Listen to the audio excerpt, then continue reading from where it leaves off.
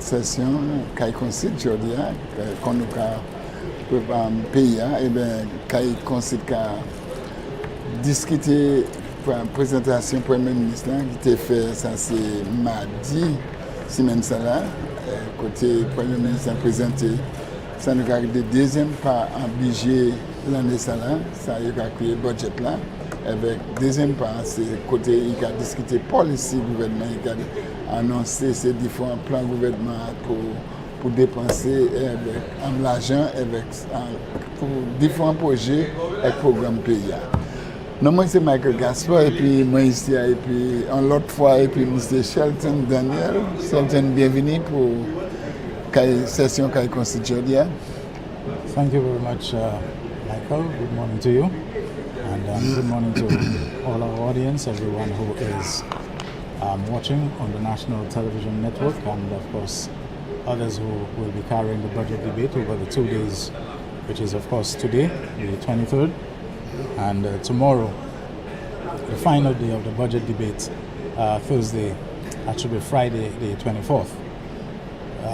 Today we are going to hear members of parliament, at least a certain amount of them, on the first day, making their contributions. And let's not forget the contributions are essentially a response to the address by the Prime Minister. But particular ministers and members of parliament representing the different constituencies will be speaking about what the budget means for their constituency, how it is going to be rolled out, and not just for their constituency, for the ministries, if any, that they head. So those who are both, well, everybody here is an MP, of course, a member of parliament for a particular constituency. The House of Assembly, we know, is all for the elected members. But those who are ministers will be speaking about the application and implementation of the Prime Minister's budget address via their ministries and through their constituencies. They'll also be, for the most part, this is an address where an account is given of the previous fiscal year. How, they utilize the budget allocation to their ministries and to their constituencies, and how they will be doing so in the year ahead, which essentially has started. We know the financial year ends on the 31st of March and the new one begins on the 1st of April. So we're already, let's say, pretty much a couple of weeks into the new financial year. And we can tell you that those who are here already, of course, the Attorney General, not an elected member, but according to the Constitution, the government's chief legal advisor sits in the cabinet. Mr. Leslie Mondesi, he's here, speaking right now with the MP for Miku North and the minister responsible for crime prevention and persons with disabilities, and that is Honorable Jeremiah Norbert. We also see Honorable Moses Jean-Baptiste, the Minister of Health and Nutrition, among other portfolios. He's the MP for Vieux-Fort North. Joining them in that discussion is the Honorable Member for Barbono, Mr. John Paul Estefan. We also see Honorable Emma Hippolyte is seated on the other side mostly. Well, almost the whole of the round table is taken up by government MPs. And then there is Mr. Kifson Charles Oshozel and Saltibus, the Minister responsible for public utilities. Honorable Lisa Jawahi is also present, seated, studying intently on her laptop. She's the Minister responsible for agriculture, climate change, and other portfolios in between, and Honorable Alfred Prosper, the MP for Denry South, who is also the Deputy Speaker. Michael? Oui, Shelton, bien détaillé exactement ce qui a passé. Pour le moment, à Consiste, qu'on nous a espéré, c'est l'autre membre parlement, enfin, l'année, il y a créé un quorum. Ça, c'est un certain numéro membre parlement qui est supposé présent pour expliquer comment c'est la session. Mais, quand Shelton dit, la Jani, ça c'est avocat gouvernement, Attorney General, boy, assist boy, c'est assistant Premier ministre et ministre qui est responsable pour les affaires tourisme, et qui aussi c'est membre parlement pour Sud-Castries, mais aussi membre parlement pour Sud Nord Vieux-Fort, ça c'est honorable Moses Jean-Baptiste qui c'est ministre qui est responsable pour santé et puis les affaires nourriture. Nous avons aussi parlé en conversation et puis c'est membre parlement pour notre micro avec qui une responsabilité pour les affaires des gens qui déshabiles et puis empêchement crime. Aussi, membre parlement pour Gozile, ici a déjà avec qui aussi c'est ministre qui est responsable pour l'éducation, jeunesse et puis sport, avec aussi nous avons même parlement pour Soufouye. Quand nous avons parlé, nous avons avocat, ça c'est sergent en la porte là, avec expliquer derrière, ça veut dire qu'il a commencé toute session qui a commencé tout à l'heure. Oui, Michael, moi j'ai fait des mots.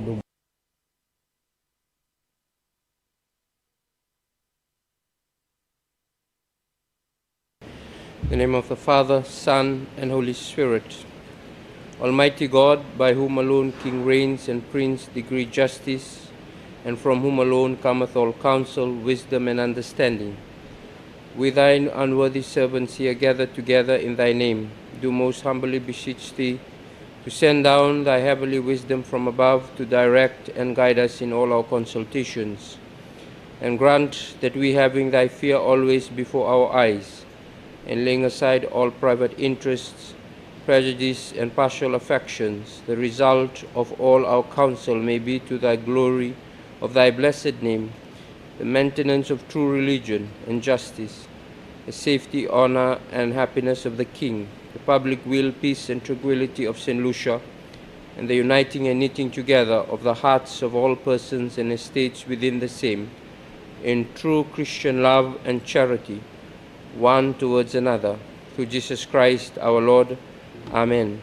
The grace of our Lord Jesus Christ, and the love of God, and the fellowship of the Holy Ghost be with us all evermore. Amen. In the name of the Father, Son, and Holy Spirit.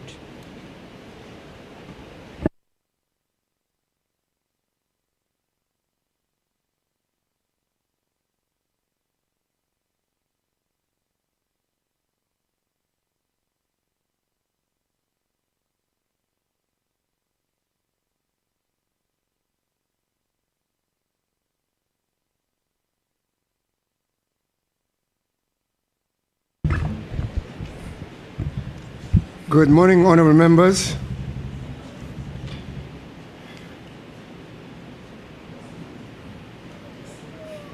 On the conclusion of the debate, and after the Minister of Finance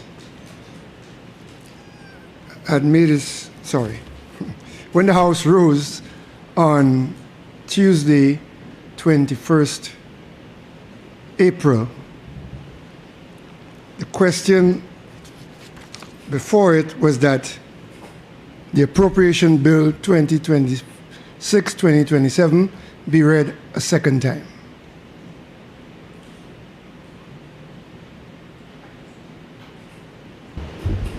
The member for Grosile.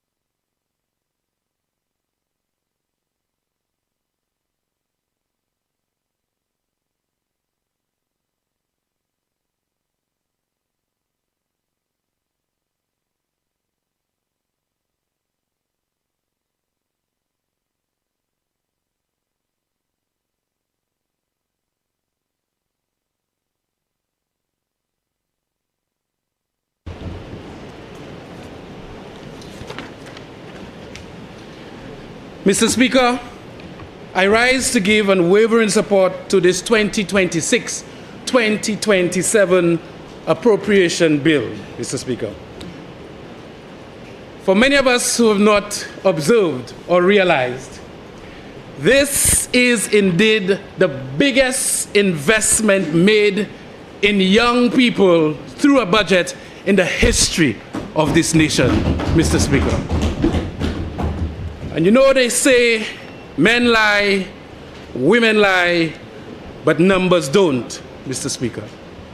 And if you look at the total expenditure of this St. Lucia Labour Party government over the last 5 years, it shows you that we have a Minister of Finance that understands if you want to develop a nation, you must invest in the youth of this nation, Mr. Speaker. And we have a Minister of Finance that has not said or has shown in any fashion that any one minister owns the budget of this country, Mr. Speaker. That he spreads the resources across ministries, Mr. Speaker. If you look at financial year 2022-2023, the Ministry of Education, $233,445,500. To the Ministry of Youth Development and Sport, $9,756,400 for a total budget of $243.2 million, Mr. Speaker.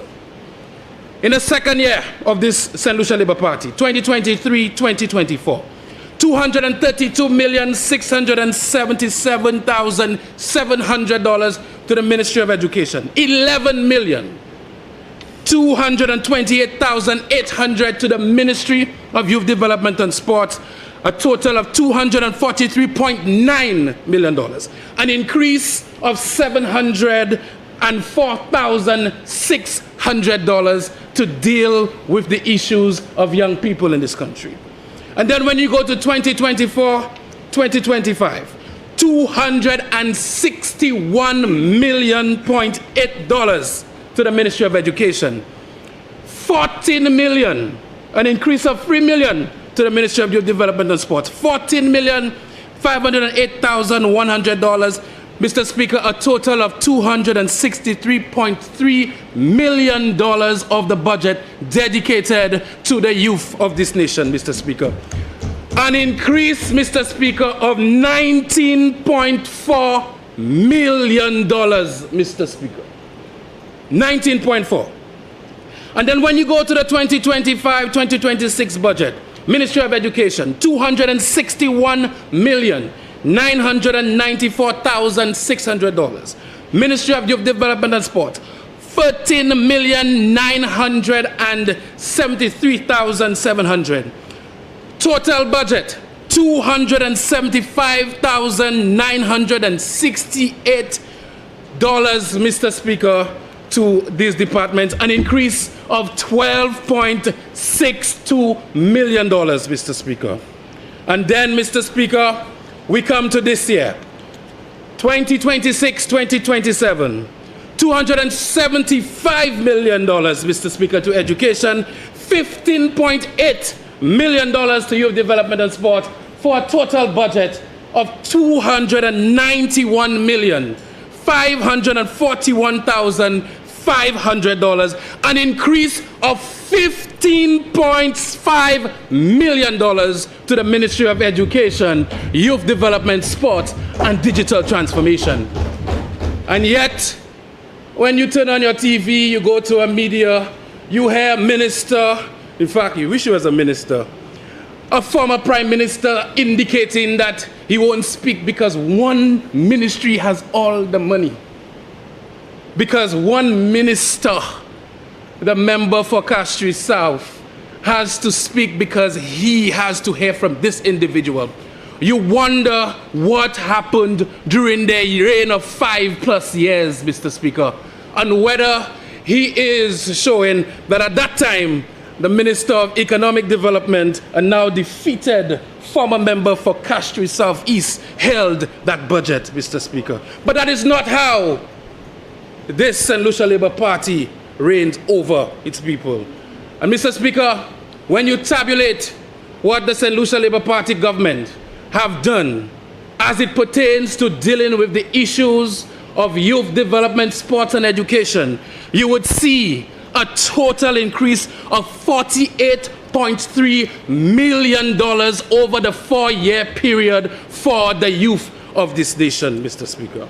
And so, I can say, Mr. Speaker, the issues that face young people in this country, the issues including that of crime and violence, isolation and delinquency, gang membership and desolation, it did not begin 5 years ago.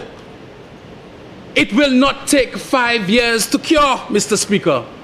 But I can say to the people of St. Lucia the transformation we have seen in our education, in youth development and sports, will usher in a brighter St. Lucia with this St. Lucia Labour Party government, Mr. Speaker. And while we step by step do what we need to do, I know, Mr. Speaker, that the people of St. Lucia understands that Rome was not built in a day, and that the issues that we face will be dealt with strategically. And so, Mr. Speaker, over the financial year 2025-2026, the Department of Youth, Mr. Speaker, underwent a number of initiatives. The Youth Service Corps, Mr. Speaker, implemented between March 2025 and February 2026.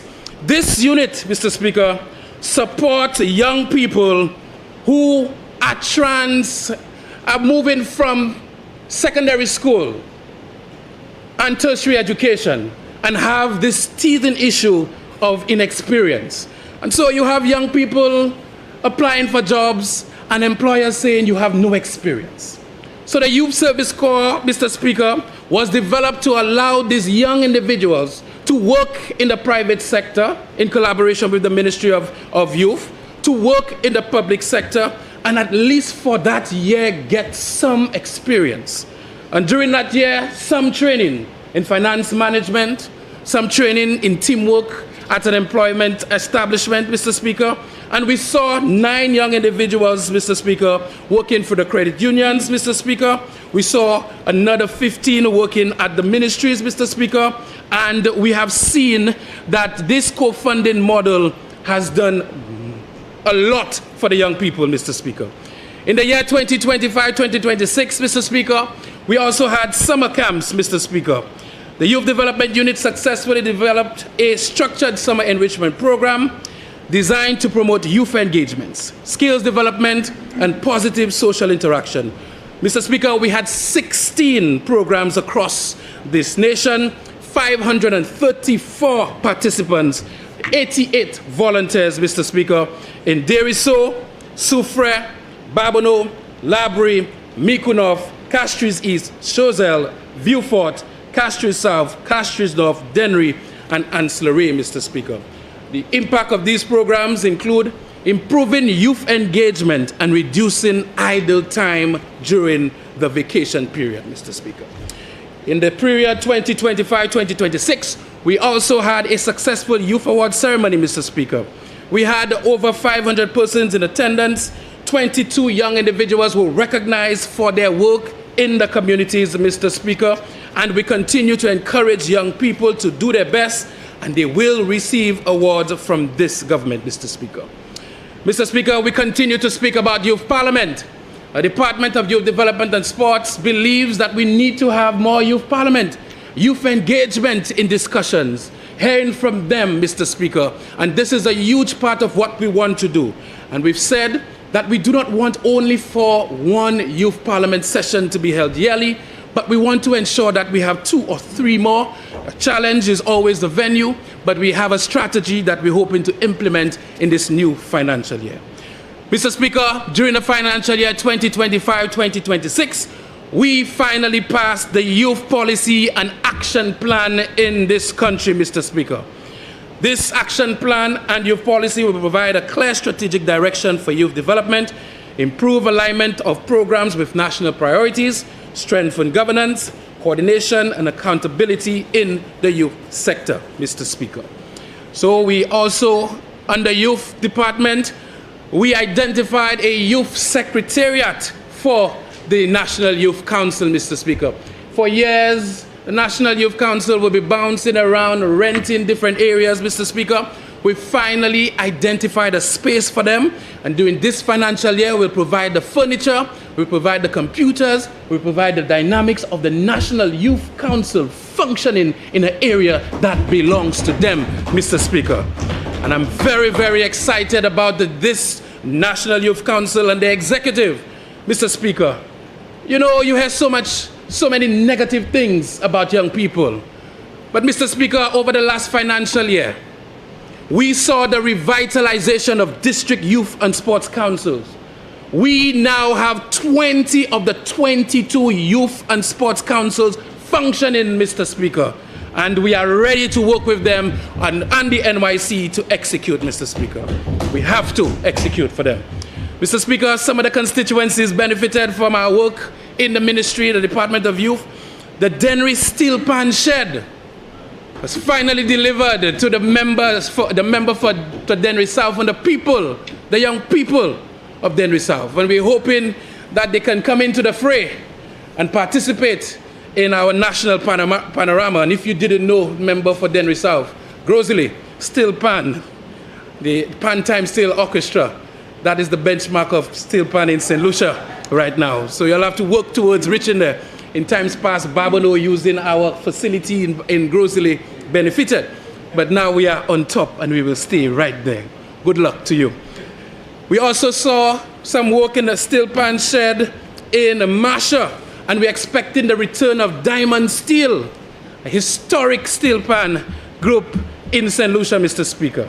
And so, in 2026, 2027, we are hoping to revamp Youth Awards, move it back to April 2027. The Youth Action Plan implementation launch is May 15th, and we're certainly hoping that as many members can be present, Mr. Speaker. We're also hoping to revitalize our virtual development space, Crossroads, as one of the examples, an area, an activity that allowed young people to speak out, to gain exposure. And we're certainly expecting the return of that this financial year, Mr. Speaker. And also another development I'm excited about this year is a signature national talent event that we're hoping to have in October, where we take young people with talents and skills, we take them through the rigors of developing their entire being, from financial management to nurturing their talent, to execution on stage and identifying an overall winner over that period, Mr. Speaker. And so I'm very excited by the work of the Youth Department, the Director, Programs Manager, the DPS, PS, HR. We've been having regular meetings, and we're certainly hoping for more developments in that department this year. Mr. Speaker, sports. For the period 2025-2026, we saw an increased participation in sports in St. Lucia, in the region, and indeed in the world, Mr. Speaker. Yosadi Sayovli. They can say what they want. They had a government that featured 4 national athletes across sporting disciplines. Never in our history did we have a semi-professional football league developed by them, Mr. Speaker. They had a former national athlete from Maritera Street, Grosile. And even under his tenure, we never had a semi-professional cricket in this country, Mr. Speaker. They had another individual who played netball and volleyball who contested, ill-advisedly, against the member for Castries East and lost twice, who was a minister in that very same ministry, Mr. Speaker, and we never had a high-performance center for cricket development in this nation, Mr. Speaker. It took this government, Mr. Speaker, to come in and realize that our young people, our sportsmen and women in this nation deserve better, Mr. Speaker. And so we saw a semi-professional football league being established, Mr. Speaker. And I said it earlier, numbers don't lie. When we started the semi-professional league, 90% of the young men playing football in that league did not have an ID card. 90% of the young men before the semi-professional league playing football did not have a bank account, Mr. Speaker. 90%. Is that ever going to be captured in the Economic and Social Review? 90%.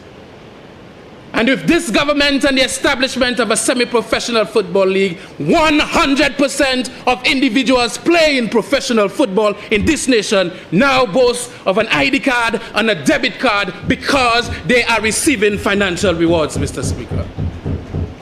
And so they go around trying to spew nonsense, but we keep working, Mr. Speaker.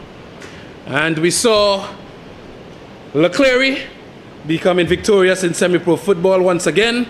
And in semi-professional cricket, we saw Grosile rising to the top, Mr. Speaker.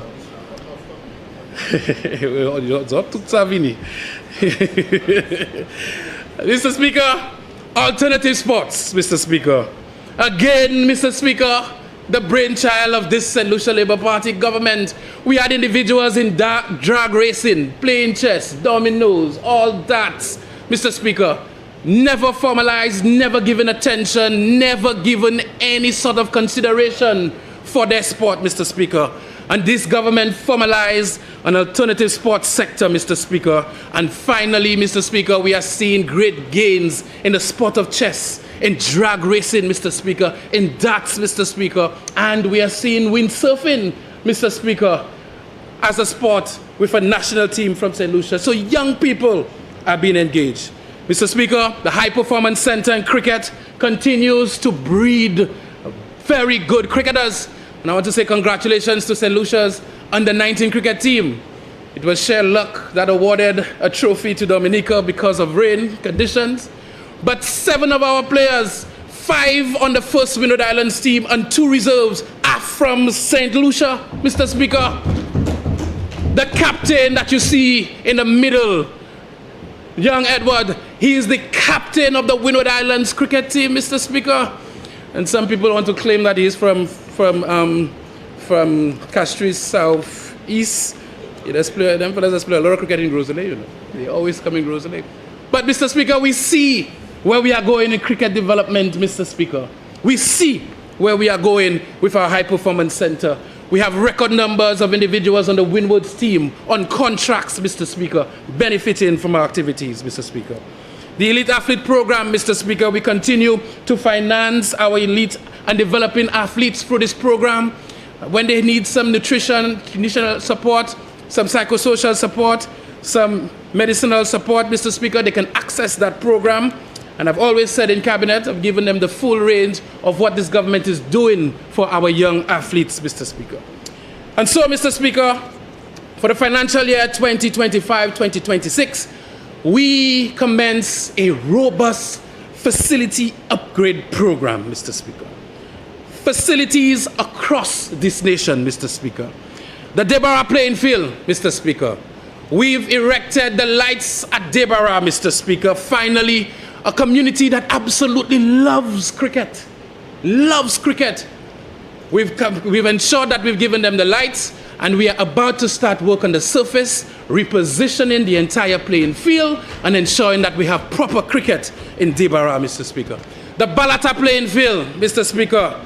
We've commenced work, Mr. Speaker. And Mr. Speaker, every time I go to Balata, I wonder what was happening in sports in St. Lucia before. For years, people going to watch cricket or play cricket in Balata, you literally have to walk on stones, jump from stones. When it's raining, it's a complete river. No cricket, no football. Unless you use an alternative route, Mr. Speaker. And they were there for 5 years. They went into a 6th year, and they left no access to the Balata playing field. Finally, this government is building a bridge, Mr. Speaker, for access to the Balata playing field, Mr. Speaker. And I visited the work. It's going on nicely. And very soon, Mr. Speaker, we'll be working on that surface and bringing some new lights in that area. Lager playing field, Mr. Speaker. Another field that is very challenging because of the actual topography and the soil. We have endeavored to do a complete resurfacing of that playing field, drainage system, and of course, look at the sitting arrangement for that area, and of course, the bathroom and washroom facility.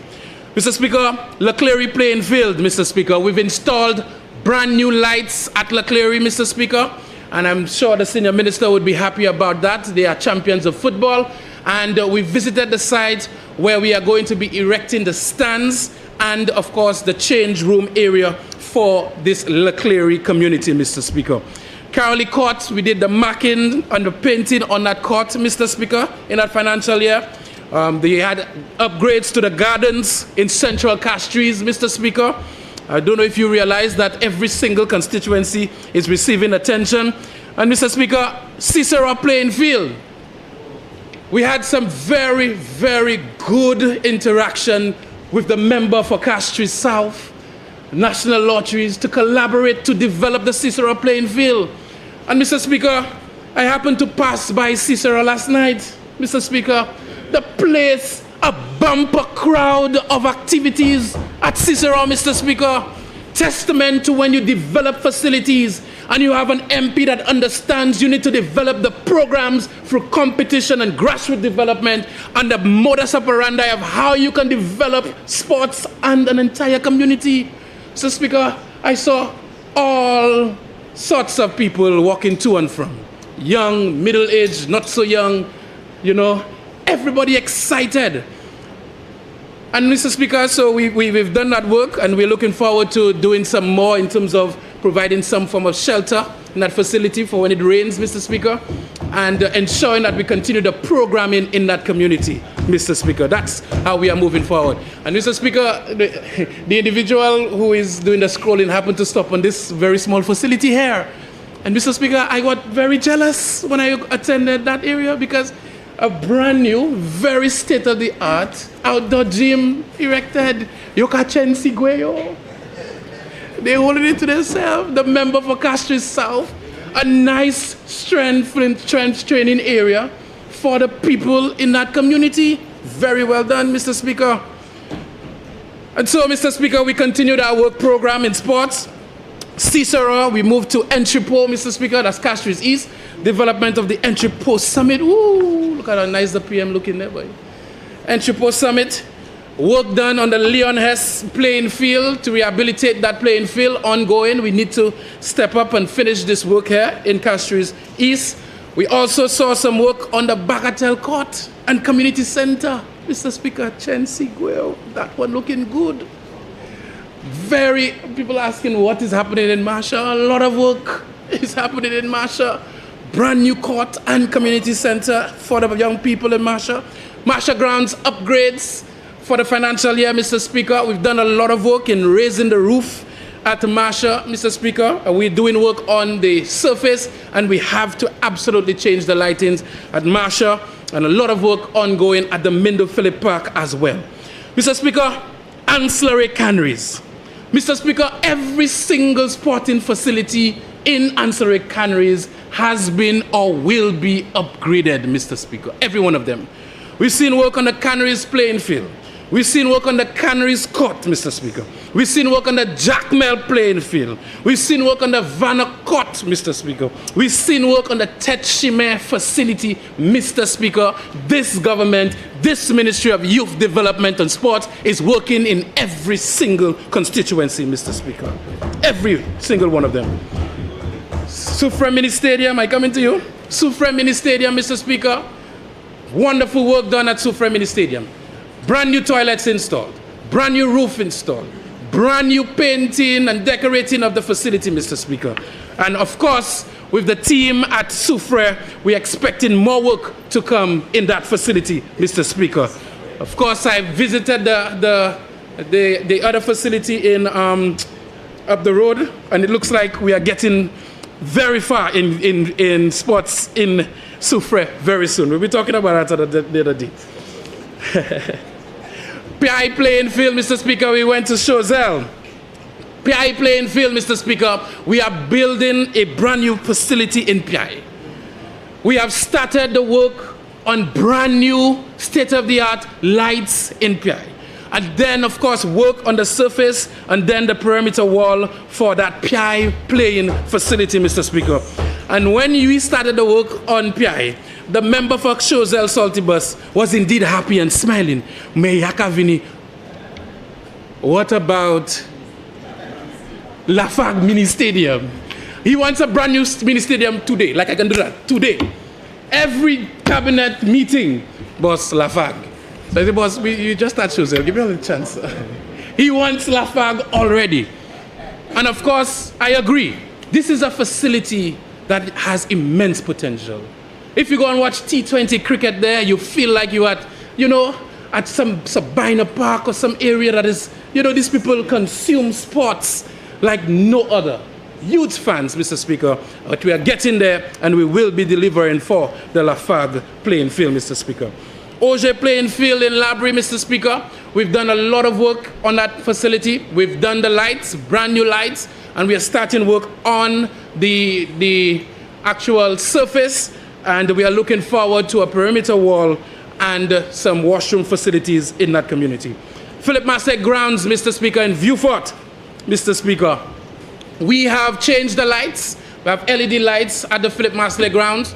We definitely need to do the work on the stands, Mr. Speaker, the roof. That is long overdue.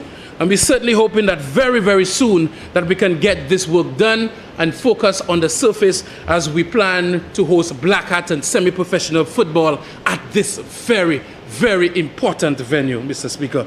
The pressure from Danny, I pays a vote, and then every day he calling me, but Philip Masley Grounds, we are coming. We will do what we need to do for that facility, Mr. Speaker.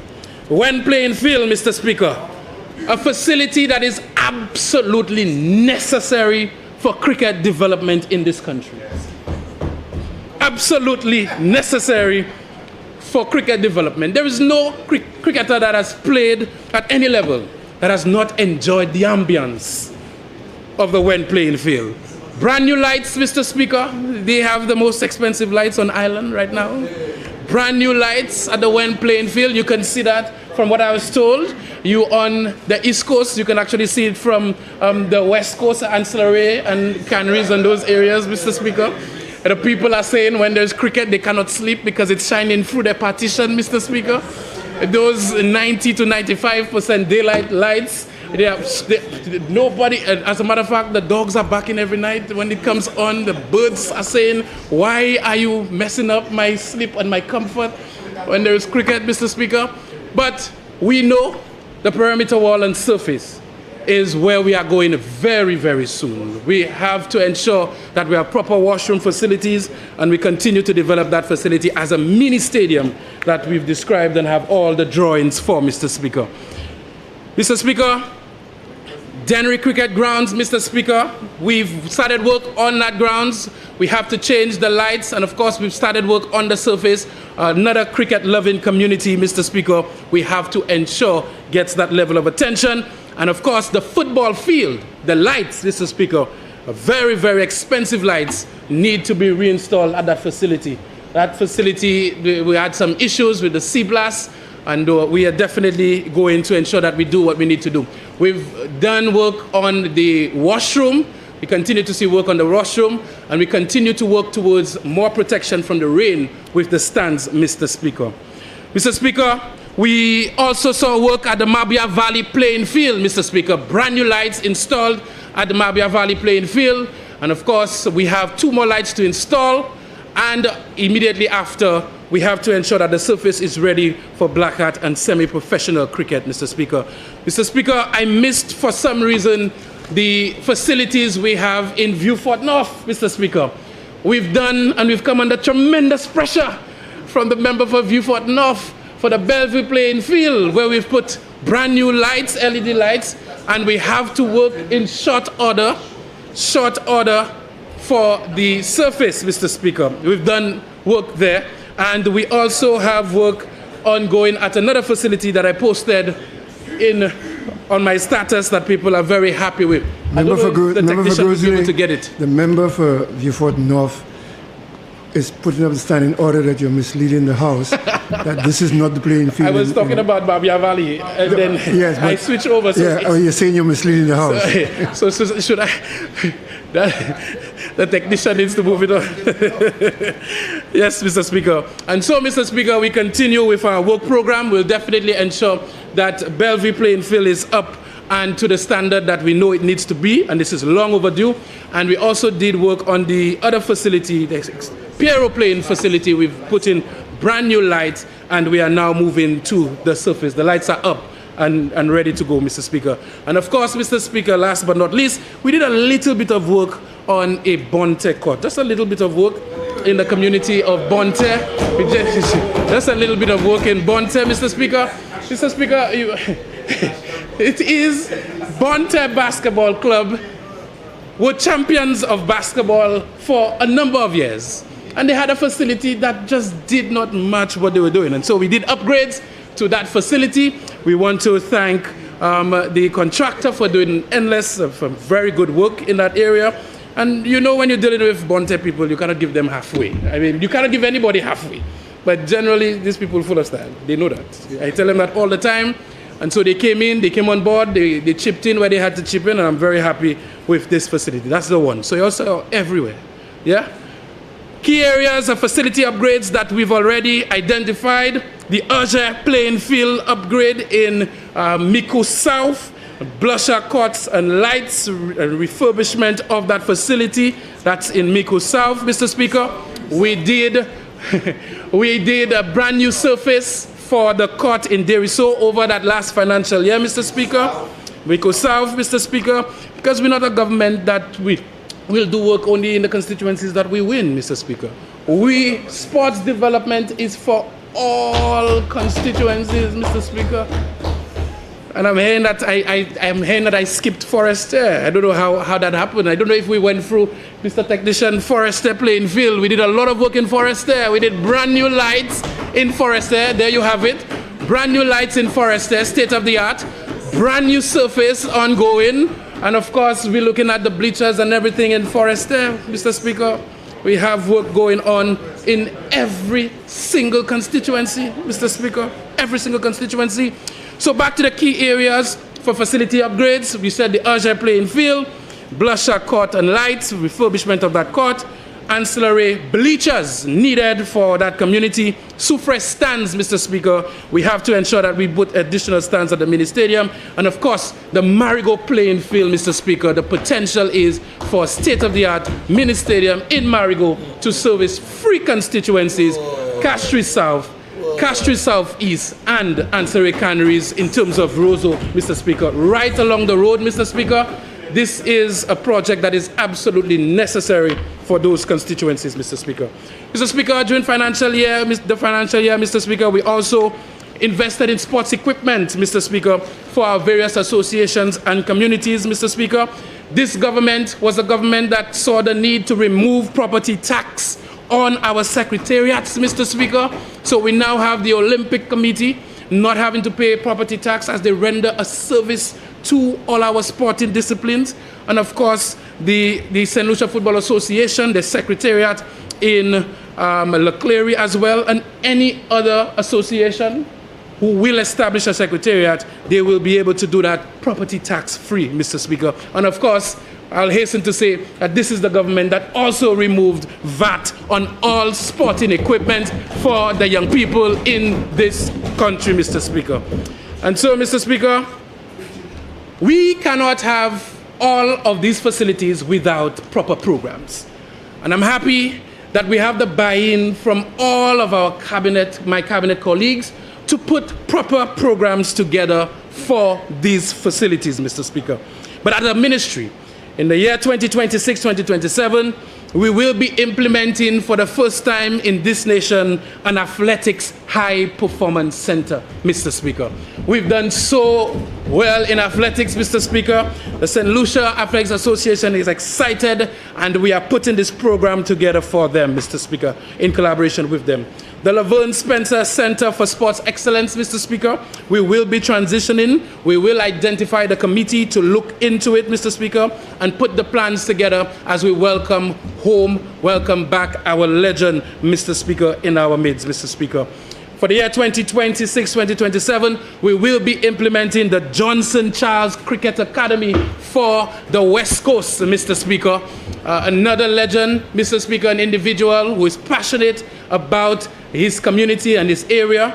We are working in collaboration with him so that ancillary canneries, whether it be Soufre, any community on this side, Jackmel, with sporting talent in cricket, they'll be part of this academy. Mr. Speaker, this is, for me, going to be a game changer, Mr. Speaker. Mr. Speaker, the alternative sports, the drag racing track, Mr. Speaker, in Vieux-Fort is going to be given attention, Mr. Speaker, this financial year. We know of some of the challenges we've had in that area, but we plan to make a very safe environment for drag racing in this country, Mr. Speaker. Very safe environment, Mr. Speaker. Safety is a huge priority for this government, and we stay true to our campaign promise that we are keeping drag racing in Vieux-Fort in the South, Mr. Speaker. We have identified an e-sports center for those individuals involved in e-sport, a multi-billion-dollar industry in the world, Mr. Speaker, finally they will have an area that belongs to them for them to participate in this very worthwhile sport. And Mr. Speaker, in our programming for 2025-2026, we will ensure that we put together a school sports commission to ensure that we look at school sports and how it's evolved and how we're taking it to a next level in this country, Mr. Speaker. And so I'm very excited about the direction that we are heading in sports in this country, Mr. Speaker. I'm very, very excited about the team we have at the ministry and on ground, Mr. Speaker, and we're certainly hoping to achieve a lot more. Mr. Speaker, let me turn my attention to the Ministry of Education, Mr. Speaker. In 2025-2026, the Ministry of Education ensured that they continued to provide quality service to our young people. And the introduction to this ministry showed me that we have educators and individuals in that sector that are passionate about young people, Mr. Speaker. And so I feel very, very comfortable working with them. Mr. Speaker, I remember when the Honorable Prime Minister said we need to eat bananas. He was ridiculed. So Speaker, sometimes when you hear the machinations, you wonder where people believe they are getting with this. But one of the best programs, one of the programs that is bloviated most about is the 1 banana per child program. Parents are happy. When you give a child a banana, potassium, magnesium, vitamin C, all these other micronutrients. Shanda Haraxin is trying to teach me a lot more about nutrition. So, that is what you are giving that child in their hand on a daily basis, Mr. Speaker. And so we've started, Mr. Speaker, with 2,966 across 13 schools, and we are going to be expanding to every school during this financial year, Mr. Speaker. And so we continue to have conversation about nutrition in school, and we started looking at the egg, whether or not we can do 1 egg per day. The nutrition in those sort of things, very important in brain function, Mr. Speaker. We'll definitely continue to provide that service to our young people. Facilities fees, Mr. Speaker. $2.2 million to cover facilities fees, Mr. Speaker, for 2,600 St. Lucians, Mr. Speaker, done by this government, Mr. Speaker. In that financial year, 4 CXCs, Mr. Speaker, were paid. 2,100 students benefited from this, Mr. Speaker. The laptop program, Mr. Speaker, $2.3 million invested in ensuring that we have proper devices for young people. And the other program that we were criticized for, I remember a certain member, a candidate from the opposition, criticizing this government for its remarks and its desire to end period poverty in this nation, Mr. Speaker. We are the government that ensured that we provided sanitary napkins for all girls attending secondary school, Mr. Speaker. This financial year, we are going to expand that to grade 6 students, Mr. Speaker, in all primary schools, and we are going to expand that. The call is to expand it to Sir Arthur Lewis Community College as well, Mr. Speaker. And Mr. Speaker, let me just pause, because sometimes you hear things in the media and you don't want to respond to it. You hear people asking, what has this government done for young ladies and girls in this country, Mr. Speaker? Mr. Speaker, when you look at the statistics at the Ministry of Education, when you have a scholarship program, 1 university graduate per household, almost 80% young women, Mr. Speaker. And we have now, as a government, we know we have to do better and ensure that we target young people, and I'm getting to that very soon. The young men, Mr. Speaker. Mr. Speaker, when you look at all the scholarships, when you look at all the interventions, Mr. Speaker, the Youth Economy Agency, Mr. Speaker, you look at all the interventions, it's by this St. Lucia Labour Party government that has aided women as they develop, Mr. Speaker. Mr. Speaker, the 1 university graduate per household, Mr. Speaker, we allocated $8 million to that, Mr. Speaker. And of course, we are headed into 25 full additional scholarships, Mr. Speaker, with Monroe College. And as the Prime Minister indicated, we will be ensuring that we have this collaboration with UWI, Mr. Speaker. 1,400 students benefited from the bursary program, Mr. Speaker. And another, I'm trying to get the number, significant amount of young women benefited from our contribution to the nursing program at the Sir Arthur Lewis Community College, Mr. Speaker. Mr. Speaker, The contribution for the Bachelors of Science in Nursing, $667,000, Mr. Speaker. Mr. Speaker, new education initiatives, Mr. Speaker. And the Prime Minister is very passionate about dealing with the issues of truancy in this country, Mr. Speaker. We have identified, and we had one individual, former Commissioner of Police. The Prime Minister has added 3 truancy officers for this country, Mr. Speaker. So we'll have truancy officers in the north, in the south, and in the east, and in the west, Mr. Speaker, to ensure that young people attend school. And it's not just about getting them from their homes. It is a program that will be targeted at finding out the cause of the truancy, Mr. Speaker, and identifying an action plan to ensure that they stay in schools, Mr. Speaker. Very excited about this project, Mr. Speaker. Mr. Speaker, this government is going to enhance counseling for our young people. 10 additional new counselors, Mr. Speaker. And I remember when we had a meeting with the counseling team, when we said that the Prime Minister has already said between 8 and 10, they laughed and they chuckled. The member from Beaufort South can tell you, we've heard this before. We've been hearing this for years. But now in the budget, 10 additional counselors, Mr. Speaker, to tackle the issues of young people, Mr. Speaker, funded and budgeted, Mr. Speaker. Of course, Mr. Speaker, suspension policy, Mr. Speaker, we've been working and having discussions on this, Mr. Speaker. For years, individuals get suspended and it's a bon temps, it's a short vacation. A program to ensure that we identify a space for them to benefit from the counseling services, benefit from the behavioral modification that is needed for them in our schools, Mr. Speaker. Mr. Speaker, greater collaboration with care for boys, young male, Mr. Speaker, young males, targeting these young men from early when they get into the institution, ensuring that we tackle some of the social issues they may face. Mr. Speaker, as I mentioned in my first presentation earlier, Mr. Speaker, the PUT program, $3.7 million there. A huge part of that program is targeted at men, young men, so they can start earlier having conversations about entrepreneurship in school from Form 4. What can you become as a young man, Mr. Speaker, in the school system targeted at these young people, Mr. Speaker? Mr. Speaker, skills training to the marginalized and unemployed persons, $700,000, Mr. Speaker, for this program. This program is aimed at going to the blocks, finding these young men that are idle and putting them in a program using devices that they already have. And in some cases, if they don't have those devices, we will ensure that they have access to this program. Take them off the blocks, put them into a CVQ program so that they can become more productive individuals, Mr. Speaker. Virtual Reality Males Project, Mr. Speaker.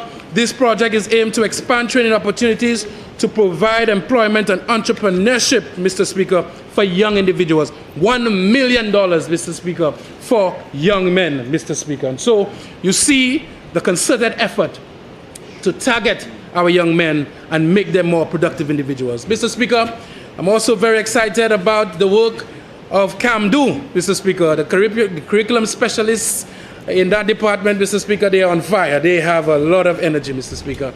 And we've been speaking for a while about an early childhood curriculum. And they've worked feverishly towards ensuring that this is done.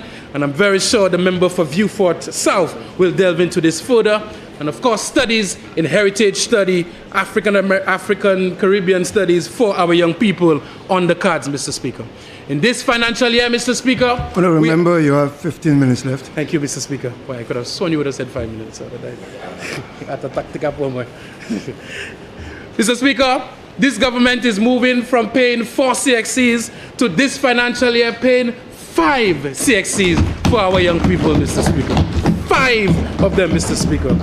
Mr. Speaker, there is also a line item, Mr. Speaker, to enhance school security, Mr. Speaker. $1.8 million to enhance security at schools. Perimeter fencing, lighting, burglar bars, CCTV, alarm systems, Mr. Speaker, to ensure that our students and our pupils are protected even more, Mr. Speaker.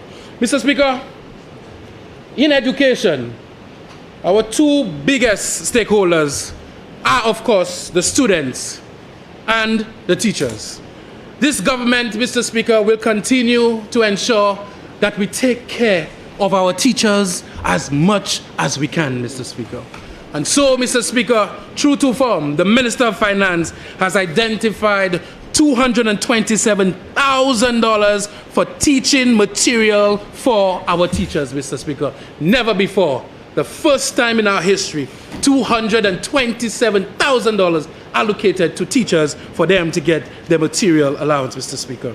Mr. Speaker, this financial year during Teachers Week, the ministry will collaborate with the Principals Association and other stakeholders to host, Mr. Speaker, a National Teachers Awards, Mr. Speaker. We've seen, Mr. Speaker, that, Mr. Speaker, when I see my colleagues do things, I just wonder what I have to do for my ministries. The Jimmies look so nice, Mr. Speaker. If you look at the Jimmies, everybody in their nice dun. They have manicure, they have pedicure, they have pedicure. You can cure tooth bagay, Mr. Speaker, from the Jimmies. And I sit down and I say, all these individuals receiving a Jimmy went through a teacher at some point who influenced their life positively, Mr. Speaker, every one of them. And we've never had National Teachers Award. And so, Mr. Speaker, we are going to be having this, Mr. Speaker, during Teachers Week. We're going to collaborate, Mr. Speaker, with the various stakeholders to put on a very nice event, Mr. Speaker. We've had teachers who have served for 40 and 50 years that have gone unrecognized, Mr. Speaker. We've had teachers that have sacrificed, put their families on the back burners, Mr. Speaker, to ensure the youth of this nation progresses, Mr. Speaker. And so, Mr. Speaker, I look forward to this event and to see our teachers well-clad, just as they did in the Jimmies, Mr. Speaker. Mr. Speaker, for the South Louis Community College, Mr. Speaker, this financial year we see $2.9 million worth of investment in the infrastructure at South Louis, Mr. Speaker. And remember, in times past, we had a former Prime Minister who said, South Louis is a dead institution. Why we want to do anything at South Louis, Mr. Speaker? We run to Antigua. We had an opportunity for a campus in St. Lucia, full UE campus in St. Lucia, totally ignored, Mr. Speaker. And now, Mr. Speaker, we see in this government have to ensure $2.9 million of infrastructural development for South Louis, Mr. Speaker. Mr. Speaker, this government continues to ensure that we pay attention to all and sundry in education.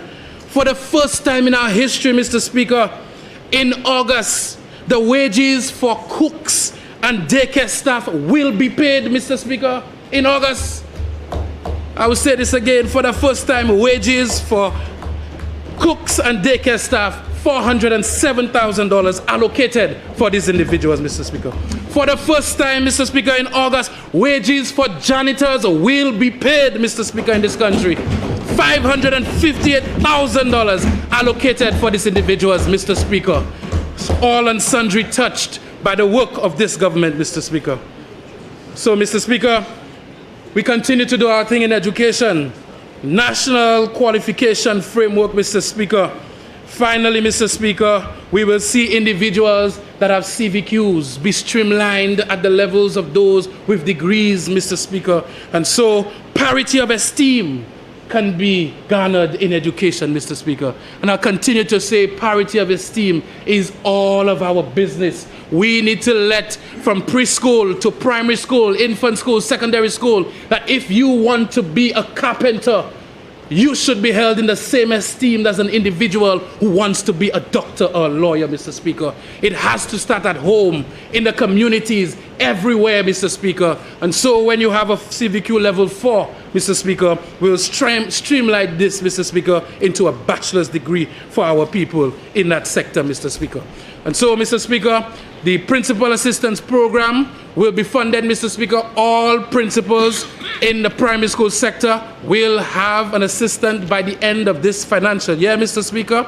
NELU, Mr. Speaker, deals with the second chances for individuals who want to either do a CXC or another program. Stipend for facilitators increased $200,000. And of course, Mr. Speaker, the one many individuals in the inner communities are waiting for, Monroe First Generation Scholarships, 25 additional scholarships made available for our young people, Mr. Speaker. And so, Mr. Speaker, we as a government continue to focus on our young people, on all and sundry. Mr. Speaker, while we focus on this and the next generation, they have no alternative but to be focused solely, Mr. Speaker, on the next election.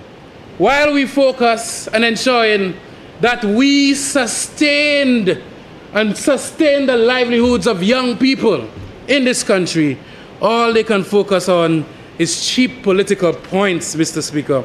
But we will not be denied.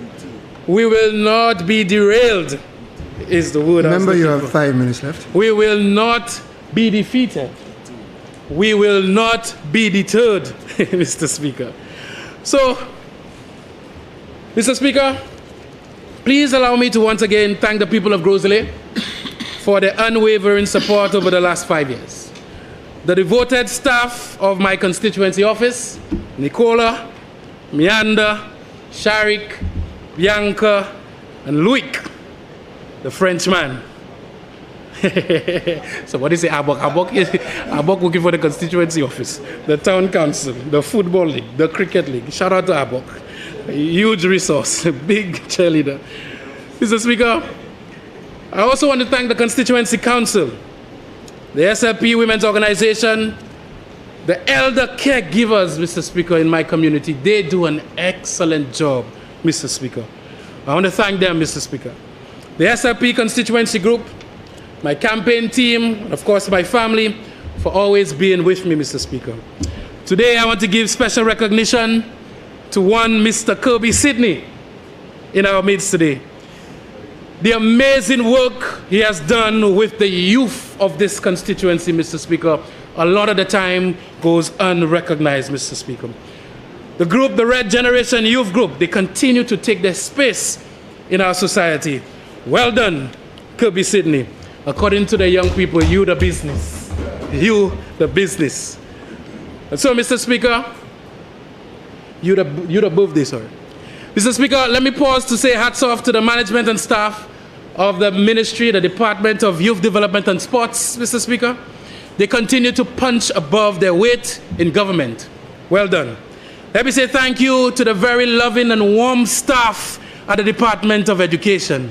I say to the member for Denry North, he left behind him a very warm environment at the Department of Education. They welcome me, and I have received amazing support from them. I look forward to working with P.S. Kodra and the rest of the team, the chief, the whole side, very committed to education. I look forward to working with them. Mr. Speaker, I feel that I have been blessed. The Minister of Finance has entrusted me with the largest ministry in this country and the largest constituency in this country. The Department of Education, they employ over 4,671 staff members, by population, including nearly 3,000 teachers, 93 principals, 150 non-teaching staff, 400 public service commission employees, 40 administrative staff, numerous watchmen and security personnel, totaling over 400, caretakers numbering 137, janitors 267, as well as staff dedicated to daycare services, 120 in total, 18 ICT center personnel. Additionally, we have support staff such as principal assistants, counselors, personnel stationed at the Ministry on the waterfront, education offices across the island, and other satellite agencies, including CAMDU and TVET. At the Department of Youth Development and Sports, we have a dedicated staff capacity of 125 professionals who are committed to serving our young people. These individuals work tirelessly across various programs and initiatives aimed at empowering our youth, promoting active lifestyles, and fostering community engagement. The ministry also serves, in terms of education, 22 secondary schools, 71 primary schools, 90 community courts under the Ministry of Sport, 140 playing fields across this country. Prime Minister has given me the mandate to strengthen our district youth and sports councils, work with the NYC to provide proper development opportunities in our communities for young people. And that is what we are going to do. The Prime Minister has given me this mandate. Take education to the streets. Take it to the beaches. Take it to the hills. Take it to the length and breadth of this country. And that is what we are going to do. The Minister of Finance has given us the mandate to ensure that education, it becomes even more inclusive in this country. Take it to those with special needs on another level. Take it to those with special skills on another level. Take it to those who initially lost hope on another level. And that is what we are going to do. Mr. Speaker, the Minister of Finance has mandated that sports must continue to be a beacon of sustainable development for our athletes, that sports has put St. Lucia on the global map, and that it must be augmented to change our every community. He has mandated that we must ensure that we create better facilities to grow young talent, create programs to guide their development, and that is what we will continue to do. Mr. Speaker, the Minister of Finance continues to encourage young people to get involved in the economic potential that their skills afford them. He has mandated that we further encourage semi-professional activity so as to take their talents and nurture it into financial gains. And that is what we are going to do. We will continue to work hard, Mr. Speaker. We'll continue to move this country on the right direction, Mr. Speaker. While they focus on the next election, we'll continue to focus on this and the next generation, Mr. Speaker. And so, Mr. Speaker, I unwaveringly support this appropriation bill presented by the Minister of Finance. Young people will continue to rise in this nation. And if you don't believe me, just watch. I thank you, Mr. Speaker.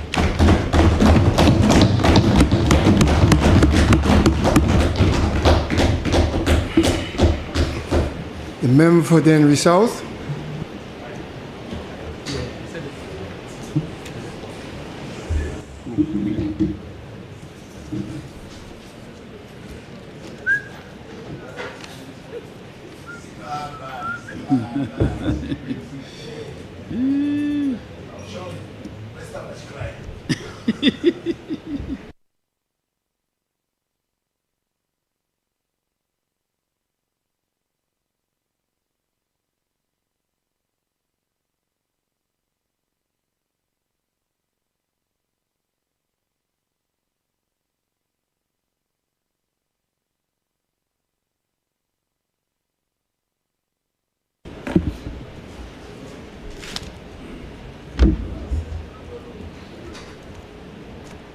Mr. Speaker, I rise to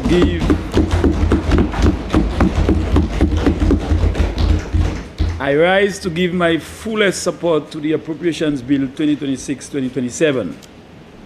But Mr. Speaker, before going further, I want you to please permit me to take the opportunity to thank my constituents of Denry South for endorsing me a second consecutive time as their parliamentary representative.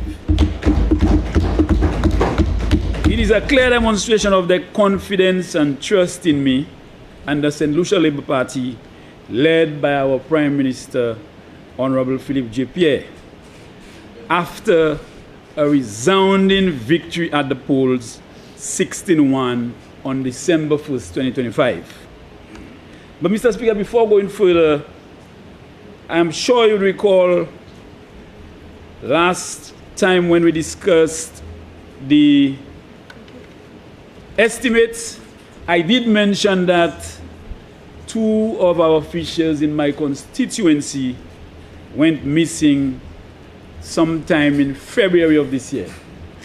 I want to say that thankfully they were rescued in Honduras, Mr. Speaker, after a month and a half at sea. Mr. Speaker, just a short while ago, I spoke to one of the officials, his name is Cleus, and they are now embarking on a journey from Honduras to Belize because the lack of travel documents makes it very difficult for them.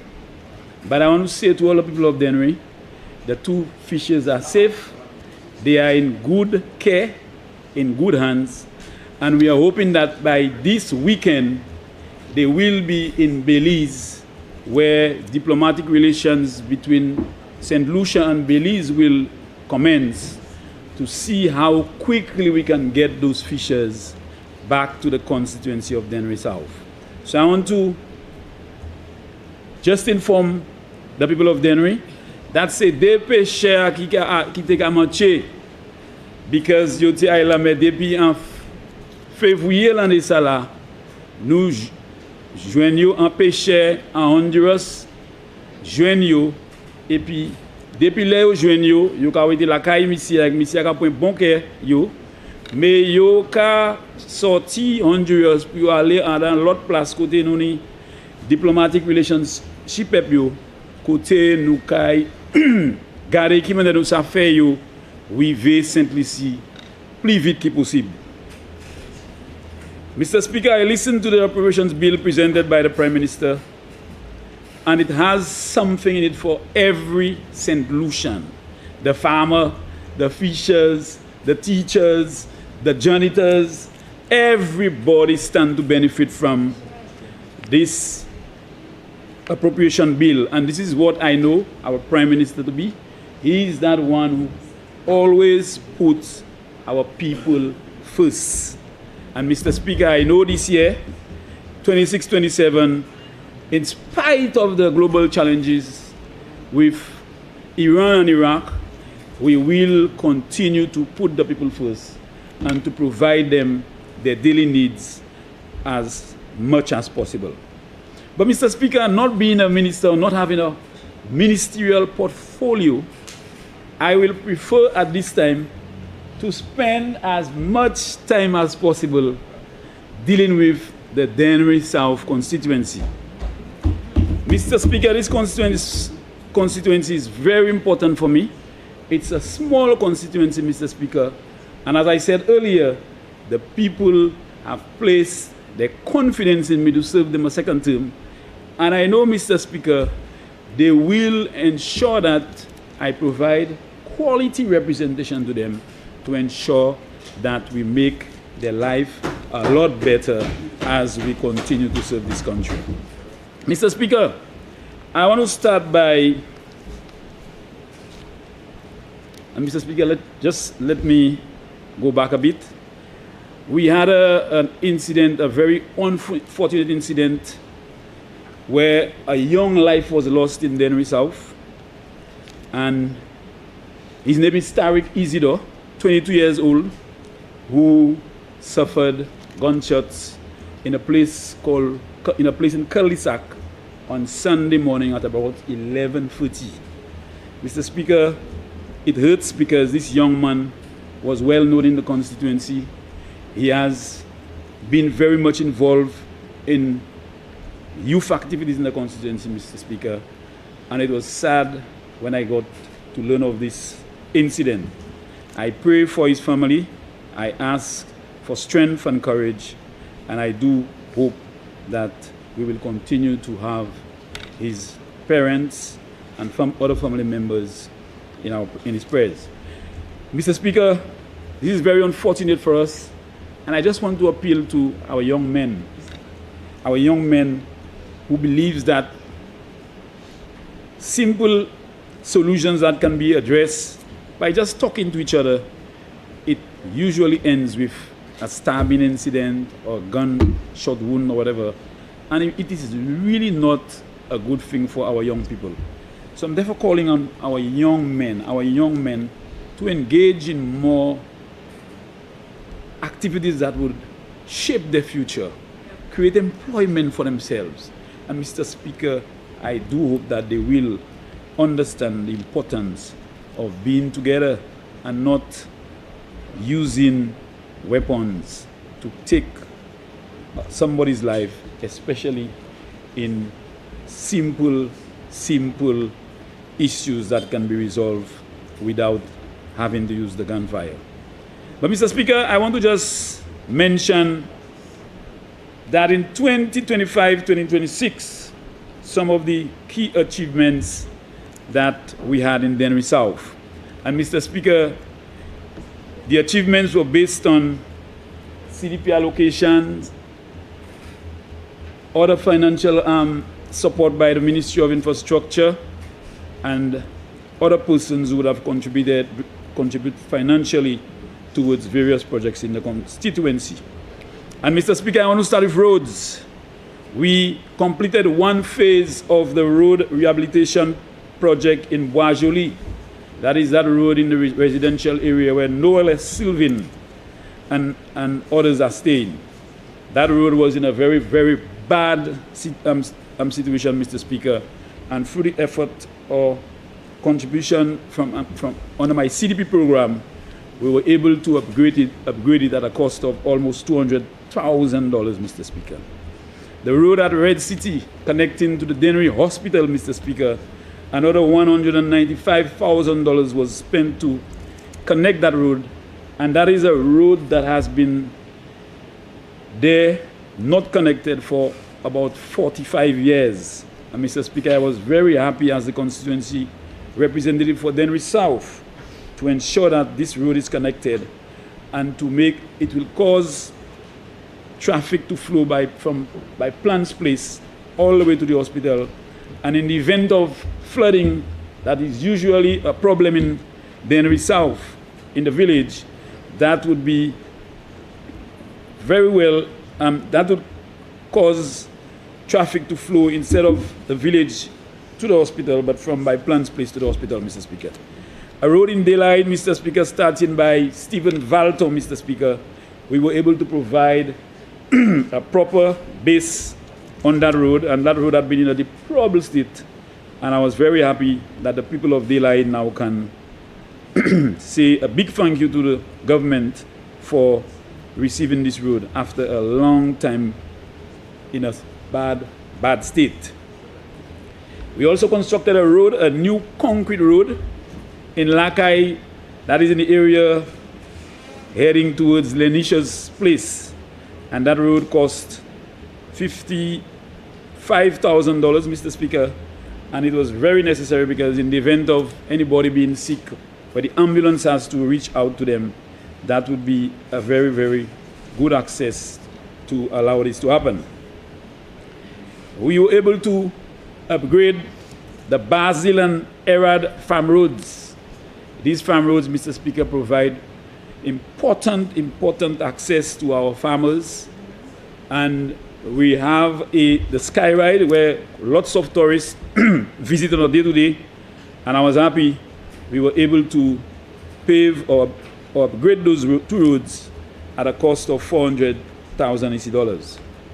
Mr. Speaker, when you drive through Denry, as soon as you get to Massey, you will see that long stretch of footpath that starts from by the top of Mongoose Place all the way down to Massey, Mr. Speaker. And again, I want to thank the Prime Minister for making this available for us at a cost of $350,000. We constructed a footpath from the Denry Credit Union to the hospital, and that is a very important, critical footpath, Mr. Speaker, that can access the Denry Hospital very quickly from the village.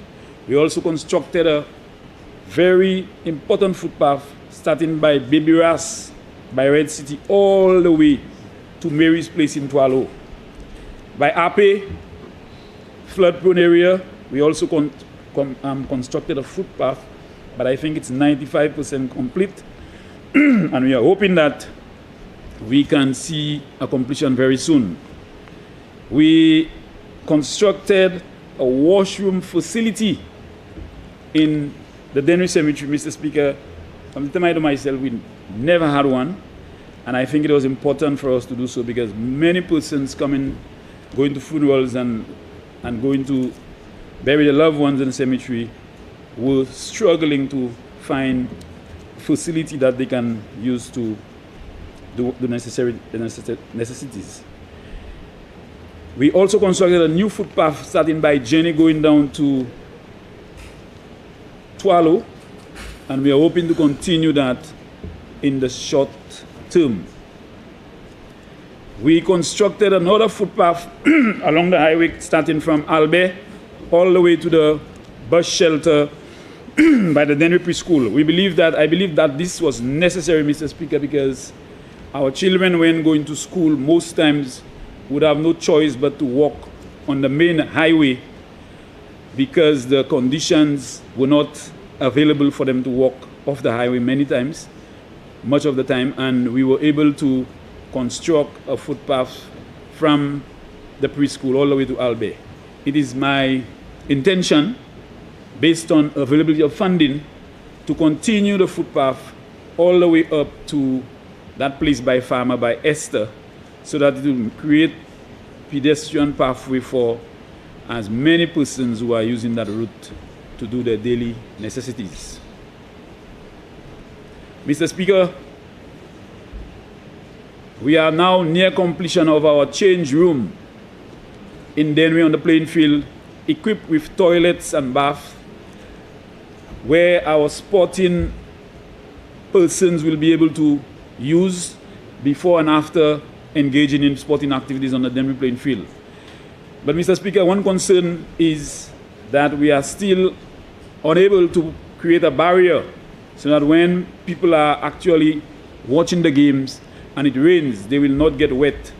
And I'm hoping that in this new financial year, we will be able to continue to do so towards ensuring that the area that is from the eastern side is protected. The basketball court in Denry, we've installed lights, Mr. Speaker, and in this new financial year, I will be making sure that funds become available for us to resurface the court and to ensure that it is back to what it was a few years ago. Mr. Speaker, we have also placed new lights on the Lakai football field, and in the coming months, we will be also upgrading the Lakai grounds, including the toilets and the other infrastructure associated with the Lakai playing field. It is time that we engage more of our young persons in sporting activities, especially on evenings, and the lights at Lakai continues to be very, very important and critical for our young people. But Mr. Speaker, before I forget, 6 weeks before the last general elections, all the lights on the Denry playing field and cricket field were removed because of sea blast, Mr. Speaker. And that caused a serious fear in me, because I was worried from that time, because I do not believe, even if it was important to do, but to be removed just a few weeks before an election. And Mr. Speaker, I was not aware until I got a call that it was happening, but if I had my way and if I was aware earlier, I would ask them to keep it until new lights are received. I was told by the Minister for Sports that it's going to cost Denry South over $2 million EC dollars. Mr. Prime Minister, I'm happy that you watch me, because I'll be coming to you in the next few days to see how you can assist me in getting our lights back on the Denry playing field.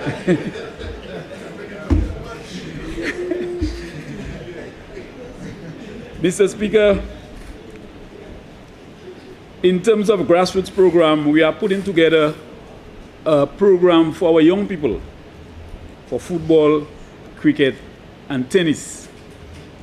And I am hoping that from my CDP, we will be able to get funding to allow this to happen.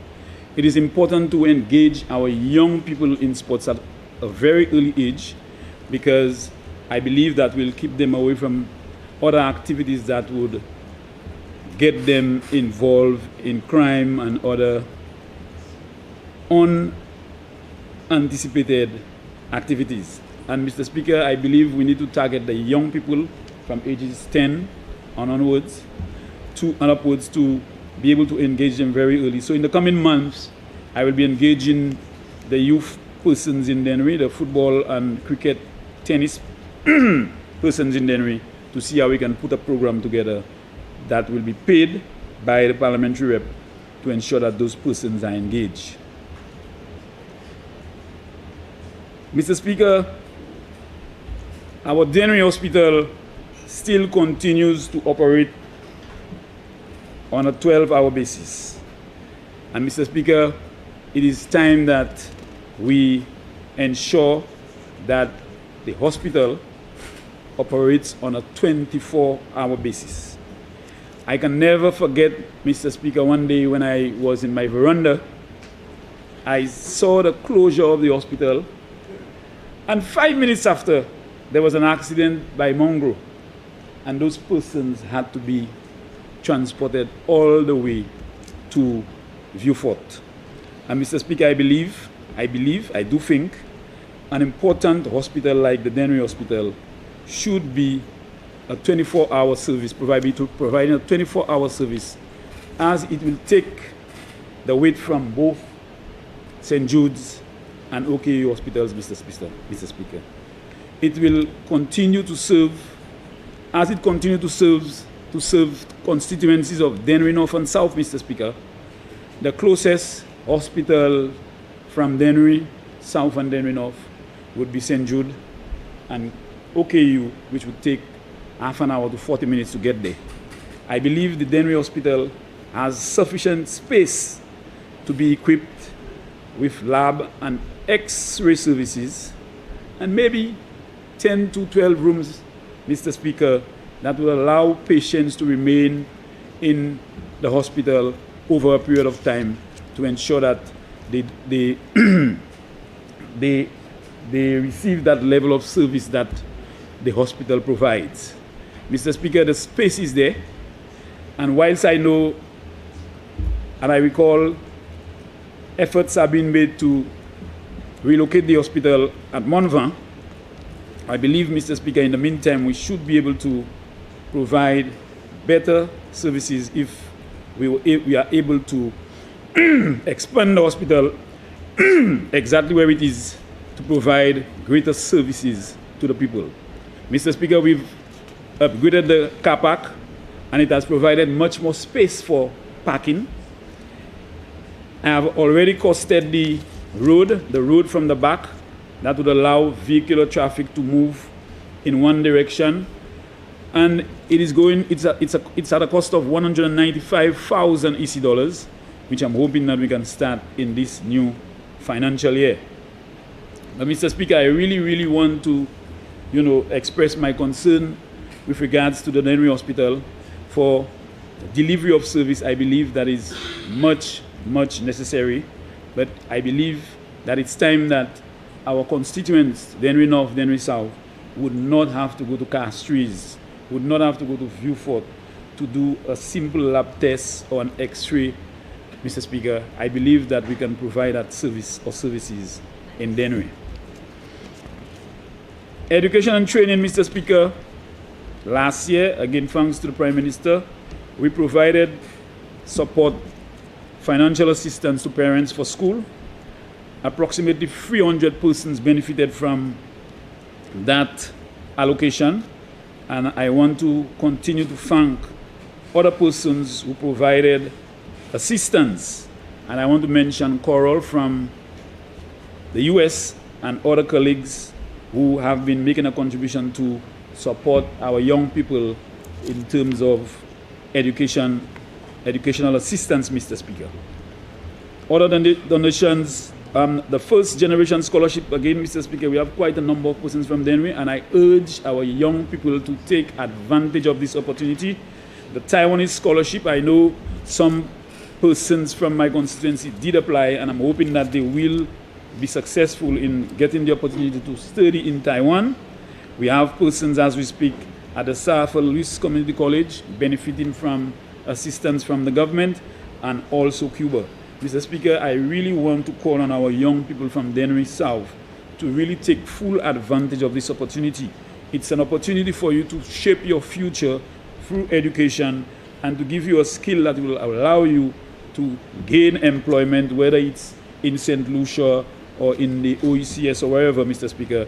But I want to urge them to take full advantage of this opportunity, Mr. Speaker. Mr. Speaker,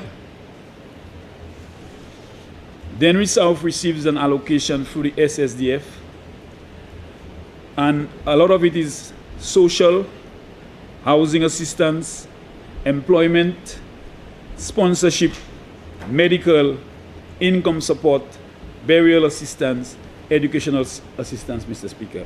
And I tried my best to assist as many persons as possible, Mr. Speaker, but there are circumstances where it is very difficult, especially at this time when we are going for the budget. It is a little difficult. But, Mr. Speaker, I want to say to our constituents that this opportunity will continue to happen as long as our party is in office, because we understand the plight of our people, in some cases, difficulty in accessing medical, difficulty in, employment, burial assistance. Sometimes it's very difficult to bury your loved ones because of unavailability of funds. Je voulais dire tout gens Denry that Denry South, toute l'autre constituency, ka ouvert en allocation pour aider moun les vini pour malade, moun qui ka batikay, moun qui veut employment, moun qui mort qui veut tewe yo. Et puis l'argent ça là, c'est un argent qui est important pour faire ça. Mais l'année l'argent pas kay ça fait by tout monde ça yo vle même l'air. Et moi ka di yo là yo vini et puis yo vini office là et puis yo couiller moi et que yo pas ni la même. C'est because ça moi té ni a fini et puis moi ni pour espérer là yo moins encore pour moi ça wedo. Moi vle aussi dire ces moun that pas de moun qui kan venir office mais là vinn pour maladie et puis là vinn pour assister pour te moun qui pas kay joindre. Moi ka toujours faire effort pour ba ou petit comme petit pour aider pour faire manière où ça fait. Mais ma vle quoi tout les ou vini en office là dat l'année l'eau l'argent qu'a espérer pour ba ou. Mais nous allons continuer à ce gouvernement pour aider tout le monde qu'on nous paye, parce que nous savons l'année les situations quand ils viennent mauvais et puis pour aller pour distribuer pour ba aussi support. Mais moi vle aussi comprendre that c'est pas toutes les cas là. L'année les cas fini et moi ni pour espérer là moment encore pour moi ça we do. But I just want to make the point, Mr. Speaker, that this allocation is very helpful, and more often than ever it allows you to be able to stretch your hands by giving some level of support to persons who are in need.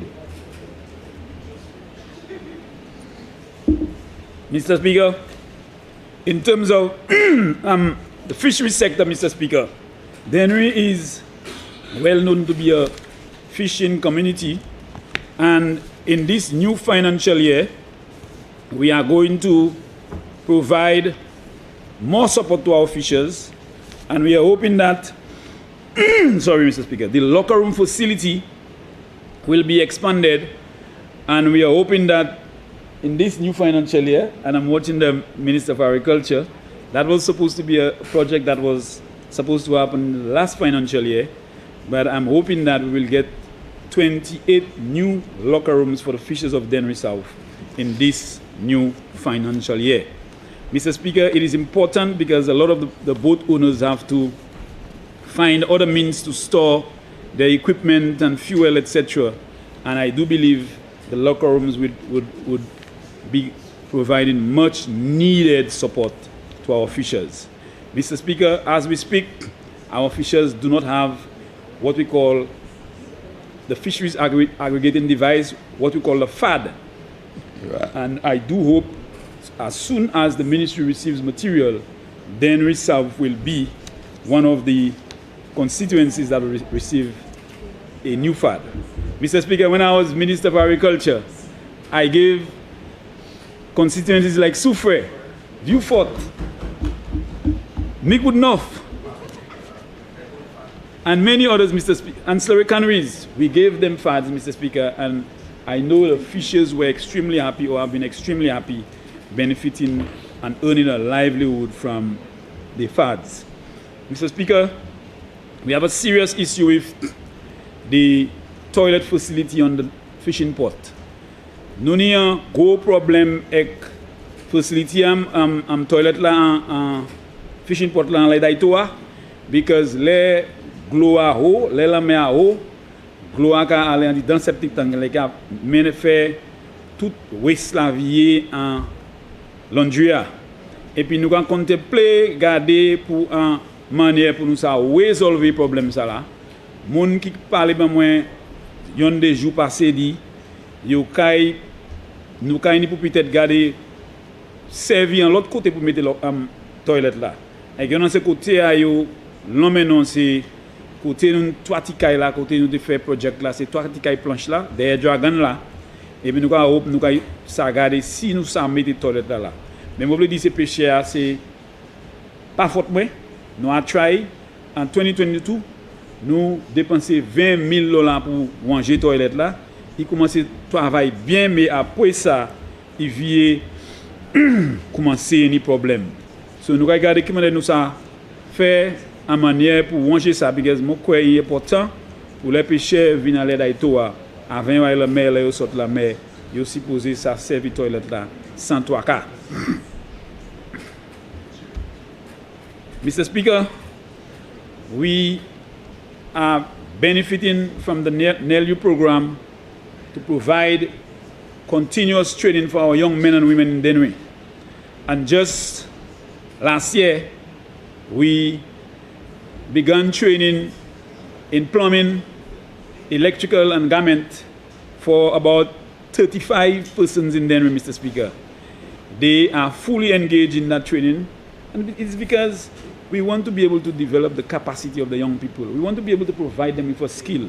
Too many young people leave school and they just sit there wondering when they will get a job. But more often than ever, they are not trained, they don't have a skill. And even in Denry, Mr. Speaker, it is very difficult to get a plumber, it's very difficult to get a tiler to do work for you. And I believe providing that level of training and capacity building for our young people is a very important thing for the future and the future of this constituency. So this financial year, Mr. Speaker, we are going to provide more training in tiling, in carpentry, and other areas to ensure that we continue to engage our young people in this area.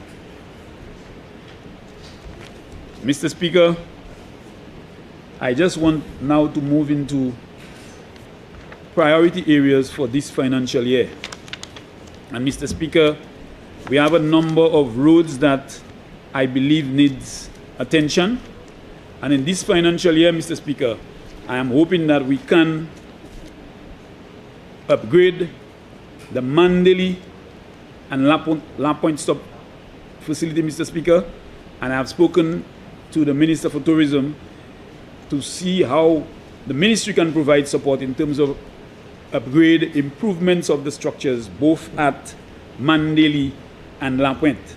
Je voulais dire that Mandeli, place là, Kai Tourisme Mandeli avec La Pointe là, moi voulais ouais nous travailler là pour faire plus meilleur parce que ça c'est un côté les gens sorti l'autre pays, ça c'est premier côté là qui était airport là. Ça c'est une airport. Ça c'est premier côté qui a venir avec du bout et puis nous quoi ça c'est un bagage qui est important by ces vendors là by ces gens mais nous voulons ouais un improvement nous voulons manger building parce que building trois pécoles là depuis en early 2000 et puis nous ni pour faire un effort pour faire plus meilleur so mon cas à bas ministre tourisme nous caille ça un form of assistance pour faire plus meilleur c'est comptoir c'est fenêtre là roof là toutes ces côté ça pas bon et nous quoi nous caille ça faire un effort pour upgrade. Mr. Speaker, since 2023, Denry South has $1.7 million under the Community Tourism Program to upgrade the Denry Saturday Fish Fiesta. And Mr. Speaker, the process has been very slow. And in engagement with the Permanent Secretary of the Ministry of Tourism, I was guaranteed that this year some effort will be made to ensure that this project starts and complete before the end of 2026. Mr. Speaker, this is a very important project. And this project, I remember when it started in 1999, I had to dip my hands in my pocket to get money for us to make it happen. Mr. Speaker, I'm very happy. It has helped so many people in there with the spin-off effect, Mr. Speaker, from the person selling the ice, the persons buying from the, selling at the small shops, the vendors, the fishers, you know, and everybody who has been contributing to it, Mr. Speaker. I believe it is very important that project continue to become a reality for the people of Denver. Mr. Speaker, for the people of Lakai, they've been making a very, very big request for a bus shelter that is at the top by Stephen Valton, the opposite side of Stephen Valton, Mr. Speaker. And persons have been clamoring for this project. I'm hoping that in this financial year, we will be able to get this project completed for the benefit of the people of Lakai. The Denry Cemetery, Mr. Speaker, is becoming a serious concern to many persons as it has lived its useful life, and I think it's time that we begin identifying a new site for the cemetery. I have been engaging my team in terms of identification of a location, Mr. Speaker. We have a few in mind, but I'm hoping that this year we will arrive at the best location to begin making movement for the relocation of the Denry Cemetery. Cimetière Denry, pour je Denry, je voulais dire that nous tous concernés, that place là passe à point, j'ai mon mot encore, et puis nous regarder pour un place neuf qui nous a ça reloquer cimetière, because nous croyons il est important pour faire ça. Et puis côté cimetière, nous savons cimetière ça là combien de temps, et puis ou pas ça juste aller mettre un cimetière n'importe côté là ni santé bagaille pour garder pour, et puis nous quand travaille as un team Denry pour nous ça faire ça fait. Moi voulais dire petite patience, nous juste mettre en toilette là côté monde ça servi là yo aller à tirer famille yo joindre avec l'autre monde, et puis nous quoi c'est toilette ça la caille trouver wéré à chaque monde là yo vini l'étamment. Mr. Speaker, in terms of roads, Mr. Speaker, there is a problem every time we have flooding by Bobby Girl and by Miss Eugenie.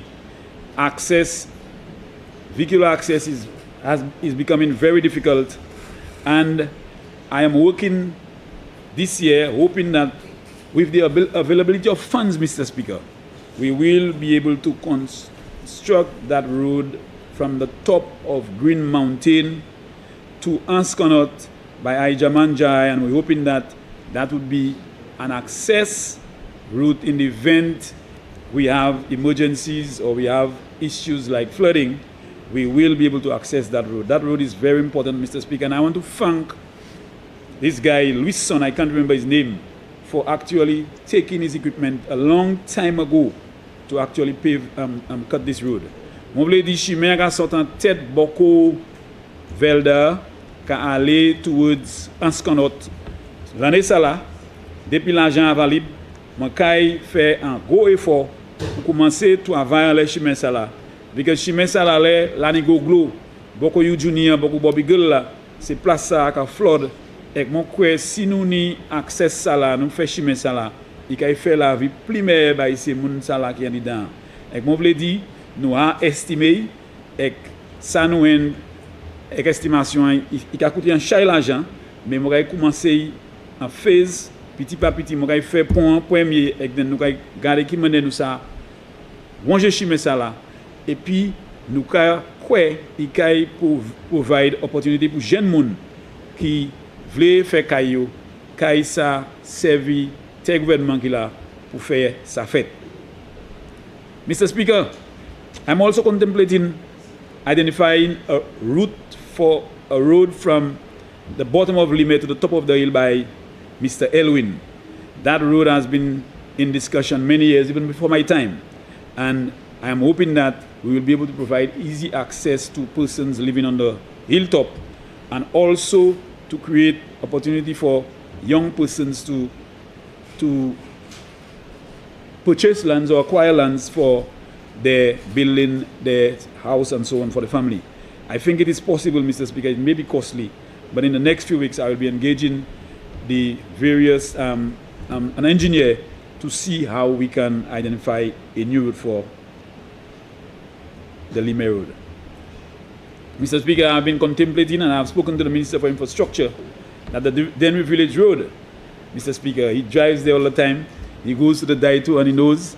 Mr. Speaker, from La Pointe to Mole Road, I am hoping that the Minister for Infrastructure will provide some assistance to pave the Denry High Street La Pointe Road all the way to Mole Bridge. I think it is necessary, Mr. Speaker, because it is an important road for the people of Denry South. Mr. Speaker, Denry South has quite a large area of crown lands. And for years, for decades, persons have been occupying crown lands. And because the lands have not been surveyed, they have not been able to purchase. Mr. Speaker, this government made a pronouncement last year that persons who are occupying crown lands for more than 30 years will get a percentage. I think it is 10,000 square feet, 8,000 square feet, free of charge. Mr. Speaker, I am working very, very hard in terms of identifying persons. I have been working with persons in Green Mountain, in Lime, in Lakai, Hospital Road, Mr. Speaker, putting a list together because, Mr. Speaker, that is one of the best things that will happen to the people of Denry South. And Mr. Speaker, I want to take the time to tell them that there are certain conditions that you have to meet. Even if you are occupying crown lands and the land has not been surveyed, you would not be qualified. So, je dis tout gens Denry qui a occupé tes gouvernements pour plus passer 30 l'année.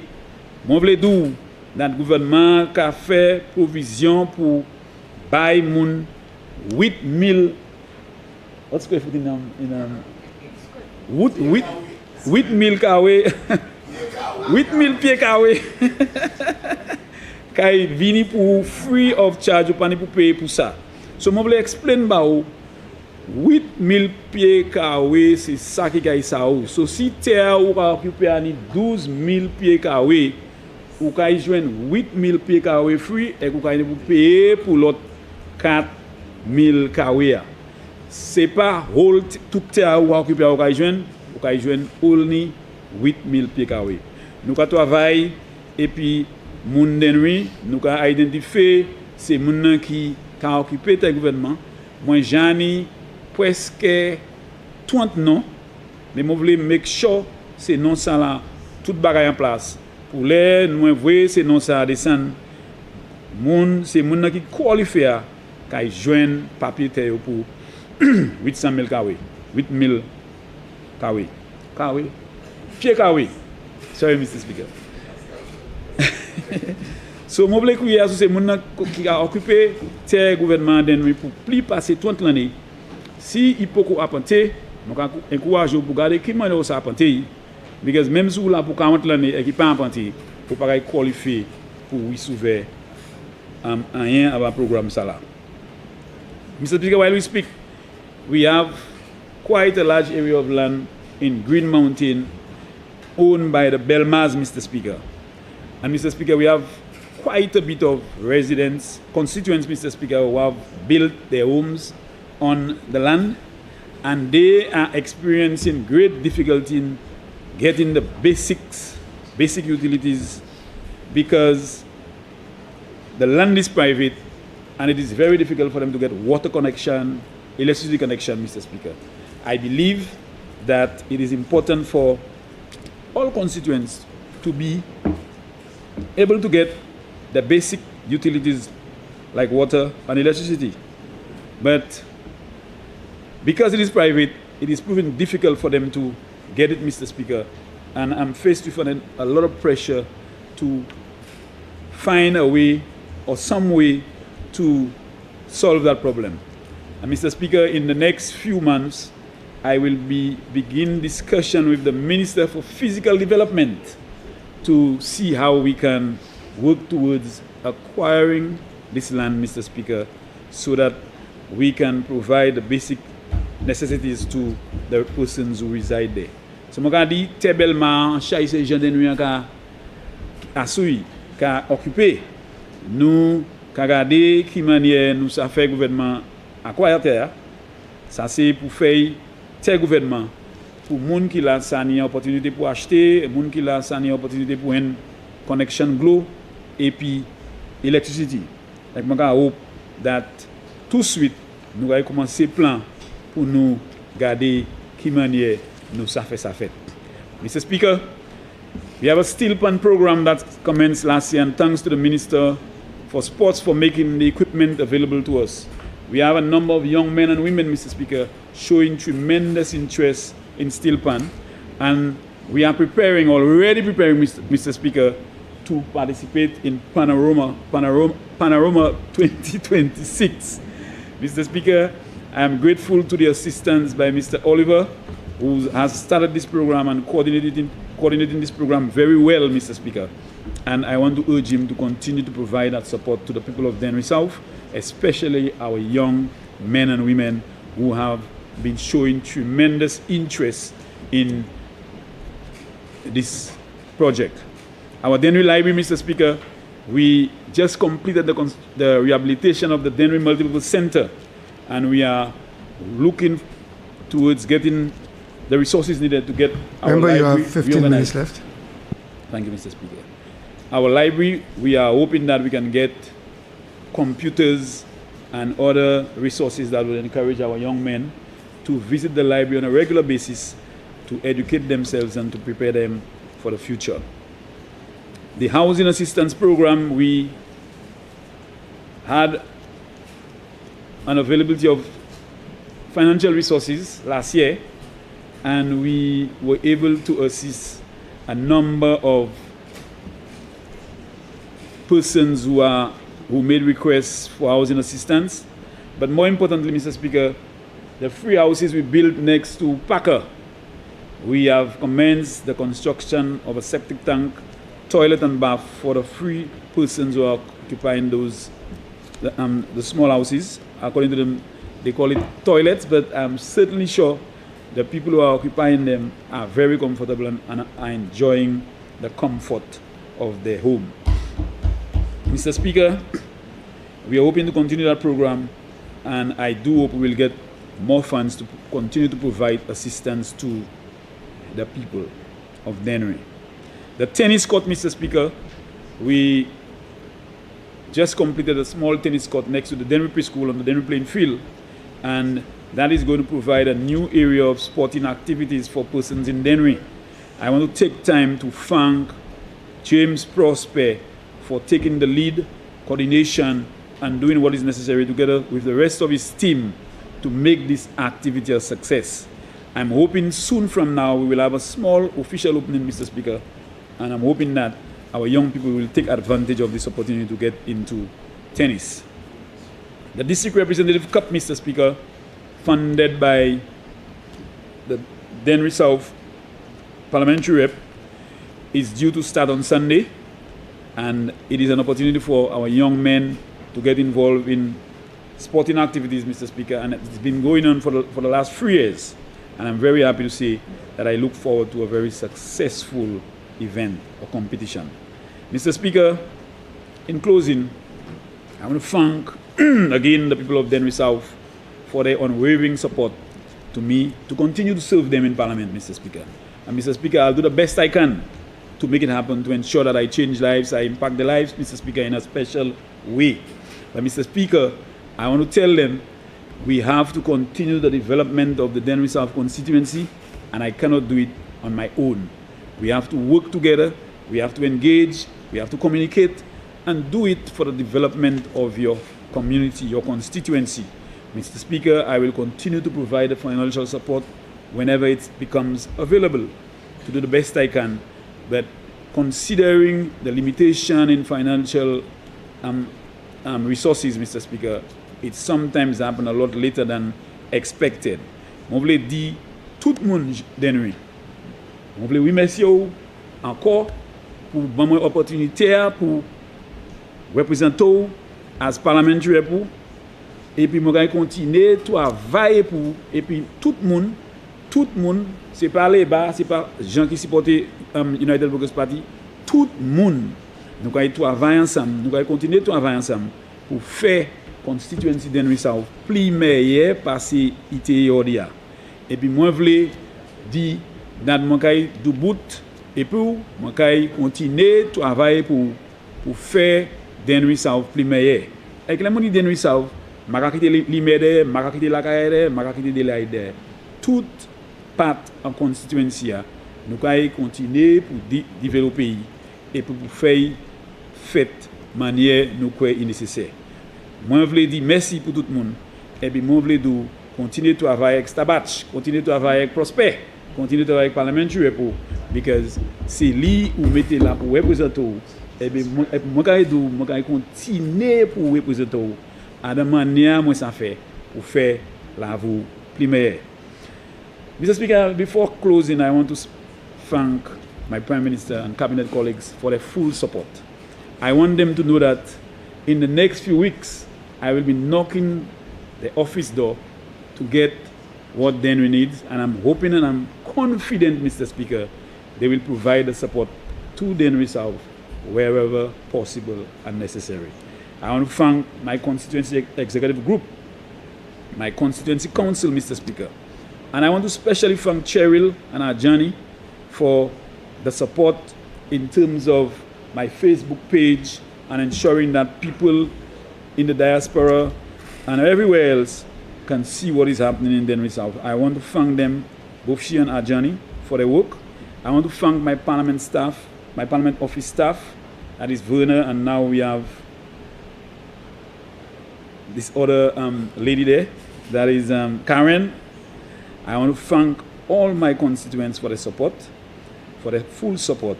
And Mr. Speaker, I stand in full support for the Appropriations Bill 2026-2027. I thank you.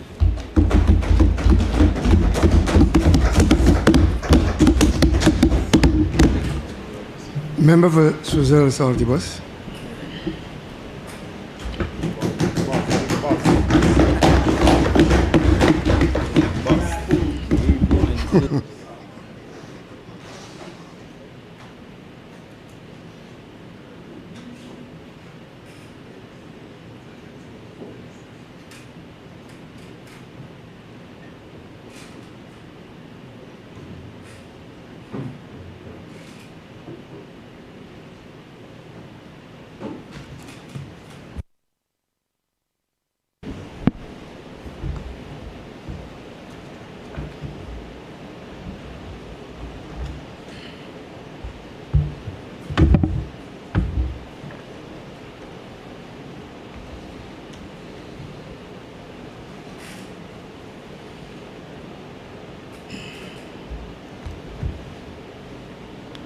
Mr. Speaker,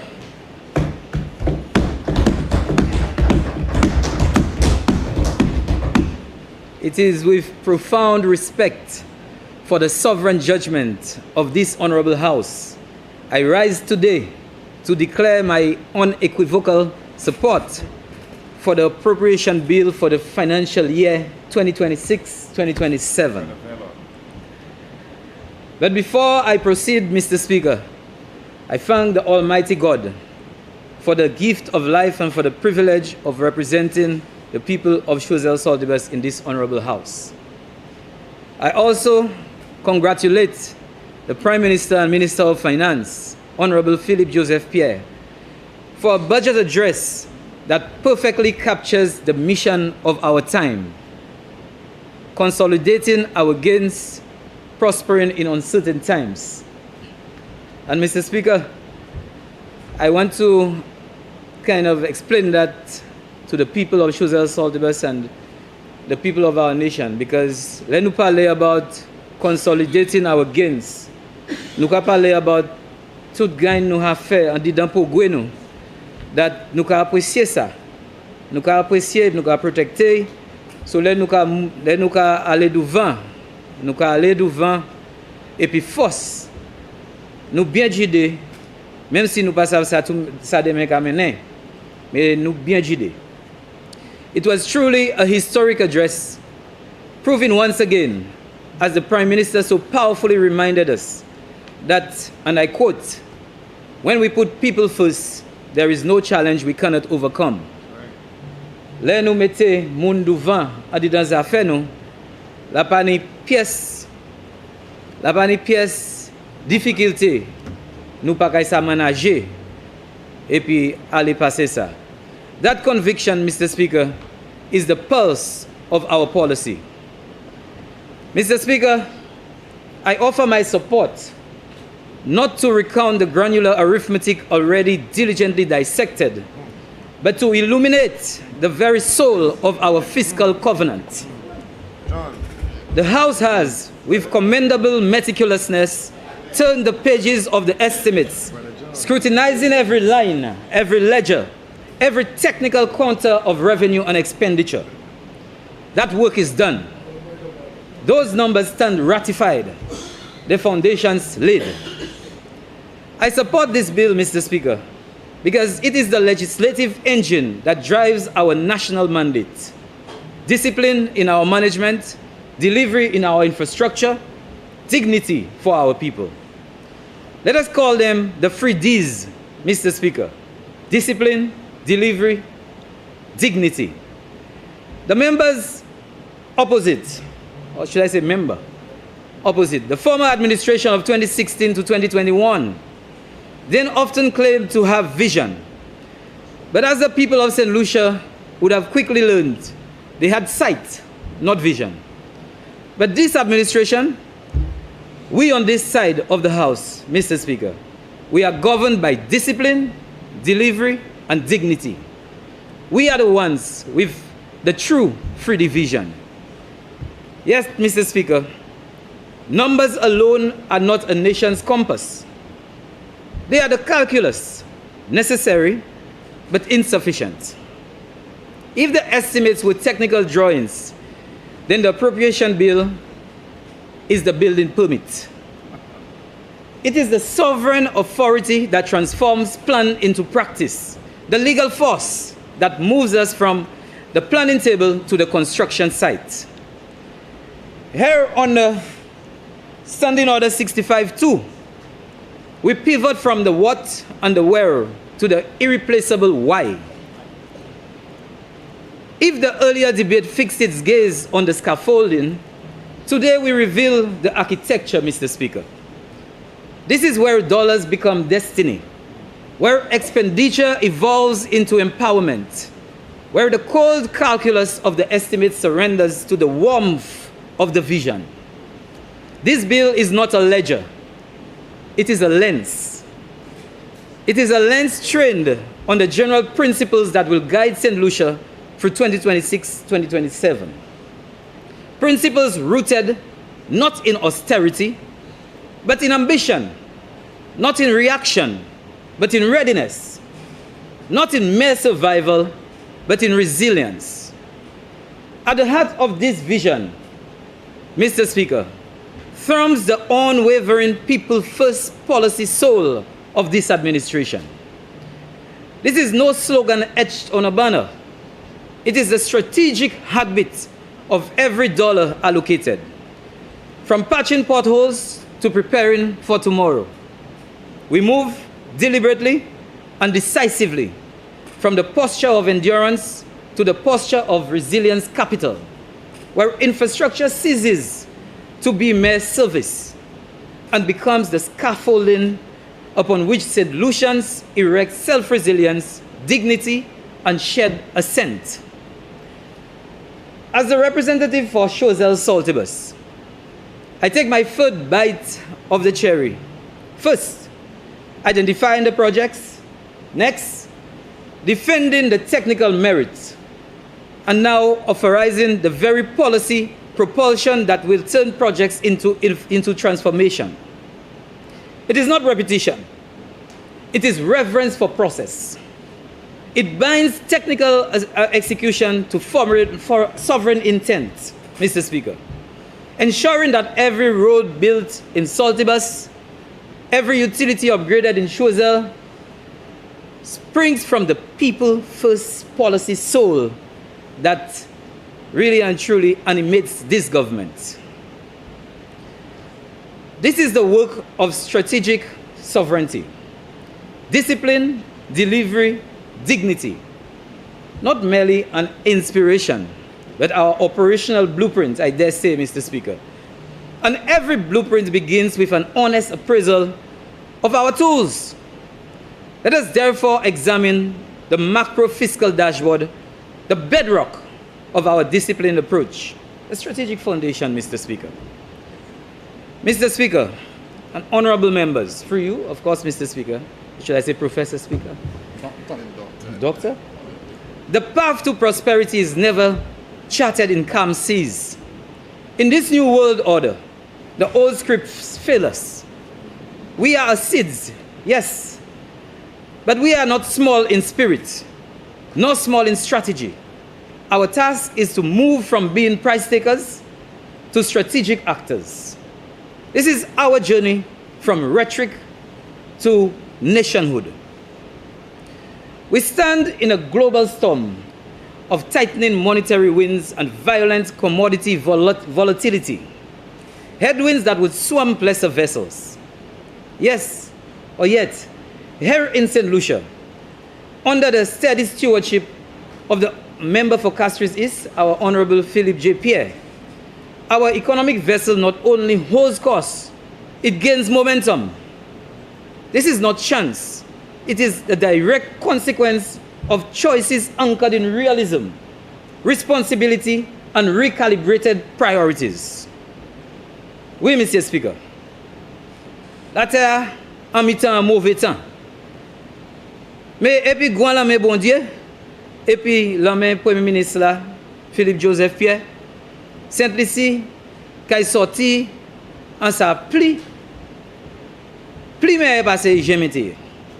So moi pas ni pièce doubt, moi ni toute confiance en dedans l'amitié bon Dieu et puis en dedans Kachil Premier ministre et puis l'amitié ni pour moun Saint-Lucie.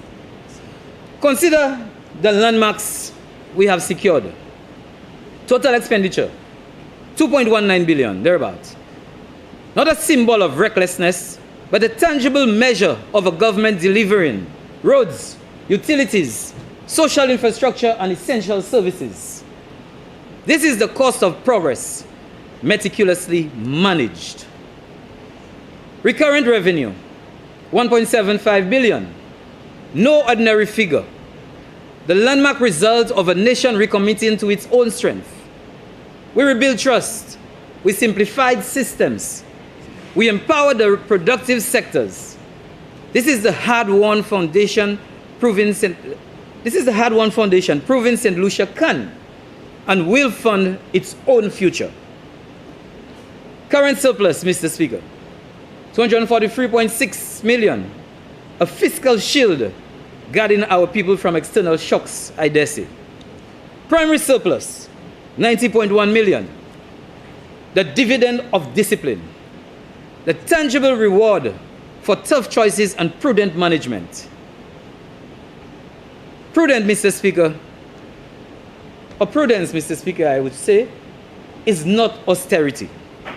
It is investment. This year, we operationalize the Sovereign Wealth Fund. Not just a rainy day fund, but a nation-building fund.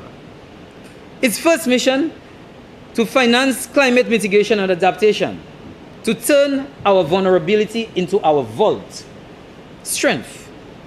Mr. Speaker, this transformation was no accident. It was an act of discipline, fiscal discipline, institutional discipline, the difficult discipline of saying no to the easy road, so we could say yes to the sustainable future. Our mantra, and I dare say mine, Mr. Speaker, our mantra is threefold: discipline in our finances, delivery of food sovereignty, to grow what we eat and eat what we grow. Dignity, the dignity of a small island developing state that rethinks resilience and rises from rhetoric to nationhood. discipline, delivery, dignity. 3Ds. I dare say this is the 3D vision that I bring forward. This is what we have on this side. Not sight, but vision. Vision and 3D vision. Honorable members, for you, Mr. Speaker, this dashboard reveals a stark hero versus zero reality. The other administration, between 2016 and 2021, enamored with its self-styled CEO Prime Minister model, treated our teachers, nurses, engineers, and administrators as disposable zeros, paying millions to external consultants to teach ministers how to budget. They did all of this while neglecting the heroes building St. Lucia day in and day out. We see the heroes, Mr. Speaker. That 2.19 billion is not phantom spending. It is the living wage of national service. Our servant leadership replaces the hollow CEO pretense. We invest in our people. In our people, Mr. Speaker, not around them. We invest directly in them. Let it be unequivocally clear. These surpluses are not money held in a vault. They are the strategic platform granting us the credibility and capacity for delivery, to pivot from mere maintenance to the fundamental architecture of national renewal. Delivery, dignity, yes, and I stress, 3D vision. Mr. Speaker, having secured the fiscal foundation, we now rise to erect the framework of our mandate, if I may. A plan remains paper until the permit is granted and the framework begins to rise. Understanding Order 65-2. This debate becomes our procedural bridge. It is where capital becomes classrooms, allocations become clinics, projections become pots. It is where we move from the planning role or the planning table to the construction site, aligning every dollar with a deliverable, every policy with a place on the ground. We stop asking, how much is the allocation? And start asking rather, how does this framework support the dreams of our people? The numbers are no longer abstract. They are the lifeblood of our mission, the steel and stone of our resilience. The plan is approved. The foundation is set. It is time now to build. Mr. Speaker, if I may, I now present the mandate of the Ministry of Physical Development and Public Utilities. Our portfolio is the indispensable foundation, the skeletal framework upon which all national progress is built.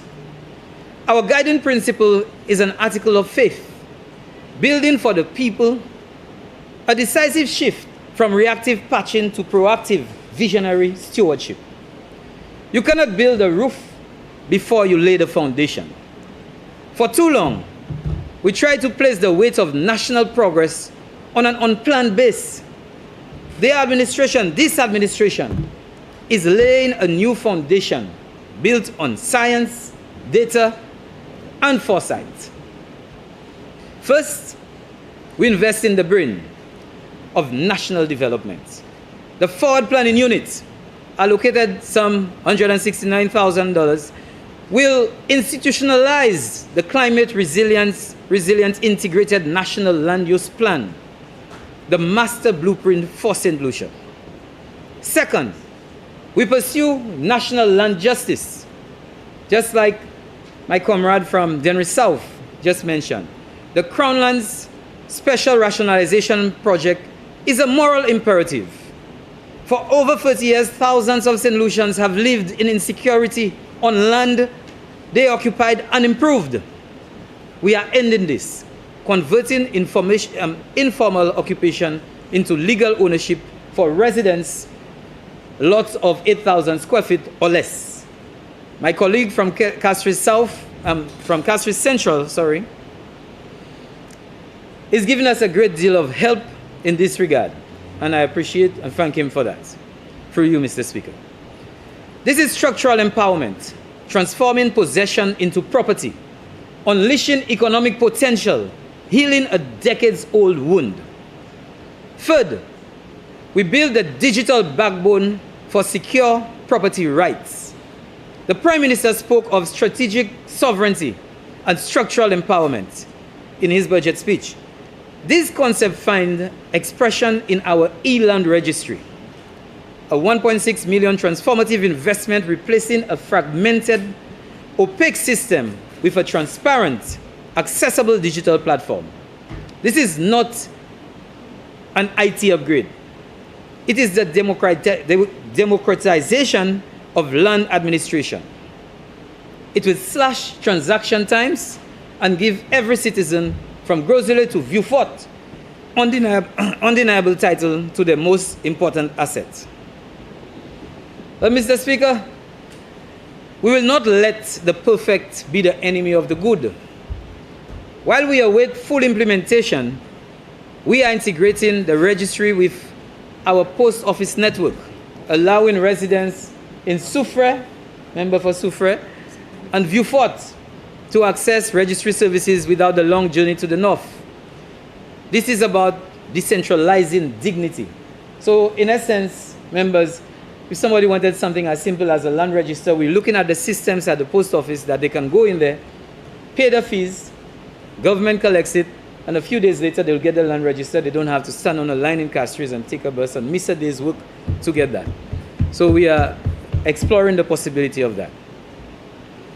To our partners in the financial sector, at the recent Ease of Doing Business Forum, the Bankers Association expressed valid frustrations about turnaround times at the land registry. Mr. Speaker, we hear them. I hear them.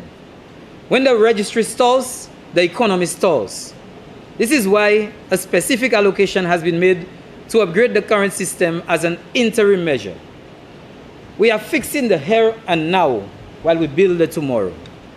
That's the thinking. Because a land title, Mr. Speaker, is more than paper. It is an economic engine. It is the collateral to start a business, fund a child's education, possibly secure a mortgage. By modernizing the registry, we unlock dead capital, transforming stagnant value into live fuel for national prosperity. I commend the Deputy Prime Minister, member for Castries South, for organizing the Ease of Doing Business Forum. Its insights, I have no doubt, will be woven into the master plan for our country's future. Fourth, we invest in human capital. Geospatial and technical training is being scaled to equip the civil service with 21st century tools. A modern state requires modern stewards, Mr. Speaker. We are creating them. Fifth, and fundamentally, we lay the foundation for our energy future. The 7.85 million allocation to the geothermal energy component of the Renewable Energy Sector Development Project, known more frequently as the RESDP, is a down payment on national energy independence. Reliable, clean, affordable baseload power will stabilize our grid, reduce our import bill, and make St. Lucia a competitive destination for light industry and innovation. Mr. Speaker, this is the work of a generation, laying the legal, technical, and strategic foundations.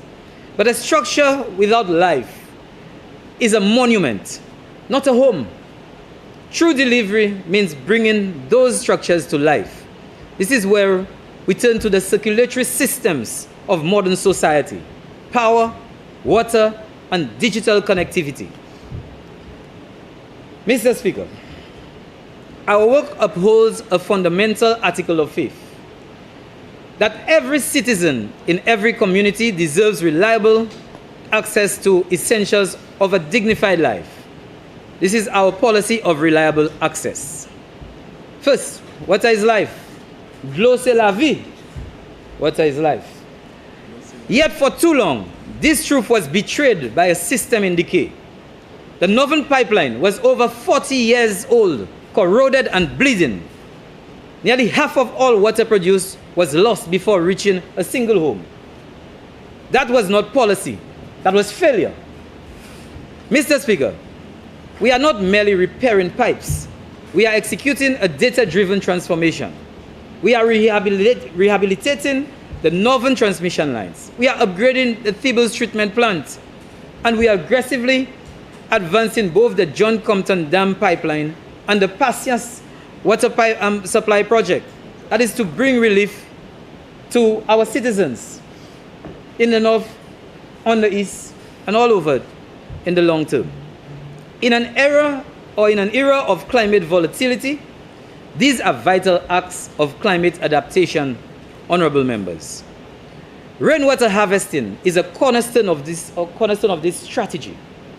By capturing rainfall at the roof level, we reduce runoff, a critical tool for flood mitigation. Every gallon invested for harvested for non-potable use relieves pressure on WASCO. And most profoundly, we build resilience capital, transforming households from passive consumers into active stewards. You have your resource right there, you manage it. You do what you want with it.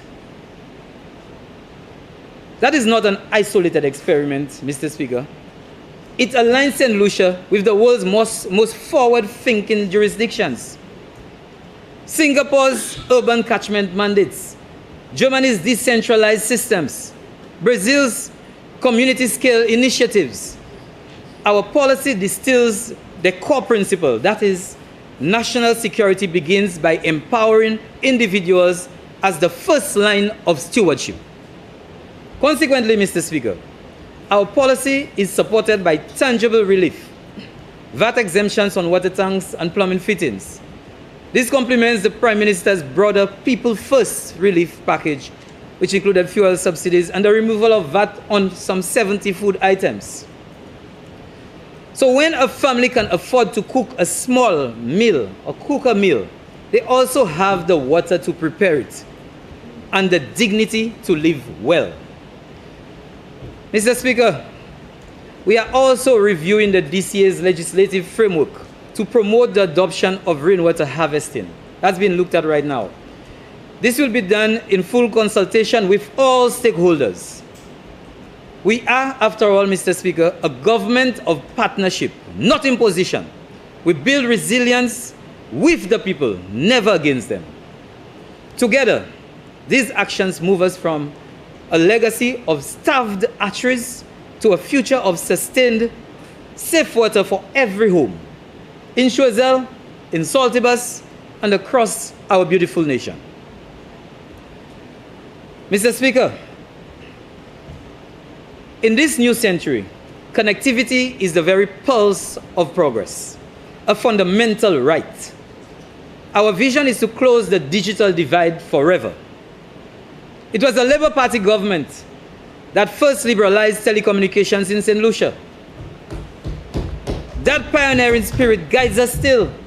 Labour knows how to do it, and we will do it again, with greater ambition and for a new era. Universal access to every nook and corner. Affordable broadband that empowers our youth and enables our entrepreneurs to compete globally. Your location must never again limit your opportunity. And this digital foundation, it will become the platform for St. Lucia's embrace of artificial intelligence, ensuring our citizens are not just consumers of technology, but creators and leaders in the intelligent age. That's what we need. We need to compete globally. Mr. Speaker, I do not live in a vacuum. I breathe and live Choiseul. I hear the conversations in the shops in Saltibus. I see the frustration on social media. I have seen the creative memes from citizens struggling with the recent spike in electricity bills. Yes, I did. I hear them, and this government hears them. But let us be honest about the why. As long as we remain shackled to imported fossil fuels, our people's pockets are at the mercy of geopolitical winds in the Middle East. When a conflict erupts, thousands of miles away, the shockwaves hit every kitchen table in St. Lucia and around the region. That is an unacceptable vulnerability. This is why our push into renewable energy, solar, wind, and geothermal is not merely environmental policy. It is an independence policy. Every solar panel, every geothermal well is a blow against the volatility of imported oil.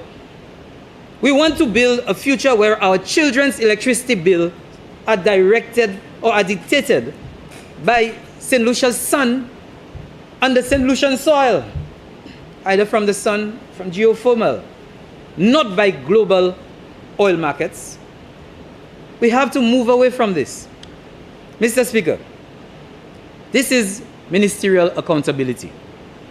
National strategies, the discipline and the delivery have one purpose: to dignify the lives of our people. So let us leave the national dashboard and walk the streets of my beautiful home. Let us see how this budget translates into people-first reality. This is where national delivery meets local dignity, colleagues. So, Mr. Speaker, if I may, I now turn to the heart of my mission. My home, my constituency, my beloved Choiseul Saltibus. Representing my people is not just a duty. It is a sacred compact. Governing with principle isn't found in an office in Castries. It's seen on the ground. It is felt in the lives of our people. It is defined by one word: delivery. Disciplined delivery.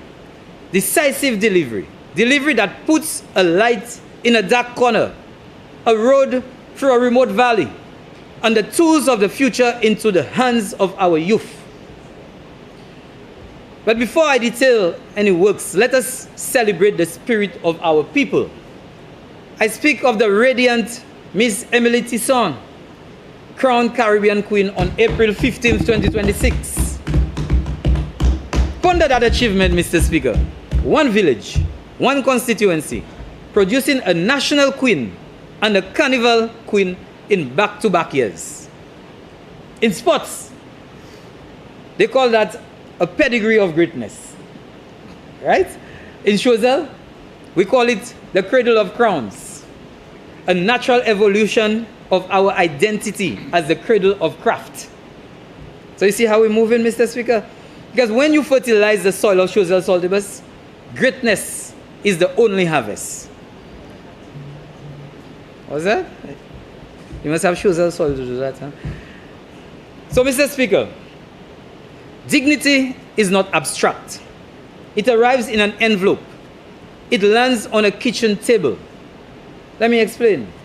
When a young mother in Saltibus becomes or welcomes her newborn, that child is received with a $1,000 newborn grant, a national embrace, nationally embracing this new life. When a pensioner in Delse or Montrouge visits the credit union, in November, they will receive a $700 payment, an acknowledgement that the nation remembers those who built it. That's appreciation. Mr. Speaker, is discipline converted into delivery, and delivery converted into dignity? Right here, right in St. Lucia, in the village of Choiseul and in the heart of Saltibus, we are instilling dignity into our people through this policy. Mr. Speaker, when we install a street light, I want colleagues to understand we are not just fighting darkness, we are fighting fear. At the Delse playing field, the lights are on. Even the former representative has enjoyed the lights. In fact, he was the first. He was the first. And that is how it should be, Mr. Speaker. Progress belongs to no party. It belongs to the people.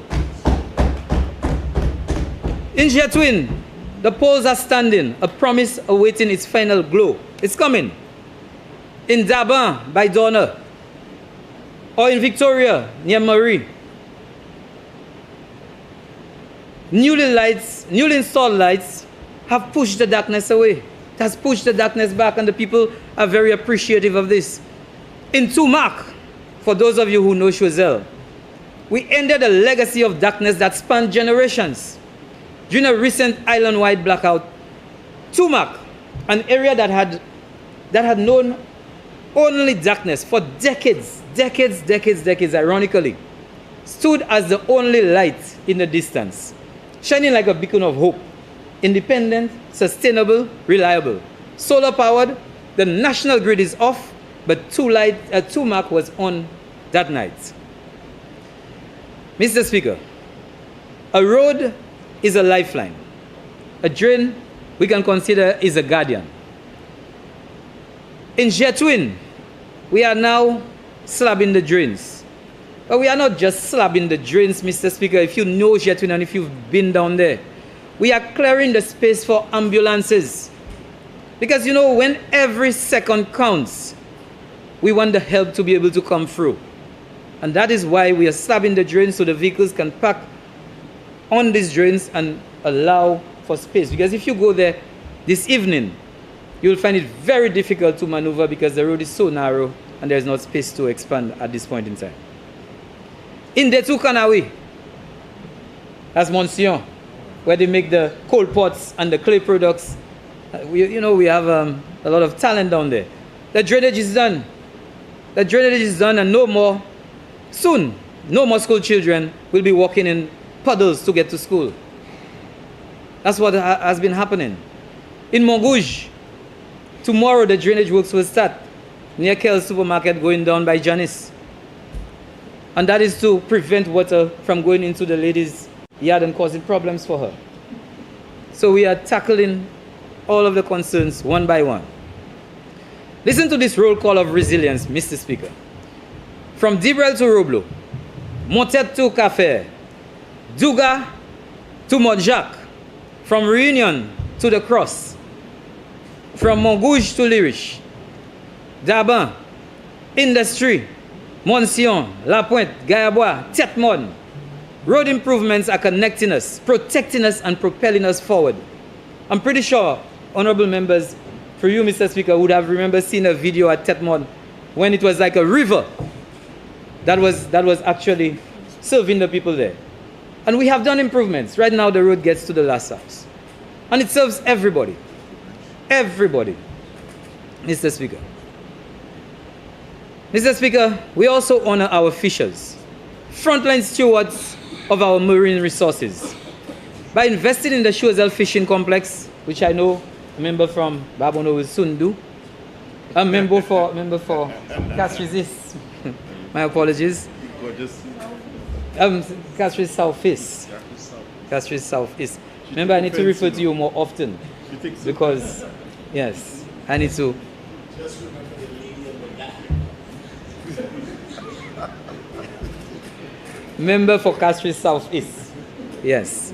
So we honor our fishers. Honorable member. Honorable member. They are our frontline stewards of our marine resources. By investing in the Choiseul Fishing Complex, we secure our food sovereignty. As the Prime Minister reminds us, grow what we eat and eat what we grow. We reduce dependence on imported food, translating food security into action at our kitchen tables. Mr. Speaker, while we provide for the vulnerable, we invest in the vibrant. For our people, the future is built on 3 pillars, and I dare say it is opportunity, recreation, and redemption. Opportunity, this budget fuels the youth economy and the MSME loan grant facility. Capital for young entrepreneurs and artisans to turn ideas into sustainable jobs, not just for themselves, but for their neighbors. Recreation, professional grade lighting, member for Grosile would have mentioned, is coming to PI. And we have enhanced the lighting at Delce, like I said, and Jetwin is coming. We are building positive outlets, a place to bust a sweat after work, keeping our young men active, engaged, and far from negative influences, Mr. Speaker. And looking to the future, Mr. Speaker, the vision of the mini stadium remains our cornerstone. And I'm happy that the member for Grosile elaborated and reassured me that, yes, unfortunately this financial year we were not able to complete the plans and put forward our proposal to be included in this fiscal year, in this financial year. However, before the member for Mikud North will try to make a case for a mini stadium, or the member for Castries South will ask about Marigo, I will have submitted my proposals and anticipate a very positive outcome.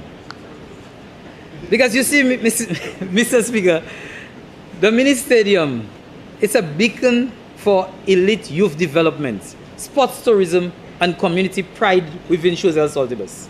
It means a great deal to us. And Choiselians have been awaiting this project for several decades, making it happen. Redemption. We recently amended the Criminal Records Act.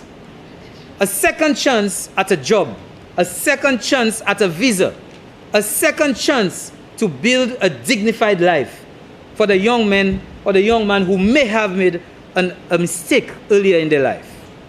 We use every tool, Mr. Speaker, to improve the quality of life for our people. Resilience is not a one-time act, Mr. Speaker. It is a habit.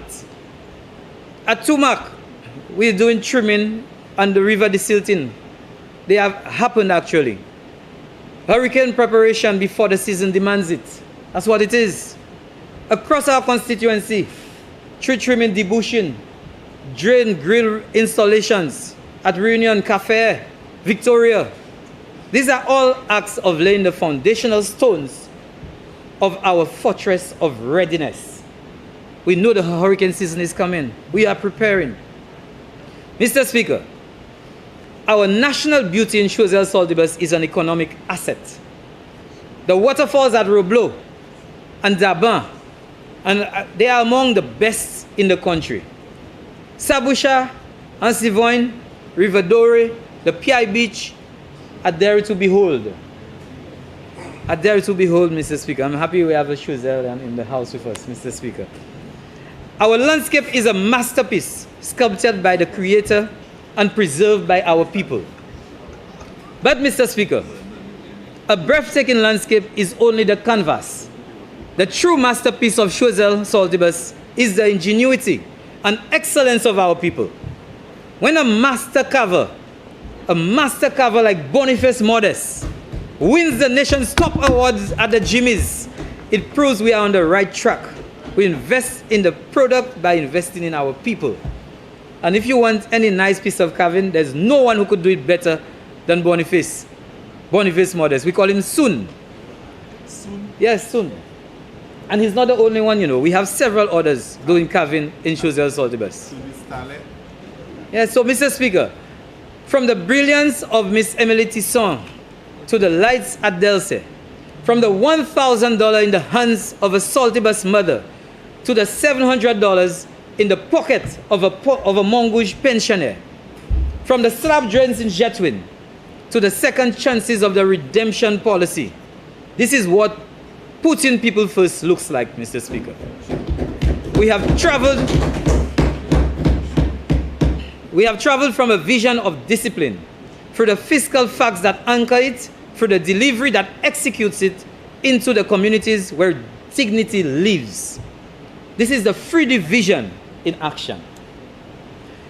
Mr. Speaker, honorable members, we stand at the precipice of profound transformation. This appropriation bill is the icing on the cake of our bold master plan. It is the very authority that transforms $2.19 billion from parchment into power, from plan into progress, from promise into reality. Without this bill, our strategy remains dormant. With it, we ignite the engine of prosperity. I urge every single member of this honorable house across every aisle to grant this bill unbridled support, not as a vote for a party, but as a vote for the people. To vote for this bill is to vote for St. Lucia. To hesitate is to deny our people the momentum they urgently require. This budget cycle marks a definitive pivot. We have honored our duty to halt decay, patching the legacy of neglect.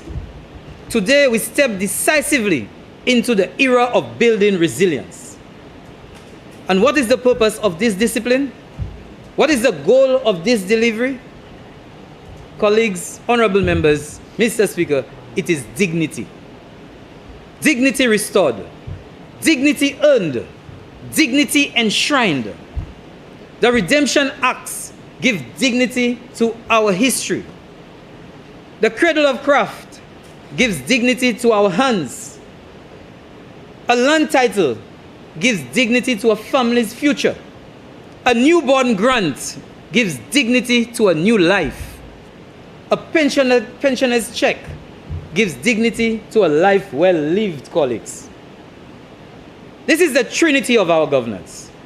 We demand discipline of ourselves to ensure delivery for our people, to restore dignity to our nation. Mr. Speaker, we move from a budget of numbers to a covenant of care. Discipline, delivery, dignity. The three Ds. 3D vision. This is not just our mantra. It is our mandate. This is why we put people first. Before I resume my seat, Mr. Speaker, I once again I would like to extend a special invitation to all members of this honorable house to visit the beautiful constituency of Choiseul-Saltibus on May 1st. Those who are continually visiting Choiseul, don't stop. I'm encouraging you all to keep on visiting. Keep on coming. Keep on coming. Now, the Jamaicans say if you throw stone in a hog pen, the one that squeals is him it lick. So I'm trying not to hear who's responding, Mr. Speaker. It's a holiday. So, colleagues, you have no excuse not to do so. Come celebrate jazz with us. Come see for yourself the transformation taking place in the craft capital of St. Lucia. Mr. Speaker, to the Honorable Prime Minister, our steadfast captain, thank you. And I say that to our Prime Minister, wherever he is right now. Thank you for your transformative leadership. To my cabinet colleagues and fellow members on this side of the House, I congratulate you on the tremendous work done over the past year. And I thank you for your unwavering support as a new member to this honorable House. And to the visionary people of Choiseul-Saltibus who placed in me the sacred trust, I stand humbled by your faith and recommit myself every single day to be your unwavering voice. Choiseul-Saltibus on December 1st, 2025, the good people of our constituency did more than elect a representative. They further tipped the scale of this honorable House. 15 became 16. I want you all to remember that, colleagues. 15 became 16. And so, Mr. Speaker, when the history of this parliament is written, let it be recorded, Choiseul-Saltibus is not merely part of the majority. Choiseul-Saltibus is the increased majority. Let it be known. We did not join the majority, Mr. Speaker. We enlarged it. We enlarged it. And let's continue to be proud of that mandate. Let us work together to make our constituency, Choiseul-Saltibus, the envy of St. Lucia. And let us continue chronologically in the vein that we are. 15, 16, 17. Let it be recorded that in this I don't know that type of arithmetic, you know. So let it be recorded that in this 13th Parliament, we choose discipline over distraction. We choose delivery over delay. We choose dignity over dependence. We choose to be sovereign in our food, in our finances, in our future. Discipline, delivery, dignity. That, Mr. Speaker, is our 3D vision. Mr. Speaker, with absolute faith in the resilience of our people and the strength of our mandate, I proudly commend this appropriation bill, this budget, to this honorable House. But just before I finally close, Mr. Speaker, I just want to recognize my good people of Choiseul Saltibus, my campaign team, my campaign manager, all those on board, the staff at the constituency office. I want to also thank my attaché. I want to recognize my guiding light, my bigger brother, my coach Jason, who has always guided me in life, continue to guide me, and I thank God for him every single day. I want to thank the polling heads within Choiseul Saltibus who are true to the cause, who understand that we are trying to restore dignity in Choiseul Saltibus and around St. Lucia. We are very encouraged to be a transparent team, a team that believes in accountability, that believes in efficiency and effectiveness, that believes in bread, freedom, justice. Mr. Speaker, I would like to thank them dearly. I would like to thank young Azil for being by my side, and I hope that on May 1st, Jazz, he'll also be there with me. The talent this young man has, I really want the good Lord to keep me for the day, Mr. Speaker, young Azil will be in this parliamentary house. I long to see that day. And not him alone, but this is what he dreams of. And I'd love to see that dream come true. So anything that I can do, I encourage his parents to keep nurturing him. I encourage all the parents of Choiseul Saltibus to keep their children on the right path. We are a model community. We will stay that way. We are productive and talented people, and we will stay that way. We are God-fearing people, and we will stay that way. Mr. Speaker, may God bless Choiseul Saltibus. May God bless our dear Prime Minister, and may God bless St. Lucia. I thank you, Mr. Speaker.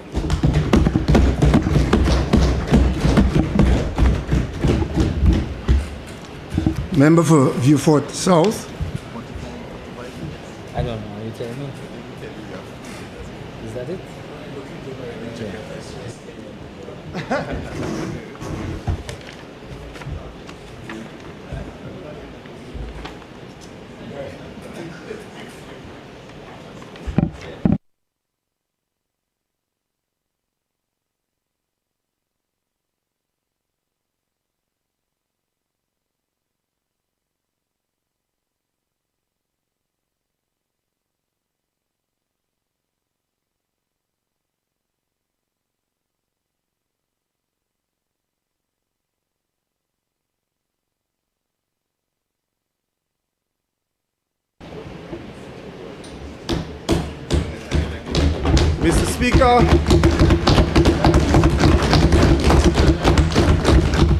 Mr. Speaker, once again, I stand to give my unwavering support to the appropriation bill as presented by our well-able Prime Minister.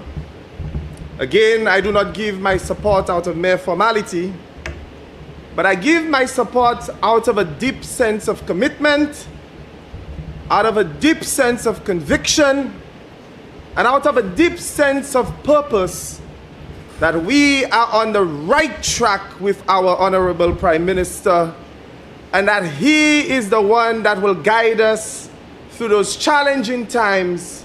Because as we listened to the appropriation bill, he really encapsulated the theme, consolidating our gains in uncertain times. And so we have great belief in our Honorable Prime Minister. But before I move on, Mr. Speaker, permit me once again to thank the people of Beaufort South, the people whom I represent, and the reason why I am standing in this honorable house. I will never forget during the campaign, I will never forget Magdalene from Bruceville, who told me, Danny, nou kay vo a kay konsit. Danny, nou kay ba ou si poa. Danny, ou kay a mam parlement. E play dize, nou ka fe wa mam parlement. And they lived up to that promise. But Magdalene quickly said, "Là où ve a kay konsit, pa oublier nou."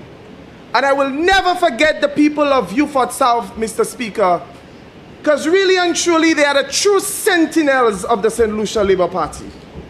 They have remained the watchmen and watchwomen and vanguards of the Beaufort South belt. And whether we like it or not, at the Labour Party's darkest moments, in the Labour Party's darkest times, Beaufort South ensured that the Labour Party had a voice in the House of Parliament, and so for this reason, they should never be taken for granted, and all respect should be given to the people of Beaufort South. And so I always want to thank the people of Beaufort South, because decade after decade, they have remained true to the St. Lucia Labour Party. Mr. Speaker, I want to officially place on the record, and I want when it is reviewed in the Hansard, that I, Danny Butcher, said that I'm proud to be a member of this government and of Team Labour. I want the entire country to know, I want the entire region to know that I'm proud to be part of this team. And while I may not have all the necessary superlatives to really describe this team and to really give you an adequate quantifying or qualifying descriptors of this team, I can safely tell you, Mr. Speaker, that this team is the most formidable force for human progress in St. Lucia right now. It is the greatest testament of unity in action. It is the finest embodiment of shared responsibility and the purest form of corporate strength and collective labor. And this is why the people of St. Lucia voted this team in on December 1st, 2025, because this is the right team to lead the people of St. Lucia. But not only that, Mr. Speaker, this team is not only excellent, but we have an excellent leader in the person of Honorable Philip J. Pierre. And permit me, Mr. Speaker, when I say we have an excellent leader, permit me a moment of levity, because I had an experience that I think I need to share with this honorable house. You know, Monday was the reopening of school. True story, true story. You could fact check me. I only speak the truth when I stand here, you know. I had this experience because we reopened school on Monday, and I was visiting a few preschools in the constituency of Labrie Auger. I could say maybe he was the one who indoctrinated them. And I visited a particular preschool that shall remain unnamed. And when I arrived at the preschool, the practitioner shared with me that she was just doing a revision with the students on why they were on Easter break. And she shared with me, she shared with the students why they were on Easter break, and she shared with them, she's asked the students, can you remember the man who gave us everything that he had so that we could be where we are today? And he gave us sacrificially. Can you remember his name? And the children in concert and in unison, when she asked that to them, said, Honorable Philip J. Pierre. True story. And listen, why the students are not completely wrong, the students are not completely right either. And so I had the greatest of laughter, and I said I would share it with the Honorable Prime Minister. And we see in even children, you know, from the mouth of babes, and even children recognize that this is a prime minister who loves the people of St. Lucia. And we listened to our chief custodian a few nights ago. We listened to our chief custodian shared with us the policy debate and the central pillars of governance and the direction for this nation. And after we listened to him, there were a few things we could definitely say. One, he loves the people of St. Lucia. Two, he's a resolute defender of the people's interest. And three, we see the most enduring symbol of disciplined leadership. And that is why the people of St. Lucia love the Prime Minister, and we believe that he is the best fit to guide us through the uncertain times in St. Lucia right now. Mr. Speaker, anytime you speak of a policy debate, and a policy debate tells us of the government's visions and responsibility. An appropriation bill tells us the government's philosophy, accountability, transparency, and how the government mandate aligns with national needs. And so, Mr. Speaker, by the end of my presentation, I want to accomplish three things. One, I will give a critical summary of the Economic and Social Review as it pertains to the policy direction of my government. Two, I will provide an examination of the policy framework of my ministry that the Prime Minister has granted me stewardship over. And three, I will speak on certain policy statements of national interest that directly influence the constituency of Vieux-Fort South. First of all, Mr. Speaker, I have looked at social media, I've listened in the news, and I've heard how members opposite, and I've heard how others continue to say that the economy is not doing well because the economy has contracted by negative 0.6%. Preliminary results, I should add. And I've asked myself, why are they so enamored with negative 0.6%? And I concluded that it's the first time in a long time that they believe they have something to criticize this government about.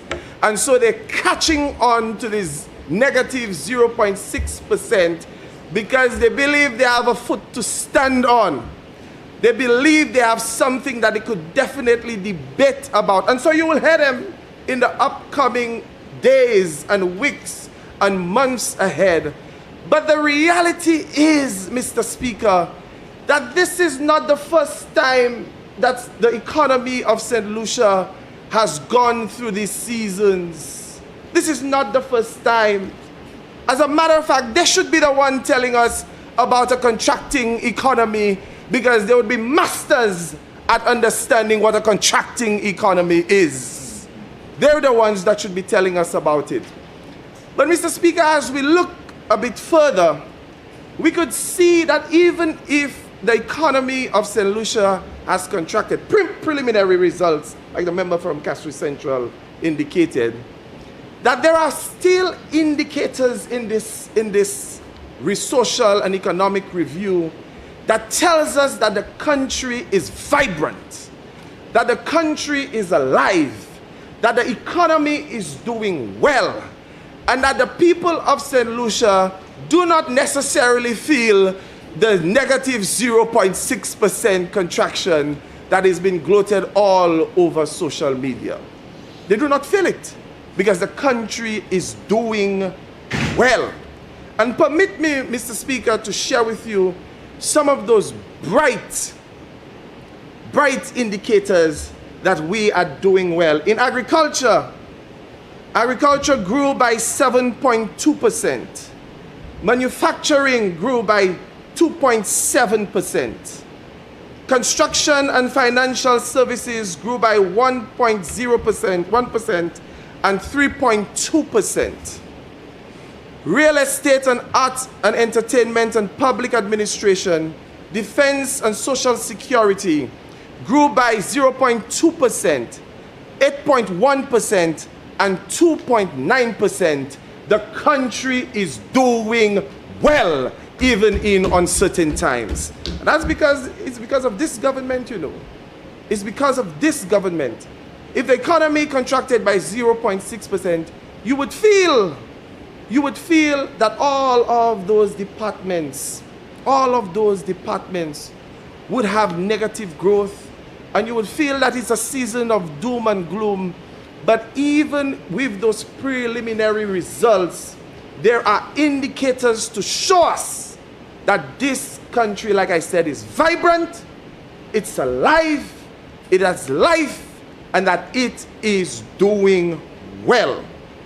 We also understand that we have a primary surplus of $75.6 million, which tells us, Mr. Speaker, in very, very simple terms, we could pay out, today's payday? Today's payday? You don't know? We could pay our salaries. We could settle our operational costs, and we could take care of our public services. Our teachers are being paid. Our nurses are being paid. Our police officers are being paid. Our firefighters are being paid. And even in uncertain times, we're taking care of the citizens of St. Lucia, and that's what we should be proud of. But not only that, Mr. Speaker, in those uncertain times, this government has ensured that we have cushioned the impact in these uncertain times. Over 70 essential items remain zero rated. That's your government. That's my government. That's our government. The government has absorbed a greater portion for the consumer when it comes to cooking gas. Listen, Mr. Speaker, you know, whenever you tell people that the government is subsidizing cooking gas, cooking cylinders, you know, sometimes they miss the point, because you use all fancy words. The government is providing subsidies. And sometimes they miss the point. The real fact is that every household, when you hold on to a cylinder of gas and you make your way to purchase, you must know that if it was not for this government, that you would have been paying over $70 for that cylinder of gas. But because this government cares for you, because this government understands your plight, that this government is subsidizing so that you will not pay over $70 for a cylinder of gas. And that's this government. Because this government knows that it's the single mother holding the cylinder of gas. The government of St. Lucia, the government of St. Lucia knows that it's the family with 3-4 children. This government knows that the cylinder of gas is necessary so that a family in St. Lucia could boil your spiced tea and your boaden so that the children could go to school. Well, when I was going to school, it's lower jet they used to give me, you know. I used to sleep during the first period. I drank too much lower jet. But this government understands the plight of the people of St. Lucia. It is this government that ensured that if you're living on Crown lands for almost 3 decades, that you're granted deed of sale at the expense of the government. It is this government that is offering nearly 14,000 taxpayers benefit from the tax amnesty program, with further considerations to extend relief on December 31st, 2027. It is this government, your government, the government that the people of St. Lucia voted for. It is this government that will pay temporary teachers during the summer break, ensuring stability and fairness. Because temporary teachers still have bills to pay in the months of July and August. Temporary teachers still, they can't tell Wasco and Lucilec that they don't have a salary to give them a blight. They can't say that.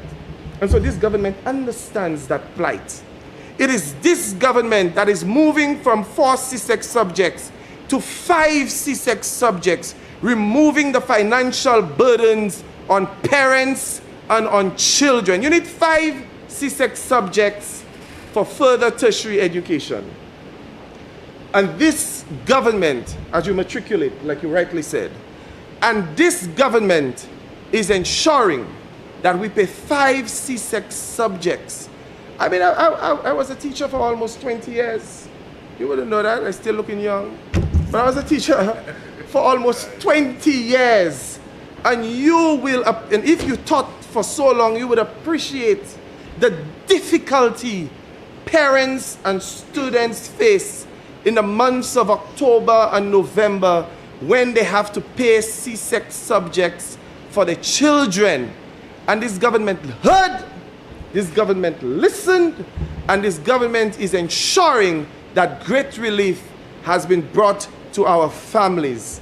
It is this government that is providing early childhood centers with an increase of $2,500 to $3,000 in strengthening early childhood development across the island. It is this government that is spending millions of dollars in education, health, housing, and community-based initiatives, ensuring that development is not confined to policy, but is felt in every community. So when you hear them talking about, you have to educate yourself with these things, you know. Because when you hear them talking about negative 0.6%, you must tell them what your government has done for you to not feel negative 0.6%. When they tell you about negative 0.6%, you have to look at them and tell them, my government is taking care of me. You have to tell them that, because they're rude and out of place to try and destabilize you and make you feel that your government is not taking care of you.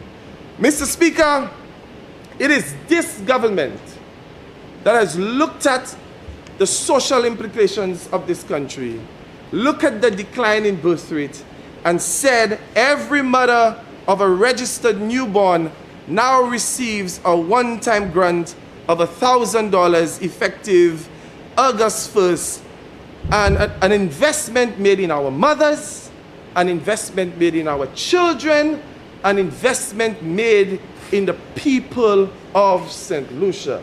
So now all members of parliament, this side or on this side, you are free to, not starting with me, you are free to, if I have triplets, I'll get 3,000. You are free to ensure that you make use of this of the policy that this government has made. And so, Mr. Speaker, our government, even in uncertain times, our government is taking care of the people of St. Lucia, and that we must be proud of. Mr. Speaker, I now move on to the ministry that the Prime Minister has entrusted in my stewardship. And I want to begin first, Mr. Speaker, with digital transformation, which is really a new concept in the Ministry of Education. And when I was assigned to the portfolio, I asked the Ministry of Education, since this is new, we must conceptualize what digital transformation really is. As we move forward, what do we want to see in digital transformation in the education sector? And so I'm going to share with you a summary and then elaborate a bit more of our view of what digital transformation should entail in the public sector. 1, upscaling and capacity building for e-governance. In essence, every subdivision in the Ministry of Education must be digitized, including human resource, examinations, record keeping. Every department in education must be digitized. 2, smart classrooms. Our government will increase the number of smart classrooms that we have in all of our schools. Those smart classrooms will take into consideration quality e-learning and blended classrooms. Improvement on devices. Now, right now, devices are given to our students, but this government is looking forward to ensuring that devices are given to our students, teachers, special education, and even early childhood practitioners, because it is necessary. If we want digital transformation to move forward, it is necessary that we give devices even to the earliest formative years so that they could be acclimatized to this new concept. Improve connectivity in schools. It's all well and fine if you have devices, but if you have horrible connectivity in schools, then it doesn't work well. And so we need to improve connectivity in schools. The platform that we will introduce for digital transformation must do for teachers, or must assist teachers in planning and scheming, sharing and submitting of assignments, grading of papers, lesson planning, and also differentiated instruction. In essence, we're telling teachers that wonderful blue and white book that you have to plan and scheme in so tediously, and sometimes gets on your nerves. I know I was a teacher for a long time, I know. We're saying that we're giving you a platform that could assist in this regard. Technologically friendly environment for special ed schools. Platform monitors for student attendance and interface with parents. That's what we want to see in digital transformation. As a matter of fact, I was speaking to the technocrats in charge of digital transformation, and they shared with me when it came to student attendance, which will also help with truancy, that the platform will be so good that the attendance will be taken online, and if a child is absent, a parent receives an immediate message that your child is not at school. That's where we're taking digital transformation in this country. And so no more skipping of schools, no more hiding and your parents don't know. As long as you do not attend, then your parent receives a text message, your child is not at school. Please tell us where your child is. That's where we're taking digital transformation. We must also have a platform that helps students to study, to develop study questions, study notes, and even sample exams. That's where this country is moving with digital transformation. Digital transformation in TVET schools. And we are also looking at the training and capacity building of all stakeholders. But there is something very important about digital transformation that we cannot deny, and that is the managing of students to use AI technically and ethically. AI is not going anywhere. Digital transformation is not going anywhere. It is part of us. It is part of our development and our matriculation as a people. And it's not going anywhere. And so we must teach our students how to use it ethically. There is a difference. There is a fundamental difference between digital literacy and digital exposure. And the children that now use AI and digital platforms, these are digital natives. I'm a digital immigrant. I came into this thing. I was not born into it. I came into it. They had to give me a passport to come into it, Mr. Speaker. But these are digital natives. And if they are digital natives, then we should assist them in developing a proper digital culture, one that is sensitive, one that is respectful, one that honors the rights and dignity of everyone else who uses the digital space. We must help them and we must encourage them to develop good online values and norms. In essence, Mr. Speaker, we need to give them a guiding constitution as these digital natives navigate the digital world. And that is what we are proposing for digital transformation in the Education Department in St. Lucia.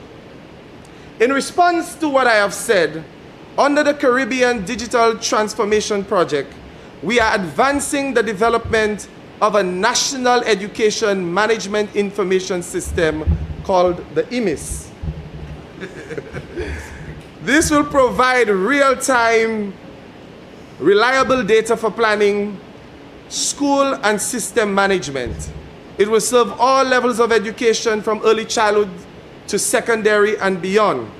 It will support a broader learning hub, enabling multiple capacity community for learning. It will be scalable, user-friendly, and aligned with regional standards. But for this to be effective, Mr. Speaker, the platform must be supported by sound policy. The development of this policy will commence during the later half of this year through the Windward Island Sector Transformation for Learning and Advancement called the WHISTLE project. Every time I give an acronym, I'm looking at the member for Miku North because he said everything in education has an acronym. HUT, WHISTLE, but it's a teacher thing. It's an education thing. Helps you remember.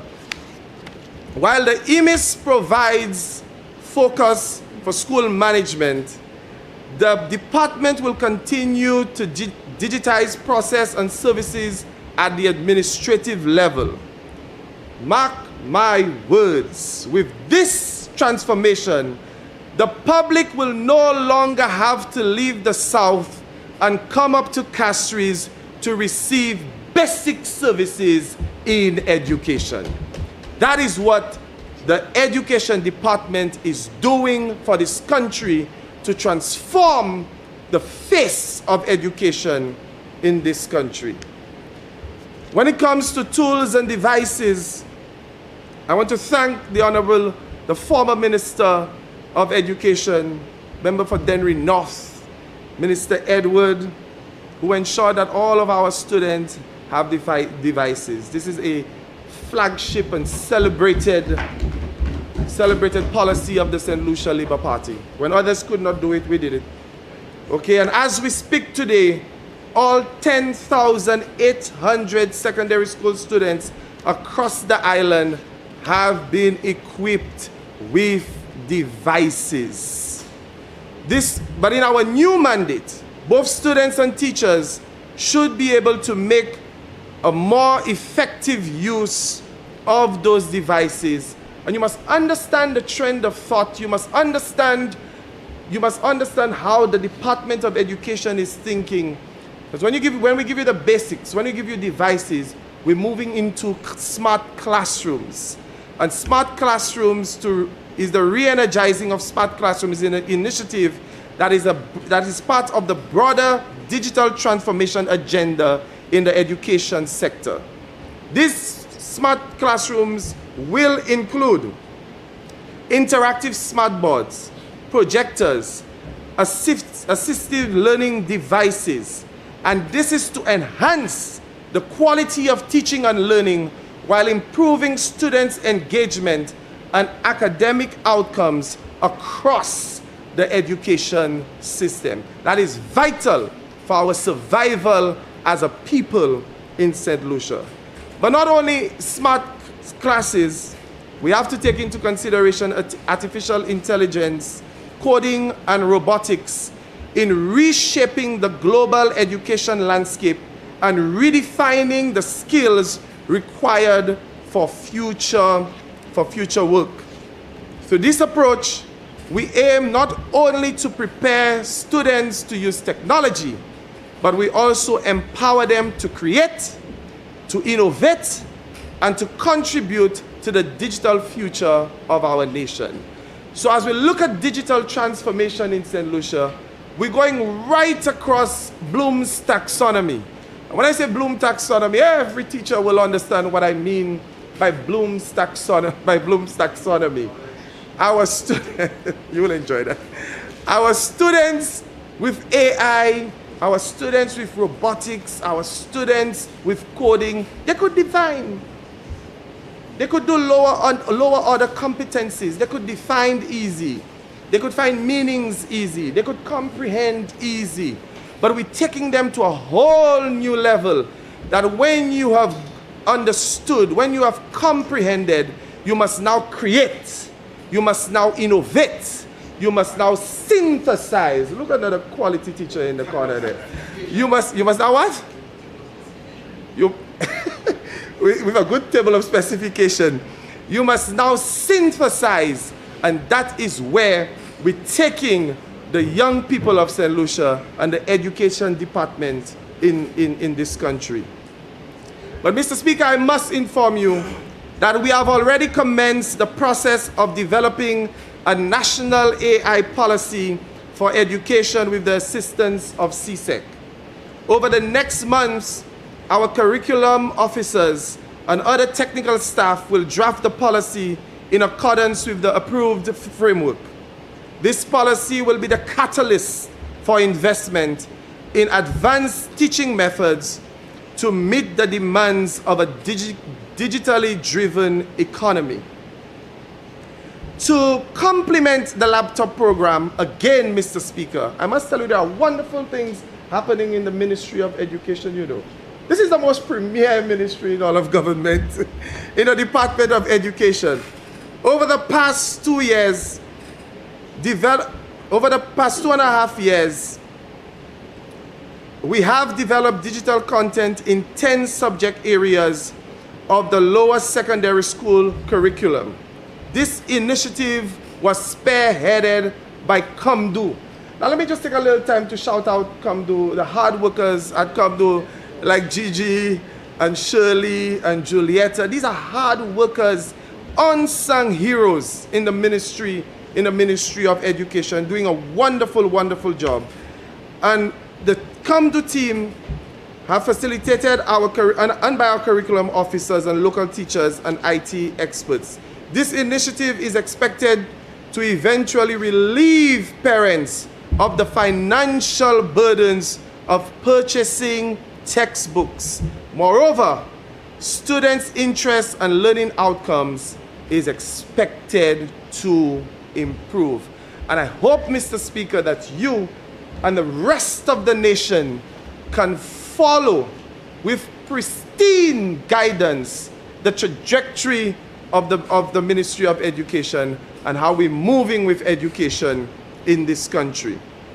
I must also inform you, Mr. Speaker, that through the OECS Pearl program, our primary schools are now benefiting from the recently developed digital primary education. I'm sure that many persons in this country does not know that this is already happening in our primary schools.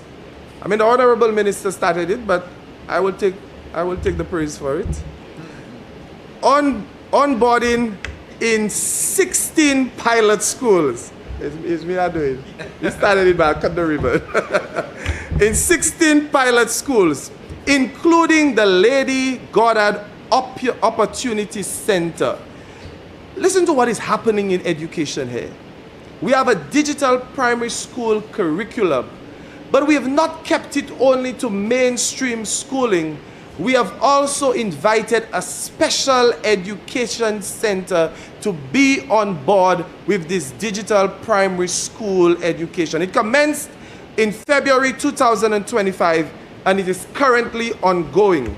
Full implementation is expected in September 2026.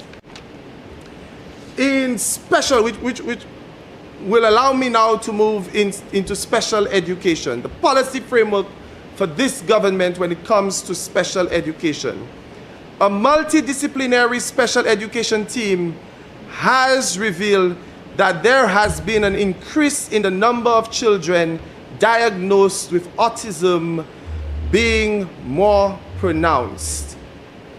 The special team, they've done the research, they've done the diagnostic tests, and we are realizing that there are more students being diagnosed with autism in St. Lucia. Again, Mr. Speaker, I want to stop to punctuate the point that I made previously in the budget estimates, and then I'll move right back to what I was saying. We must change the narrative in this country when it comes to persons living with special needs. We must change the conversation when it comes to persons living with special needs. I said it before and I will say it again. You see it all over social media, on all over the place. You cannot take the diagnosis of a child with special needs and use it as an insult for someone else. You cannot do it. If you do it, you bad mind. If you do it, you do not have a pure heart. Because you must understand that everyone here, everyone listening to me, you must know someone. It could be your child, it could be a cousin, it could be an uncle, it could be a brother, it could be a sister. You must know someone who has been diagnosed with a special need. And for us now, in a very cavalier fashion, take the concerns or the learning challenges of persons with special needs and use it to describe someone maybe who had done an error in the normal living.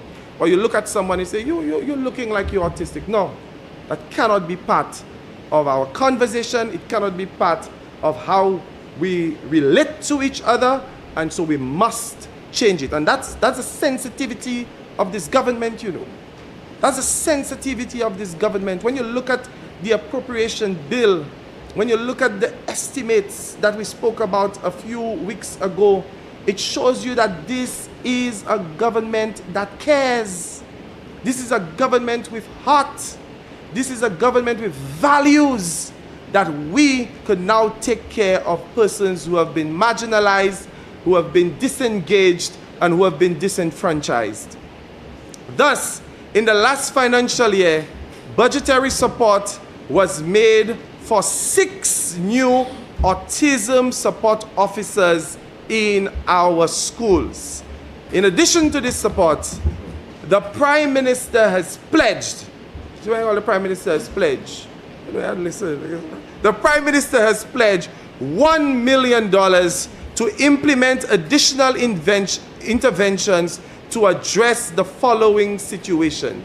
So here we have a Prime Minister who's looked at the situation and has said, listen, these are persons who are often marginalized. These are persons who have previously not been taken care of the way they should have been. And he now has pledged $1 million for the rehabilitation and retrofitting of 3 special needs schools and 6 spaces at strategically located mainstream schools to facilitate equitable physical access for all persons.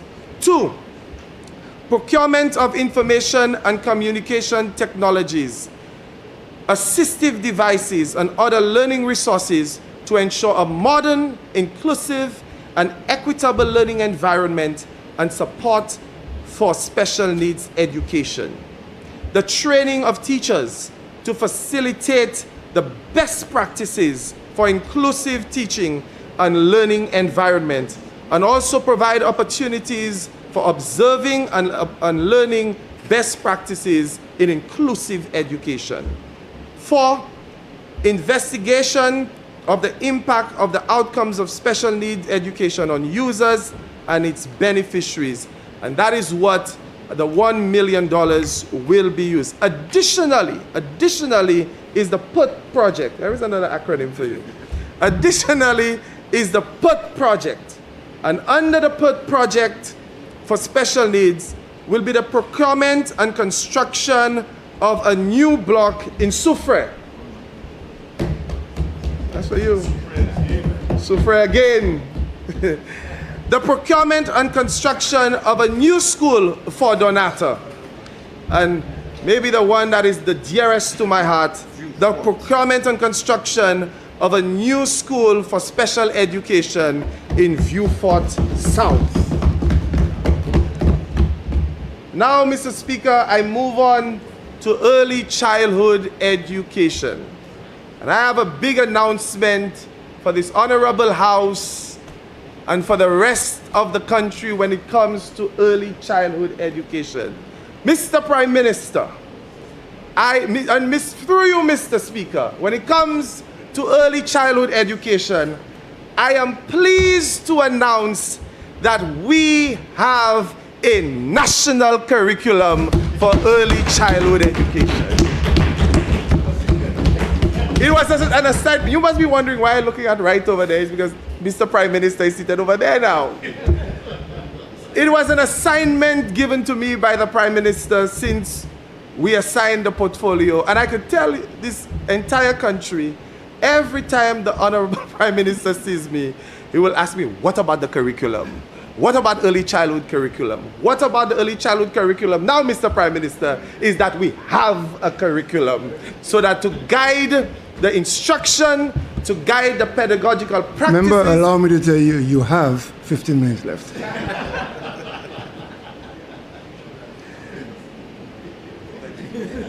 Thank you, Mr. Speaker. Hopefully it's a prophetic 15 minutes. Okay. And so we have a national curriculum to guide. No longer will our children, and these are the most, but look at, you want a copy? Yeah, but look the thing nice, so.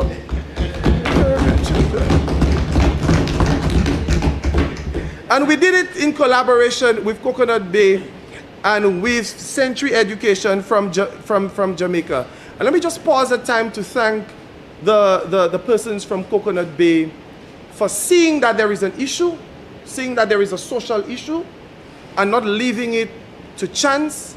And that is an encouragement to our private partners. That as you, I beg your pardon? As you look at ABC Fan House, as you look at, is there I got the story? No. As you look at your country and you recognize there is a social issue, that you should raise your hand, you should step up, and you should say, how can I assist the government in solving that issue? And I want to thank them for raising their hands and solving that issue so that our children could be properly instructed.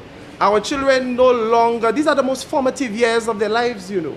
If we get it wrong, then we get it wrong. Then we have a lot of changing to do as they continue to move in the learning experience.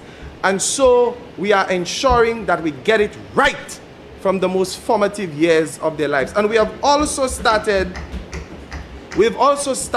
training. We have 14 schools in the public and private sectors are now going through a pilot test, are now going through a pilot training.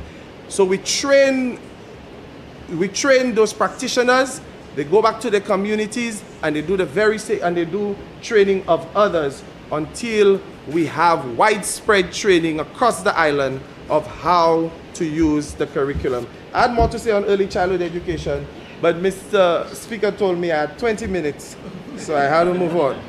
Okay? In TVET, Mr. Speaker, I want to assure you that we are going to do continuous work in TVET education. There are a few things that bother me about TVET education in St. Lucia. Number one, the mechanism by which students are assigned to TVET schools in St. Lucia cannot remain the same. And the manner in which it's done, students write the CPA exam, and for some reason, if by the grades they do not qualify for certain schools, then they automatically defaulted to TVET schools. That cannot continue to happen. TVET schools must be schools of choice. TVET schools must be celebrated like any other secondary school in this country. And so the manner in which we assign students to those schools must change. I've tasked the technocrats at the Ministry of Education to give me a proper process and procedure for how to assign students to our TVET schools. Also, I believe, in my estimation, that these are hard-working schools, but I would want, now more than ever, to see that those TVET schools return in a very forceful way to their flagship programs. If they return to their flagship programs, I want you to follow my thinking, Mr. Speaker. If they return to their flagship programs, then they would be differentiated from any other secondary school on island. The offerings will be different. The offerings will be more dynamic. The offerings will be more attractive, and so it would attract some of the most brightest, some of the most inclined students to even ask that they be assigned to TVET schools. And so when I came in, I asked the technocrats at the Ministry of Education to please tell me in very clear terms how the TVET schools will return to their flagship program. And they offered me a document that they're going to work with to ensure that September 2026, schools return to their flagship program. The School of Sustainable Agriculture and Culinary Arts, I think that's Denry North. And they told me that some of the programs would be the grow box operation, level 1, crop production, level 1 and 2, aquaponics, level 1, cake making and decorating, healthcare services, dietary assistance, level 1, community tourism and cookery operations, level 1. These are some of the programs that they will initiate to ensure that they return to their flagship program. Next one, School of Innovation and Technology. That is Miku South. You're trying to direct me falsely, you know. Okay? Coding fundamentals, robotics. Every time I think of the School of Innovation and Technology, I visited them this week and I told them, listen, you must be the envy of schools in this country. You must have your gadgets. You understand? Your gate need to open differently. You know, you're the School of Technology and Innovation. You understand? And robotics is right there. Robotics, small engine repair, small appliances repair, personal computer repair, aquaponics, irrigation, agro-food processing, healthcare services. And that is in the constituency of Miku South. That we're going to ensure that this school is transformed. Maybe when the Prime Minister gives a member some CDP, he can take some and we go change the school. Don't give one CDP. Then we have the Stanley John School of Arts, Media and Design. Production Design, Media 1. Masquerade Design, Level 2. Traditional folk forms, animations, record engineering. These are some of the programs that we want them to see that they return again to the flagship program. All TVET schools cannot be baking bread. Cannot be frying chicken, baking bread, pastry. No. You would have defeated the purpose. If all 4 schools doing the same, you would have defeated the very philosophy of TVET education. Must return to your flagship program.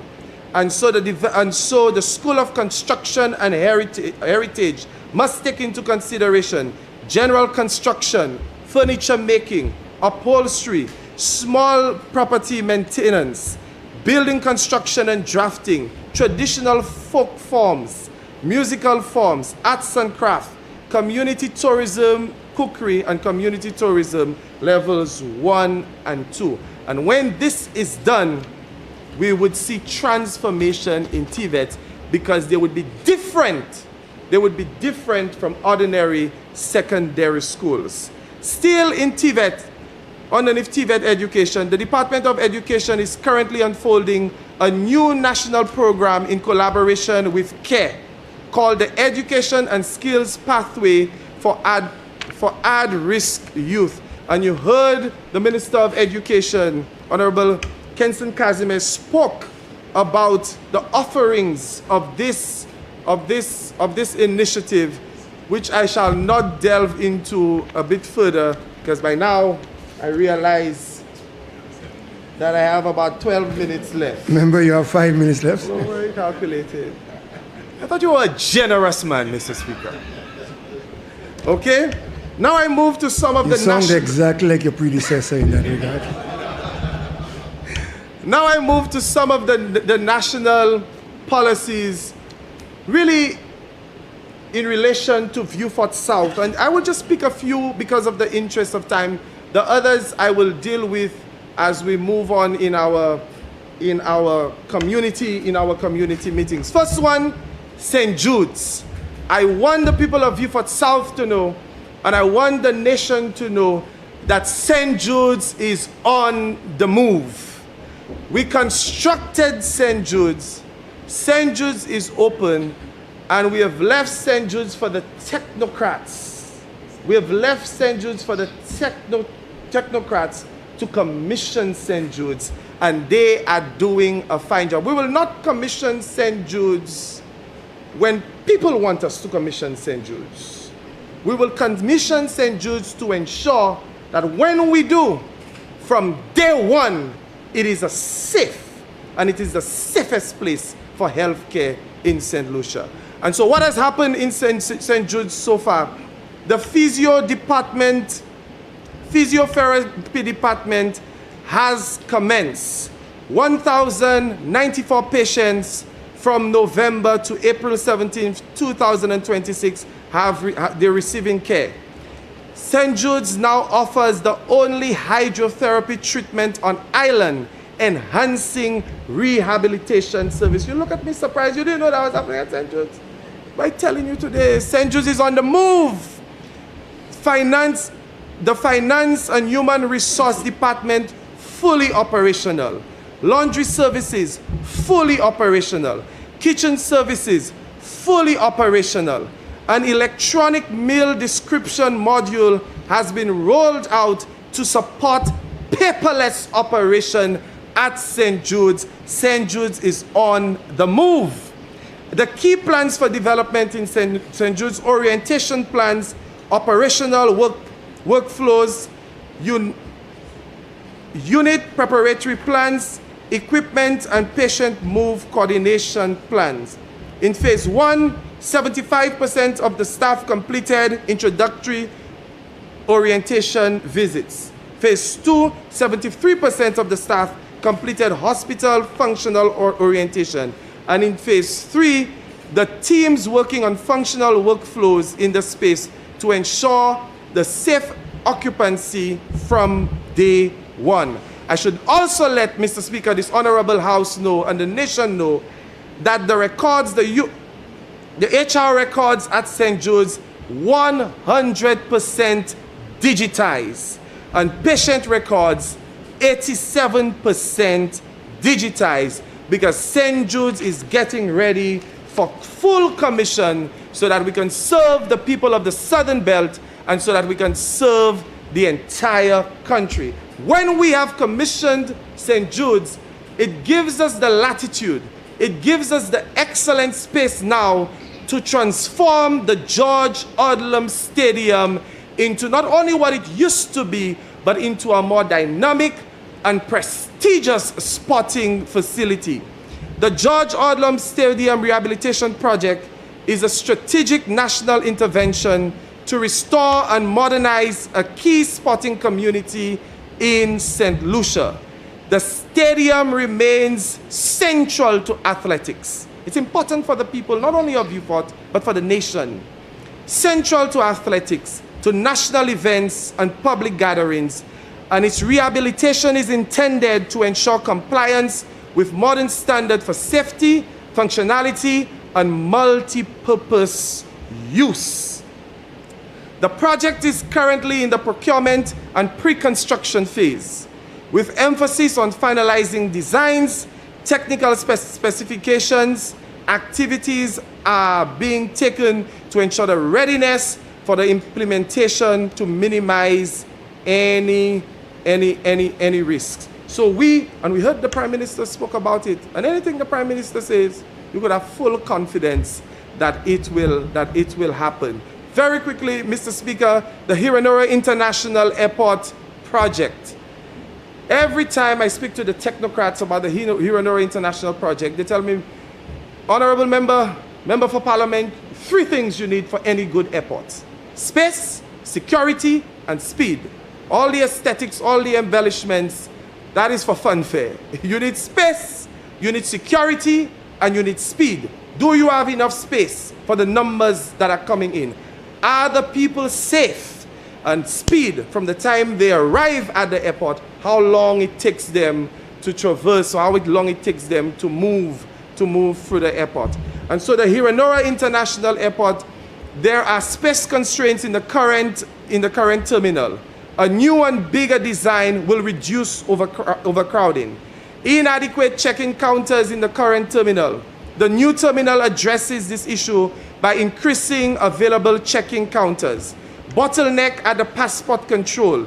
The increased space and new technologies for processing passengers will address the issue of the new terminal.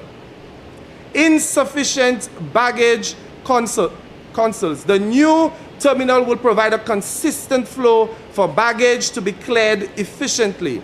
Number 5, space constraints and congestion at immigration and customs. The new terminal will provide more space to reduce overcrowding and efficiency. The inability to accommodate wide-body aircraft near the terminal and insufficient apron parking. The new terminal will increase apron parking and accommodate wide-body aircraft near the terminal. And finally, the incorporation of jet bridges will facilitate efficient passenger traffic, allow persons with disabilities to traverse smoothly, and offer protection from the weather elements when traveling at the Hiranora International Airport. And finally, before I take my seat, the long-awaited administrative center. The long-awaited we've heard the administrative center been spoken about time after time after time. It's not finished? Oh, they stopped it? Who stopped it? He stopped it? For true? I didn't know that. He's in chair. But the administrative center in Beaufort South, and the administrative center, like we've heard before, Mr. Speaker, the 2 interconnected government offices will help in the decentralization of government activities, permits social services, and document it. But there is no stopping of it now, you know. We have a Prime Minister that will do it. Modern spaces for efficiency.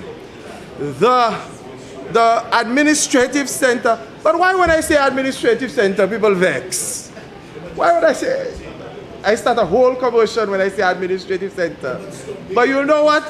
I'll invite everybody when I cut in the ribbon for the administrative center, because the administrative center will be built under this government, because it's a commitment we have made to the people of Beaufort South. The Administrative Center will also take into consideration Cultural Arts Center, Center for Performing Arts, Art Gallery Studios, and a venue for cultural expression, exhibition, and national events. Mr. Speaker, I think I have tested your patience long enough. I think my prophetic 15 minutes is up. And so, I will take my seat now, but just before I take my seat, one, I want to thank the people of Beaufort South for allowing me this opportunity to be in the Honorable House to represent them. Two, I agree wholeheartedly with the appropriation bill presented by the Prime Minister. Three, I believe that the Department of Education, when it comes to TVET, digital transformation, special needs, early childhood education, adult education, is on the right path in this country. And so I believe, like I said, in the budget estimates, that this appropriation bill is for the people of St. Lucia because it has life, it has soul, it has a heart, and the people of St. Lucia could trust it. Mr. Speaker, I thank you.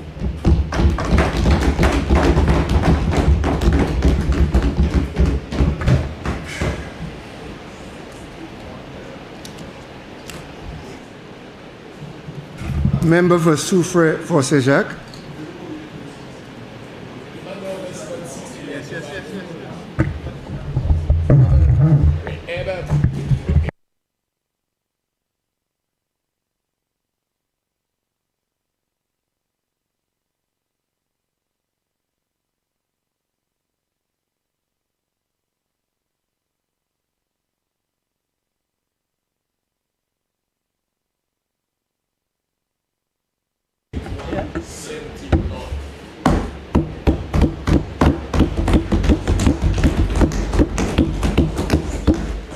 Thank you, Mr. Speaker. I also has its own budget. Mr. Speaker, I rise in support of the Appropriation Bill 2026-2027 as tabled by the Honorable Prime Minister and Minister for Finance. Mr. Speaker, I will start by thanking the Almighty and the people of Soufrière for Saint-Jacques for the opportunity to be in this August chamber. Mr.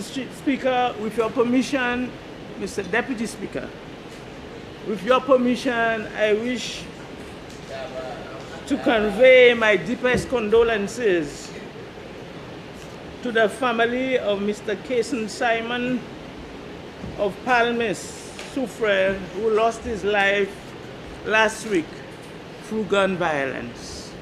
I know it is a painful time for his mother, Miss Flora Simon. Mr. Speaker, I also want to take this moment to express condolences to the family of Jay-Z Saltibus. No, the family of, no, that's not it. That's not the right thing. I will say the families of other persons who have lost their lives in recent times. Mr. Speaker, I want to take this moment to congratulate the Soufrière Kings basketball team, Mr. Speaker.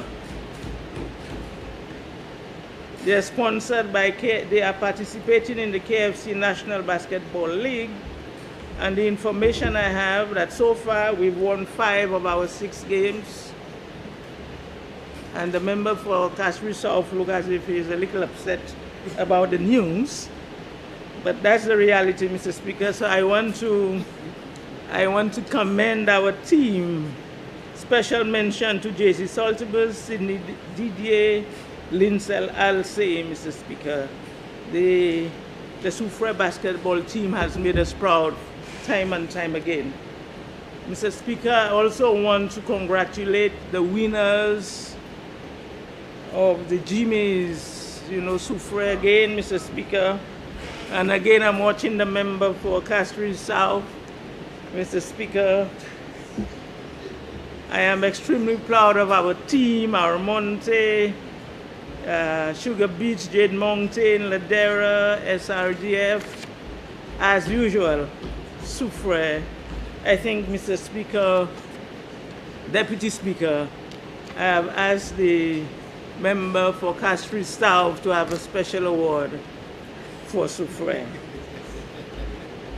Mr. Speaker, the PM statement on the appropriation bill was wide-ranging and forward-looking, and it underpins the estimate of expenditure and revenue of the government for the fiscal year 2026-27 in the amount of $2.188 billion as he presented it on 25th March 2026. Mr. Speaker, during that debate, I spent approximately 50% of my time speaking about my constituency of Soufre, Fonchechak. But today, I believe I have to invest more of my time on speaking on the work of my Ministry of Equity. Mr. Speaker, the Ministry of Equity for me is a new ministry, and it's a combination of Ministry of Equity, Ministry of Labor, a bit of the former Ministry of Commerce with Cooperatives and Consumer Affairs. And the reason why I have to focus so much on it, Mr. Speaker, some of the social challenges facing us as a nation, and we also have to focus on our labor force, the productivity and the workplace issues which have significant impact on the economic development of our country. So, Mr. Speaker, in addition to that, I want to speak on two projects in my constituency. Our Fonchechak Dash-In project that you were actively involved in, Mr. Deputy Speaker, and the Pack House project at the Belleville Cooperative at Myers Bridge. And the second one is our Clean Water project, both projects having national importance. Mr. Speaker, Deputy Speaker, again, before proceeding, I want to take this moment on behalf of the constituents of Soufre Fonchechak, the pensioners, the mothers, the beneficiaries of the public assistance program, our farmers and fishers, and the consumers at large, sorry, to thank our Prime Minister for his continued generosity. We are truly grateful and thankful, and we pray God's guidance, protection, and blessings upon him. Mr. Speaker,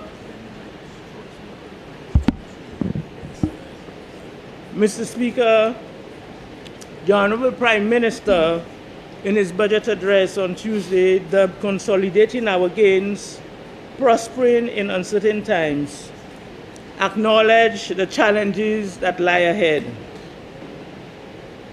That the Iran-Israel-US war could have devastating impact on our people and our country. It could impact the availability and cost of food and fuel, as well as having negative impact on our tourism industry. But more importantly, Mr. Deputy Speaker, the Honorable Prime Minister articulated clearly the posture of this government and that of our people, that we should focus on what we have control over, and that we should not adopt a posture of fear, but a posture of love and sound mind. And Mr. Speaker, this is evident when I look at the current situation with our fuel price adjustments. We are all aware of the rising prices of fuel. We watch the news and we know what is happening. Yet, the fuel adjustment for the period April 20th to May 10th, the government of St. Lucia continued to cushion the impact of global oil price volatility through targeted subsidies for that period. Diesel carried a subsidy of $2.34 per imperial gallon. Kerosene receive a subsidy of $8.61 per imperial gallon. LPG subsidy remains significant.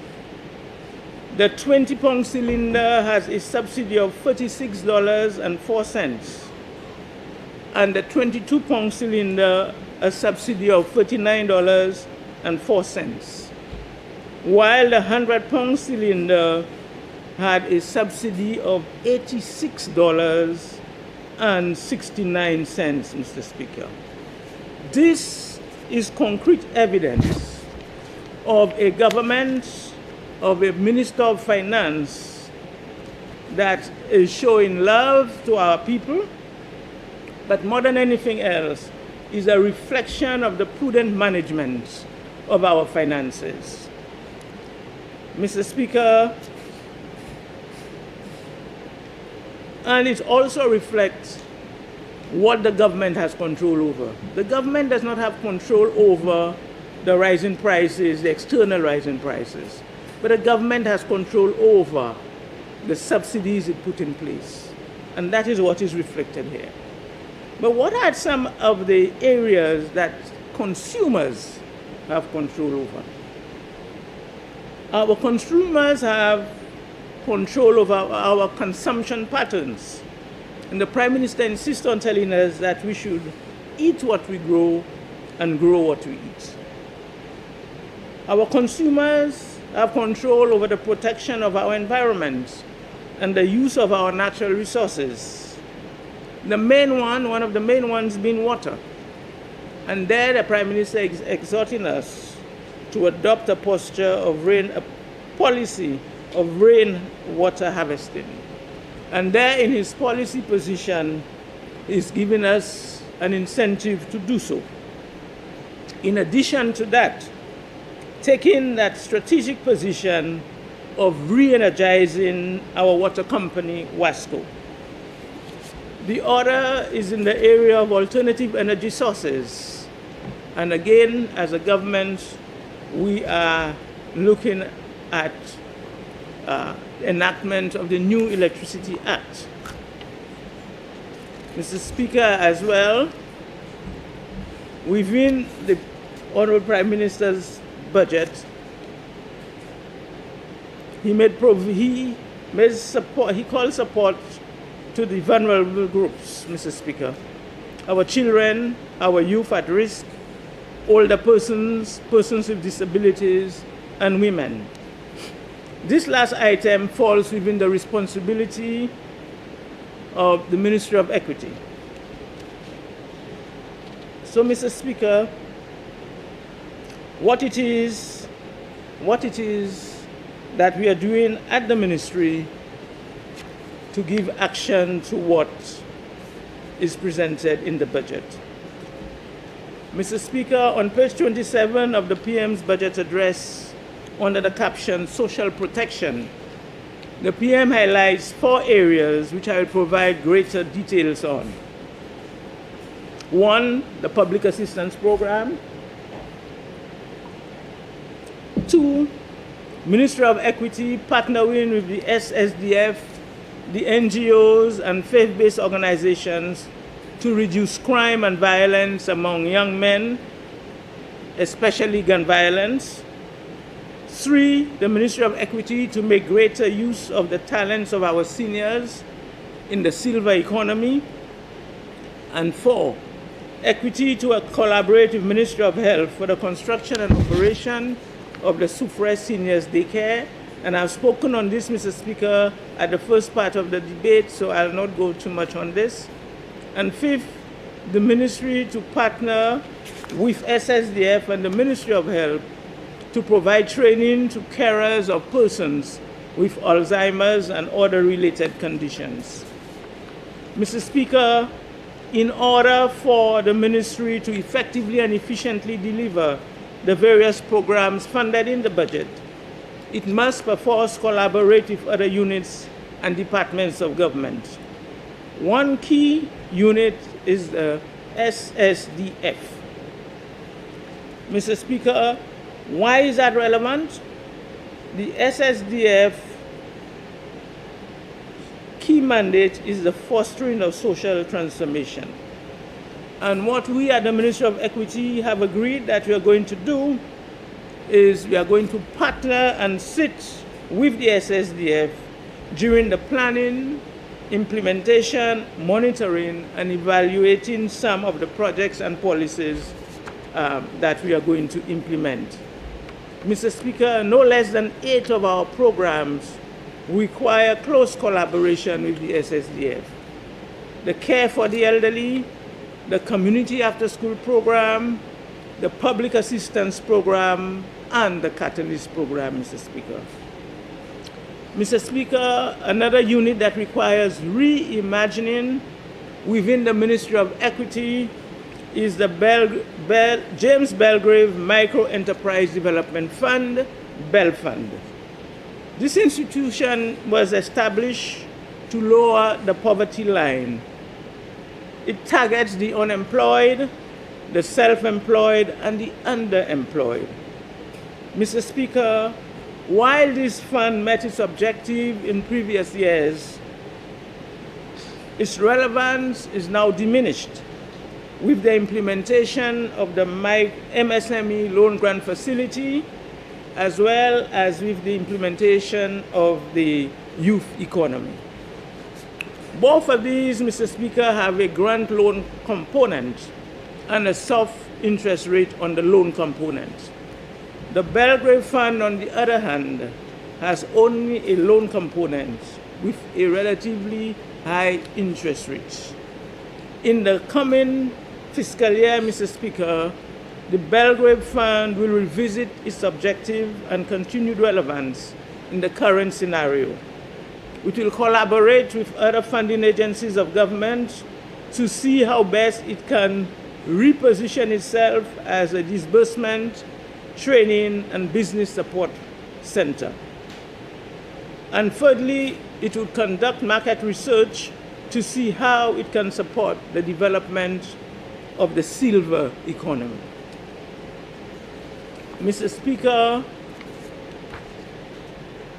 the main challenge for us, which Prime Minister raised, is the whole issue of violence among young people, especially gun violence. In response to this policy, we at the Ministry of Equity has developed the Catalyst Project, which has a budget support of some $2.5 million.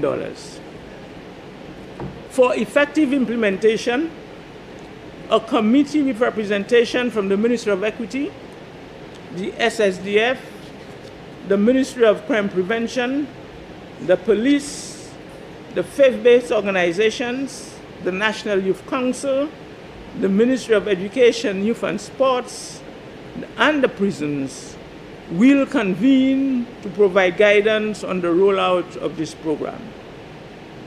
Mr. Speaker, our reality is crime is a major social problem affecting us in St. Lucia. And as such, we have been experiencing a alarming number of homicides in recent times. The Catalyst Project is aimed at strengthening the resilience of at-risk families and communities. Mr. Speaker, young males account for most of the perpetrators and victims of homicides. Crime and violence, it appears to be most prevalent in underdeveloped, economically deprived, and congested areas on the outskirts of the commercial centers of districts such as Castries, Vieux-Fort, Soufrière. High rates of poverty, unemployment, the trafficking, selling and use of illicit drugs, poor housing conditions, and residents with low educational attainment characterize crime hotspots. Therefore, the Catalyst Project is a comprehensive, non-criminal justice response to crime and violence, with a targeted focus on young men who exhibit behavioral challenges that may predispose them to delinquency. Mr. Speaker, this project is a 2-year project funded by the Caribbean Development Bank. It seeks to complement the traditional legal and criminal justice strategies by addressing underlying social and psychosocial drivers of youth involvement in crime. We are hoping that this program will be delivered both within the school setting and through community-based engagement to equip young men with the tools necessary for positive decision-making and conflict resolution. The program further emphasizes capacity building among community leaders, enabling them to effectively mentor and support at-risk youth within their local context. In parallel, targeted intervention will be directed towards vulnerable families, particularly single-parent households, to foster supportive parenting practices and strengthen family relationships. Additionally, the implementation of after-school programs in every constituency, operating 3 days per week, will provide safe and constructive space for young people to participate in social and developmental activities. The main components of the program, Mr. Speaker: 1, youth reintegration programs targeting at-risk youth. 2, school reintegration programs targeting children exhibiting behavioral issues. 3, community psychosocial support program. 4, public education campaign on crime and violence. 5, basic life and employment skill programs for at-risk youth. 6, mediation training workshops. 7, building the capacity of civil society organizations to facilitate the implementation of crime and violence interruption programs. 8, we have the Viewfort Community Enhancement Program to facilitate the economic empowerment of community residents. And 9, to Return Happiness Program for children affected by violence and natural disasters. Mr. Speaker, this catalyst project is critical for a shift in the deviant behaviors of our youth and must be seen as a national investment by this government in our people and in our future. Mr. Speaker, again, still under the Department of Equity, we have our public assistance program, and this is our flagship program, Mr. Speaker. Approximately 3,600 households are benefiting from the program, and approximately 8,500 individuals are receiving monthly payments. We have a waiting list with thousands of names. As I reported during the first part of the debate, this program is now broken. We have persons on the program who are benefiting on this program who ought not to be on the program. And we have persons waiting to be on the program that cannot be accommodated. So we have taken some action. You might have heard, Mr. Speaker, for the month of March and into April, we have called on all recipients to come into the ministry so that we can to ensure that they are alive and that they are in St. Lucia. So far, we have assessed 1,900 persons out of the 8,500. Secondly, Mr. Speaker, we are going to start what you call a recertification program. And we now have a team of enumerators who will administer the St. Lucia National Eligibility Test to all households currently on the program. The training, Mr. Speaker, will start in August, and we are going to start the recertification program in September of this year. This recertification exercise,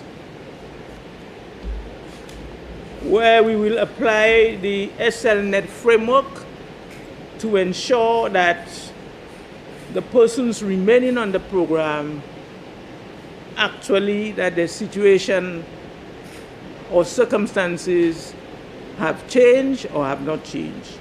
And if it has not changed and they qualify, then they remain on the program. If the situation has changed, if they have been elevated to other programs, such as Kudme-St. then they should be removed, and we will remove them from the program, Mr. Speaker. We have as well, at the moment, our staff visiting the homes of persons, the sick and the elderly persons who cannot come to the office. We are visiting them at their homes to ensure that we can assess them properly. So we move, Mr. Speaker, from our public assistance program to our program for older persons. Mr. Speaker, the older person unit was transferred from the Ministry of Health to the Ministry of Equity in December last year. The unit is responsible for the development and monitoring of policies for older persons. The Ministry of Equity is also responsible for the administration of Comfort Bay, which is the government-operated home for older persons. So far, Mr. Speaker, the ministry is also responsible for paying subventions to the various homes for the elderly operated around the island by our religious bodies, our NGOs, and by some private organizations. Mr. Speaker, I have visited every home around the country. Some are up to standard and some need our support. I want to thank the Prime Minister for the support that he has provided, the subvention, St. Lucy's Home, Marian Home, all homes. But there is significant additional work to be done. But for Comfort Bay, when we visited, there was significant opportunity to increase the accommodation there. And so far, Mr. Speaker, we have ordered an additional 60 beds for Comfort Bay in readiness to accept more of our older persons within Comfort Bay. We have the space. We don't have to do any physical work. We have to rearrange the space, remove items that was not supposed to be in stock. They had it as too much of a warehouse. The cleaning has started, the beds have been ordered, and within another 2 months, we will increase the occupants of the government-operated Comfort Bay. What we'll need, Mr. Speaker, is we will need some additional staff to provide services to the additional persons in this space. Continuing on all the older persons, Mr. Speaker, there is a general perception that older persons are individuals who depend on society. Generally, older persons are seen, not viewed, as assets to our society. But Mr. Speaker, older persons can play a vital role in national development by contributing their skills, knowledge, and experience in areas such as mentoring, policy making, community service, cultural preservation. Harnessing their expertise not only strengthens social cohesion, but also supports economic growth and sustainable development. What are some of the ways, Mr. Speaker, that we can use our older persons? Retired professionals can guide young workers, entrepreneurs, and students. Steel artisans can preserve traditional craft, and former leaders and managers can train future policymakers and executives. A lot of our older persons are caregivers in our community. The grandmothers who take care of the grandchildren. In fact, this is our reality in the St. Lucia context. Our older persons also can play a greater role in volunteering. And that's what we also see. They are engaged in community projects, especially religious organizations and local charities. And they have a role because they strengthen social bonds. So, Mr. Speaker, older persons can make economic contributions if we extend workforce participation, for example. If the business community introduce flexible work hours, our older persons can continue to make economic contribution to our country. And in the area of entrepreneurship, Mr. Speaker, they can start small businesses. Hence, we will get the Bell Fund to consider working with our seniors, with the SSDF, with the Association of Pensioners, to ensure that the contribution of our older persons are acknowledged, valued, and rewarded. Mr. Speaker, the 2030 Agenda for Sustainable Development emphasizes leaving no one behind.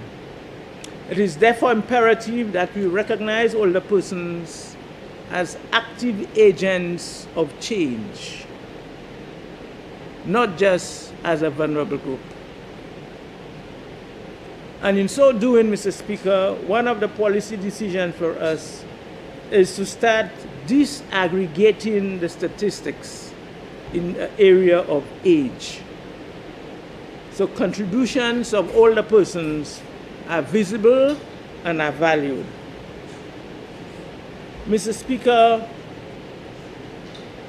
one of the areas and challenges for us is that the contribution of care in particular is not recognized. And Mr. Speaker, just last week, I attended a workshop in Grenada where the subject of care, unpaid care, and underpaid care receive attention. So, Mr. Speaker, the Gender Affairs Unit in the Department of Equity will ensure that we commence the work to recognize the efforts of our older persons. Mr. Speaker, as it relates to care of the elderly, according to the World Health Organization, St. Lucia has an aging population. Dementia and other issues affecting older persons are growing concerns in St. Lucia, based on challenges highlighted by staff of the SSDF home care program. In response, Mr. Speaker, the older person unit in the Ministry of Equity will be implementing training programs for family members, healthcare providers, and staff of elderly homes so that they are able to respond to the needs of older persons with dementia. The forthcoming national policy for older persons represents a long-term national commitment to addressing the needs of our aging population. In addition, Mr. Speaker, the Ministry of Equity will partner with the Ministry of Health and the SSDF in doing the following: train caregivers in dementia care, work with the Arthur Lewis Community College to include dementia care in the nursing program, reduce risk by implementing a national campaign to reduce modifiable risk factors such as hypertension, diabetes, smoking, and hearing loss. Fourthly, we will strengthen NGOs to extend community-based care. And fifth, we will develop a national dementia plan. Mr. Speaker, I now turn to the Department of Labor. On page 31 and 32 of the Prime Minister's budget address, the Prime Minister outlines the country's labor force policy, reminding St. Lucians that our workers are always better off with the St. Lucia Labour Party administration. The recent case in point is the implementation of the minimum wage, where approximately 13,000 persons benefited. In addition, the decision to make contract workers permanent, where about 1,900 persons benefited. Mr. Speaker, both decisions gave the beneficiaries the lifetime opportunity for self-development. Now, this government is taking active steps to modernize our labor laws, develop regulations to accompany the Labor Act, develop occupational safety and health policies, and develop and implement a national decent work program with the help of the International Labour Organization. Mr. Speaker, in order for the above to become reality, the following is in train. With a budget allocation of $300,000, a contract has been issued for the revision of the Labor Act and the drafting of the new legislation. The main area of focus is closing the gap between existing laws and modern workplace practices. The areas of focus are: 1, digital transformation and remote work, establishing a legal framework for telework and remote arrangements to protect workers' rights while supporting business flexibility. We focus on the gig economy, defending protection for platform-based and non-standard employment, to ensure no worker is left behind. And thirdly, enforcement deterrent, realigning the penalty structure to ensure that fines are commensurate with modern economic values, thereby incentivizing compliance across all sectors. The exercise will also ensure that all ILO conventions ratified by St. Lucia, as well as those which are intended to be ratified, are incorporated in the revised Act in keeping with international labor standards. Mr. Speaker, in addition to the administration of the Labor Act, the department has responsibility for the issuance of work permits, and at present this is being done manually, resulting in delays as well as a dearth of data and information which are needed to influence our social and economic policies. Therefore, the department has embarked on establishing a platform for online applications of work permit, and there is a budget allocation of $120,000 to do so. This will increase efficiency as well as assist with the ease of doing business. Mr. Speaker, in addition to this, the department has responsibility for inspecting workplaces for employee safety. However, Mr. Speaker, St. Lucia does not have a national occupational safety and health policy. Therefore, with the help of the ILO, the department will embark on the development of such a policy. Mr. Speaker, this represents a critical step towards fulfilling national and international obligations as per the Labor Act and the ILO Convention 155 and 187. Mr. Speaker, the department has been very active in visiting workplaces to ensure that our workers are protected. In relation to accident investigations, a total of 185 occupational accidents were reported and investigated. 99 incidents, or 53.5%, originated from the hotel sector, indicating a high-risk concentration within this industry.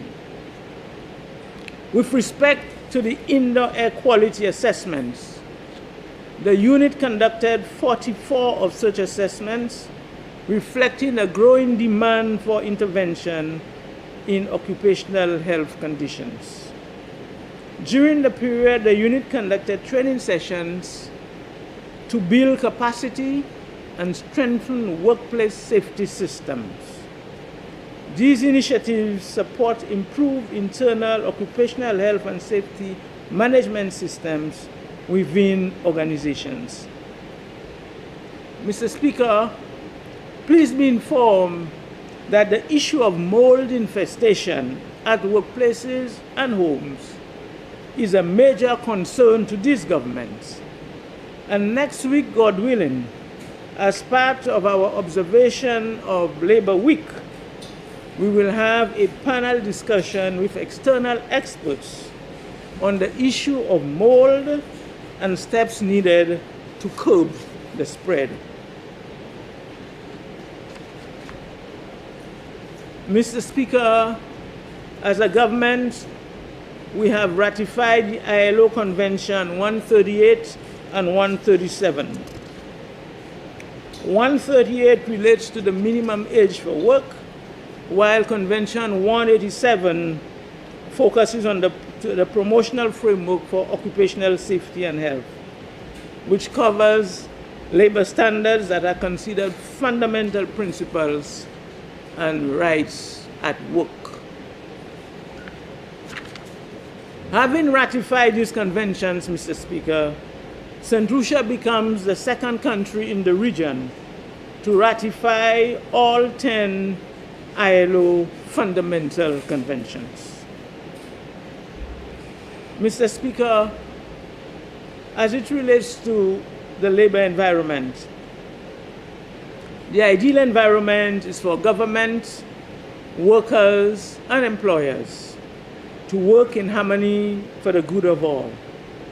For this reason, a national tripartite committee will be established this year.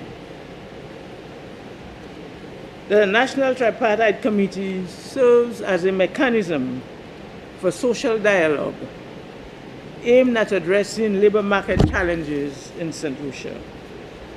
And for this, Mr. Speaker, we have a budget allocation of $222,000 to support its establishment. Mr. Speaker, the ratification of Convention 144 and the establishment of the National Tripartite Advisory Committee will take place on April 29th, that is next week, as part of observation. Member, you have 15 minutes left.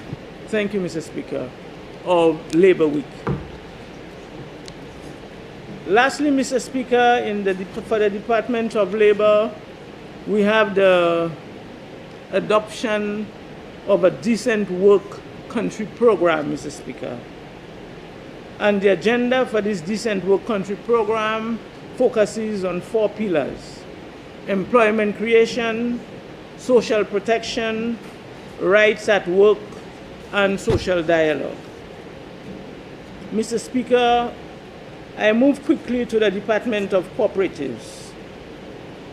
It has been the intention of our government to ensure that cooperative societies are not displaced nor their development stifled. For this reason, Mr. Speaker, we continue to recognize potential of the cooperative model and sector to have macroeconomic impact on the economy of our country. So this year, Mr. Speaker, I am pleased that 11 cooperatives will benefit from the MSME loan grant program. and they are going to focus in areas such as honey production, waste management, value added, crop and fish product. Mr. Speaker, some $500,000 were assigned to them. The other area for us, Mr. Speaker, is the development of an agro-processing plant in the old Soufre factory, Mr. Speaker, at Palmis, and I spoke on that a bit during the debate on the revenue and expenditure, Mr. Speaker. Mr. Speaker,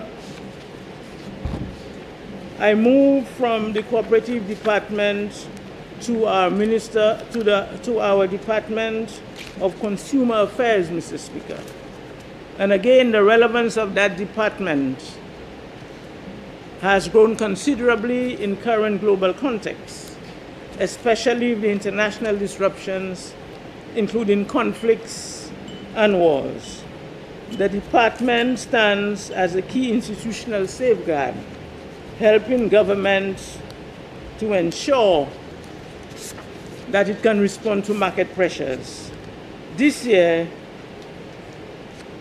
the Consumer Affairs Department will focus on advancing the competition policy framework for the country. Mr. Speaker, this would include the establishment of a national competition unit within the Consumer Affairs Department geared towards the promotion, maintenance, and encouragement of fair trade and competition within St. Lucia. Mr. Speaker, the department has also reviewed the OECS draft competition bill, and it also needs to review the Distribution and Price of Goods Act so that we can strengthen enforcement mechanism and enhance deferment. Mr. Speaker, the department is also moving digital and is working on a platform where persons can file consumer complaints electronically. So, Mr. Speaker, I end this ministry and focus on the two projects that I want to speak on. And one is my Bellevue Farmers Depot, Mr. Speaker, in Myersbridge. As a parliamentary representative, I have remained steadfast in advocating for the intervention of strengthening the productive capacity of my constituency through deliberate coordination with farmers, agro-processors, and export-ready enterprises. Mr. Speaker, Soufre Fochejac has increasingly positioned itself as a vital contributor to St. Lucia's non-traditional agricultural exports. The member for Denry South, as Minister for Agriculture, worked with me in our Dashing program, and I want to thank him for this. And as former Minister for Commerce, I worked with Export St. Lucia in ensuring that the marketing of breadfruit, dashing, and cocoa were almost at the forefront, Mr. Speaker. Now, with the help of Export St. Lucia, we are putting in place, Mr. Speaker, a pack house project at Bellevue Co-op, paving the way for long overdue resurgence of this Bellevue cooperative, Mr. Speaker. By strengthening infrastructure, improving coordination, and renewed access to market, Bellevue Co-op is well positioned to re-emerge as a major exporter of agricultural produce, and my farmers in Fochejac are extremely happy for this, Mr. Speaker. Mr. Speaker, the last project I want to speak on is my clean water project. I now turn to focus on a rich source of lessons that are emerging from one of the most futuristic projects that is currently being implemented in the Soufre Fochejac constituency. And that is our Flow in Clean project, where communities flow in clean. This is the river. communities taking responsibility for the restoration of the Soufrière River system. Mr. Speaker, approximately 1 year ago, an NGO operating in the constituency called Caribbean Student Environmental Alliance Waterways approached me to support an application for that they were sending to Jeff. That was supported, Mr. Speaker, and what we see now is a project well on its way. And some of the outcomes of that project: establishment of a multi-sectoral river system management committee with membership from SRDF, community NGOs, as well as government agencies. 2, crafted and printed one of the most inspirational and motivational vision statements in the form of the Soufrière River Charter. And to date, this charter has received some 3,000 signatures, Mr. Speaker. And I wish to inform this Honorable House that when it gets to 4,000 signatures, I will table it to the Cabinet. The third outcome, Mr. Speaker, we have established what is the first environmental monitoring system for the Soufrière watershed, using water quality as the indicator of environmental quality. Already to date, Mr. Speaker, the project has set up water quality monitoring stations, procured a high-level, high-definition, and perhaps the most advanced drones, and trained 13 persons as drone pilots. It has installed the largest river boom near the estuary of the Soufrière River to intercept all or most solid waste floating into St. Lucia's biggest and most famous marine management area. It has launched a series of micro grants for access by small communities to address pollution within the locale. And very soon we will prepare Soufrière's first water quality status report. Mr. Speaker, we are proud to announce that Soufrière is the only constituent with its own high-quality drone and its own trained pilots, taking action to improve environmental quality. Fourth, we have hired an attorney to prepare a user-friendly, accessible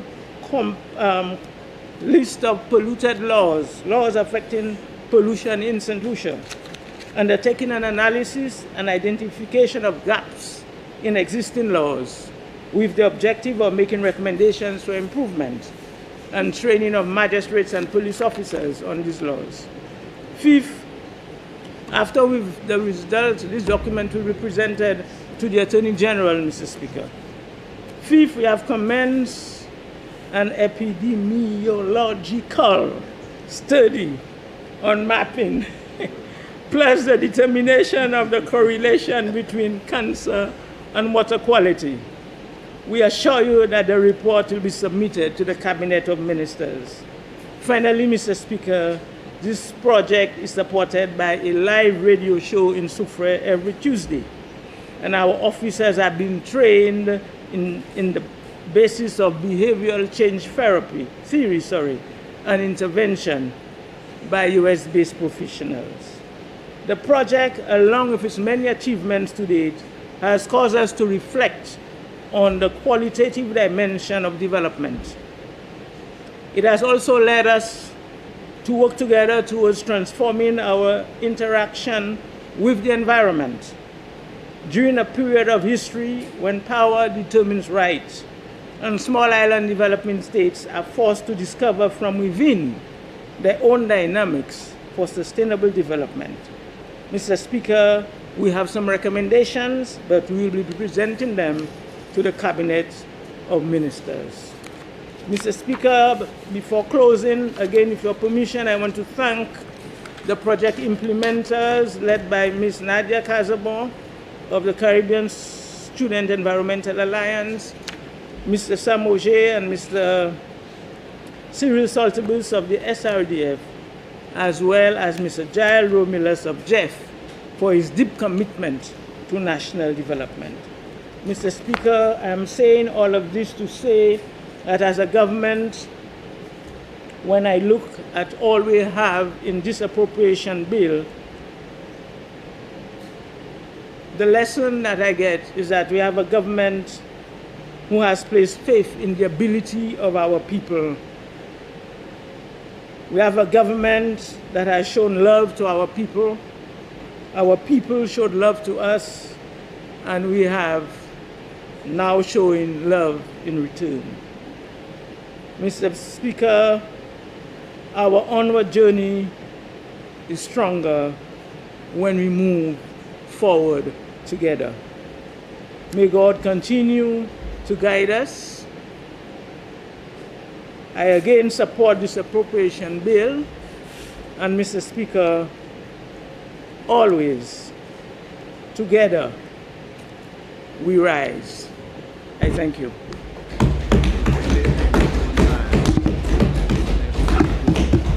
Leader of Government Business. Mr. Speaker, I beg that this House stands suspended until 3 p.m. Honourable members, before I put the motion, I wish to inform members that the member for Grosley has sought and received leave to be absent for the remainder of the debate due to national duties. The member for Migu North has also sought permission to be absent for the remainder of today. And today is the birthday of girl Reggie, one of those who cater for the Parliament. So I want to wish her a happy birthday. Members, the question is that this House do stand suspended until 3 p.m. And now put the question, as many as of that opinion say aye. As many as of a contrary opinion say no. I think the ayes have it. The ayes have it. Sitting suspended.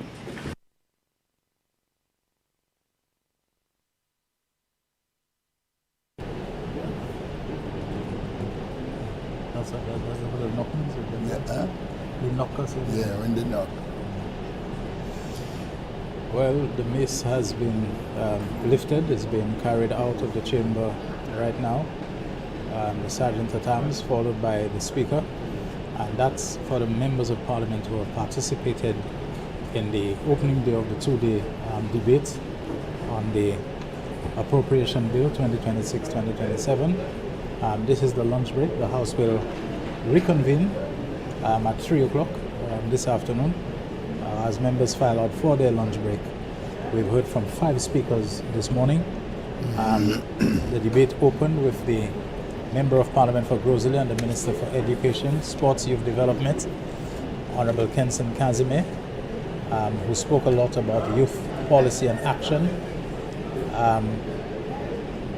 legislation being passed. He spoke about furniture and equipment being provided for the National Youth Council, and he also spoke about 20 of 22 youth and sports councils in the various constituencies established.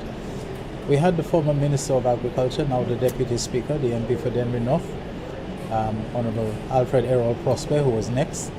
He spoke about wanting improvements to the hospitality viewing points at the Madili and at La Pointe in Denry for improvements to this.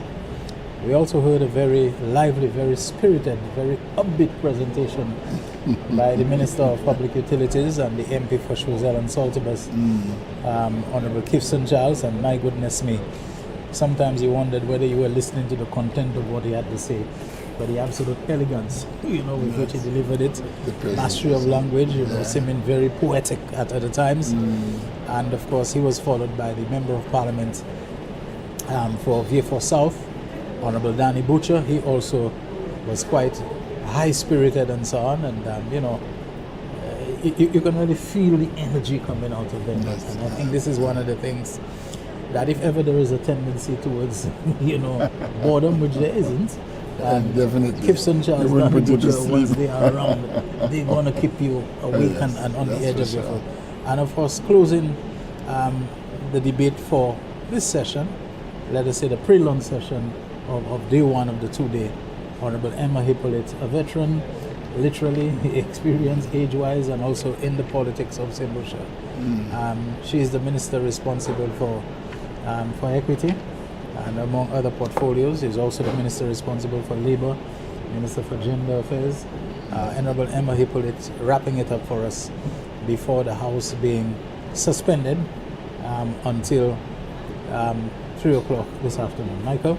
Oui, Shelton, nous en est venu au bout première session aujourd'hui. Ça c'est un débat.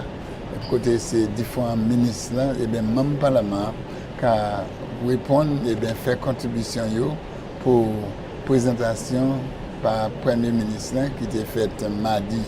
Côté il présentait ça et policy qui a dit exactement qui plan gouvernement pour l'année 2026 pour 2027 en valeur 2,8 billions de dollars. Avec Jordia, c'est différents membres du Parlement qui fait présentation. Jordia, nous commençons après 9h30 comme ça, il commence avec membre Parlement pour Gozile, ça c'est honorable Kenson Kazimi qui parlait à Chai à son accomplissement durant l'année passée en sport, en ces différents avec à sa jeunesse et aussi plein pour improver situation jeunesse sport indication généralement il parlait tout ça sur ces bagages là aujourd'hui.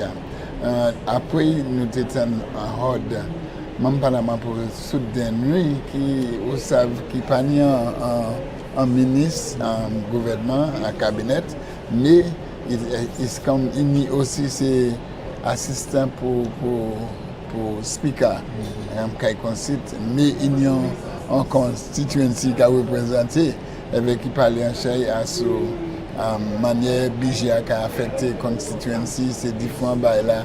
Il a besoin avec ses accomplissements et ses différents projets et programmes qu'il a fait en constituency aussi. Après, c'était même Parlement pour Soisey, en ex-altibus honorable Kifson Charles, qui aussi c'est ministère qui est responsable pour les affaires utilité publique avec développement physique. Quand Shelton dit nous c'était une présentation qui était spéciale, puisqu'il tenait un chaque mot avec, il tenait un langage qui est spécial, après dit, presque comme Derek Walcott. il fait une présentation. Mais ça, ça qui était plus intéressant, c'est la confiance. Il tenait avec manière, avec passion. C'est confiance et passion. Il tenait, il délivrer une présentation. Après, c'était membre Parlement pour soulever fois. On l'autre, membre Parlement qui est neuf, qui venait là même après membre Parlement pour Sazeil, Saltibis.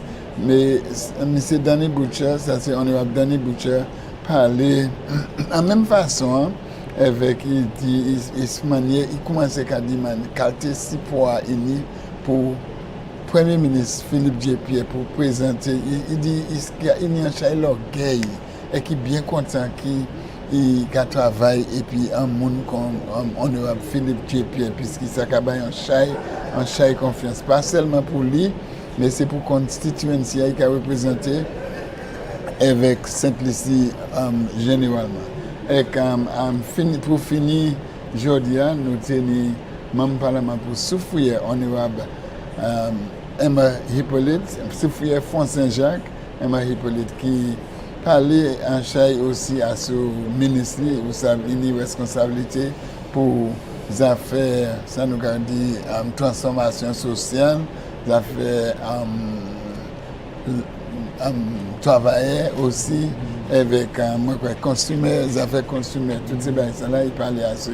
Et aussi, j'ai savi toujours en patient pour souffrir. En finissement en particulier, il parlait en chai à ce un projet, il dit la rivière pour nettoyer la rivière, pour gérer l'environnement en souffrière qui semble bien prêt avec il baille assurance qui il y a presque 4 il dit là il y a 4000 siati pour projet il a présenté en parlement avec Jean Saint-Lucie qui mais il semble c'est un projet qui il a chez l'enterré en dedans il parle même yon mais toute chance souffrir qu'à travailler. Eh bien, Shelton, nous venons au bout de la première session, nous savons que nous avons dévié ici à 3 heures, le speaker a dit nous avons commencé pour nous tendre les autres, c'est membres parlement. Mais aussi, Shelton, avant de nous aller, important pour nous noter que membre parlement pour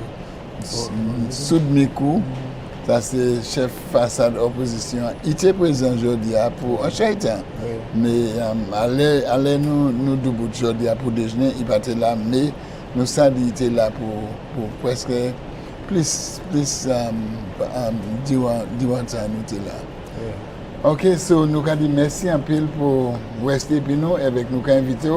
Je venais puis nous à 3 heures, nous avons dévié pour continuer le débat à ce budget l'année 2026 ou 2027 qui a fait ici en CAI Concite Sainte-Lucie. Merci.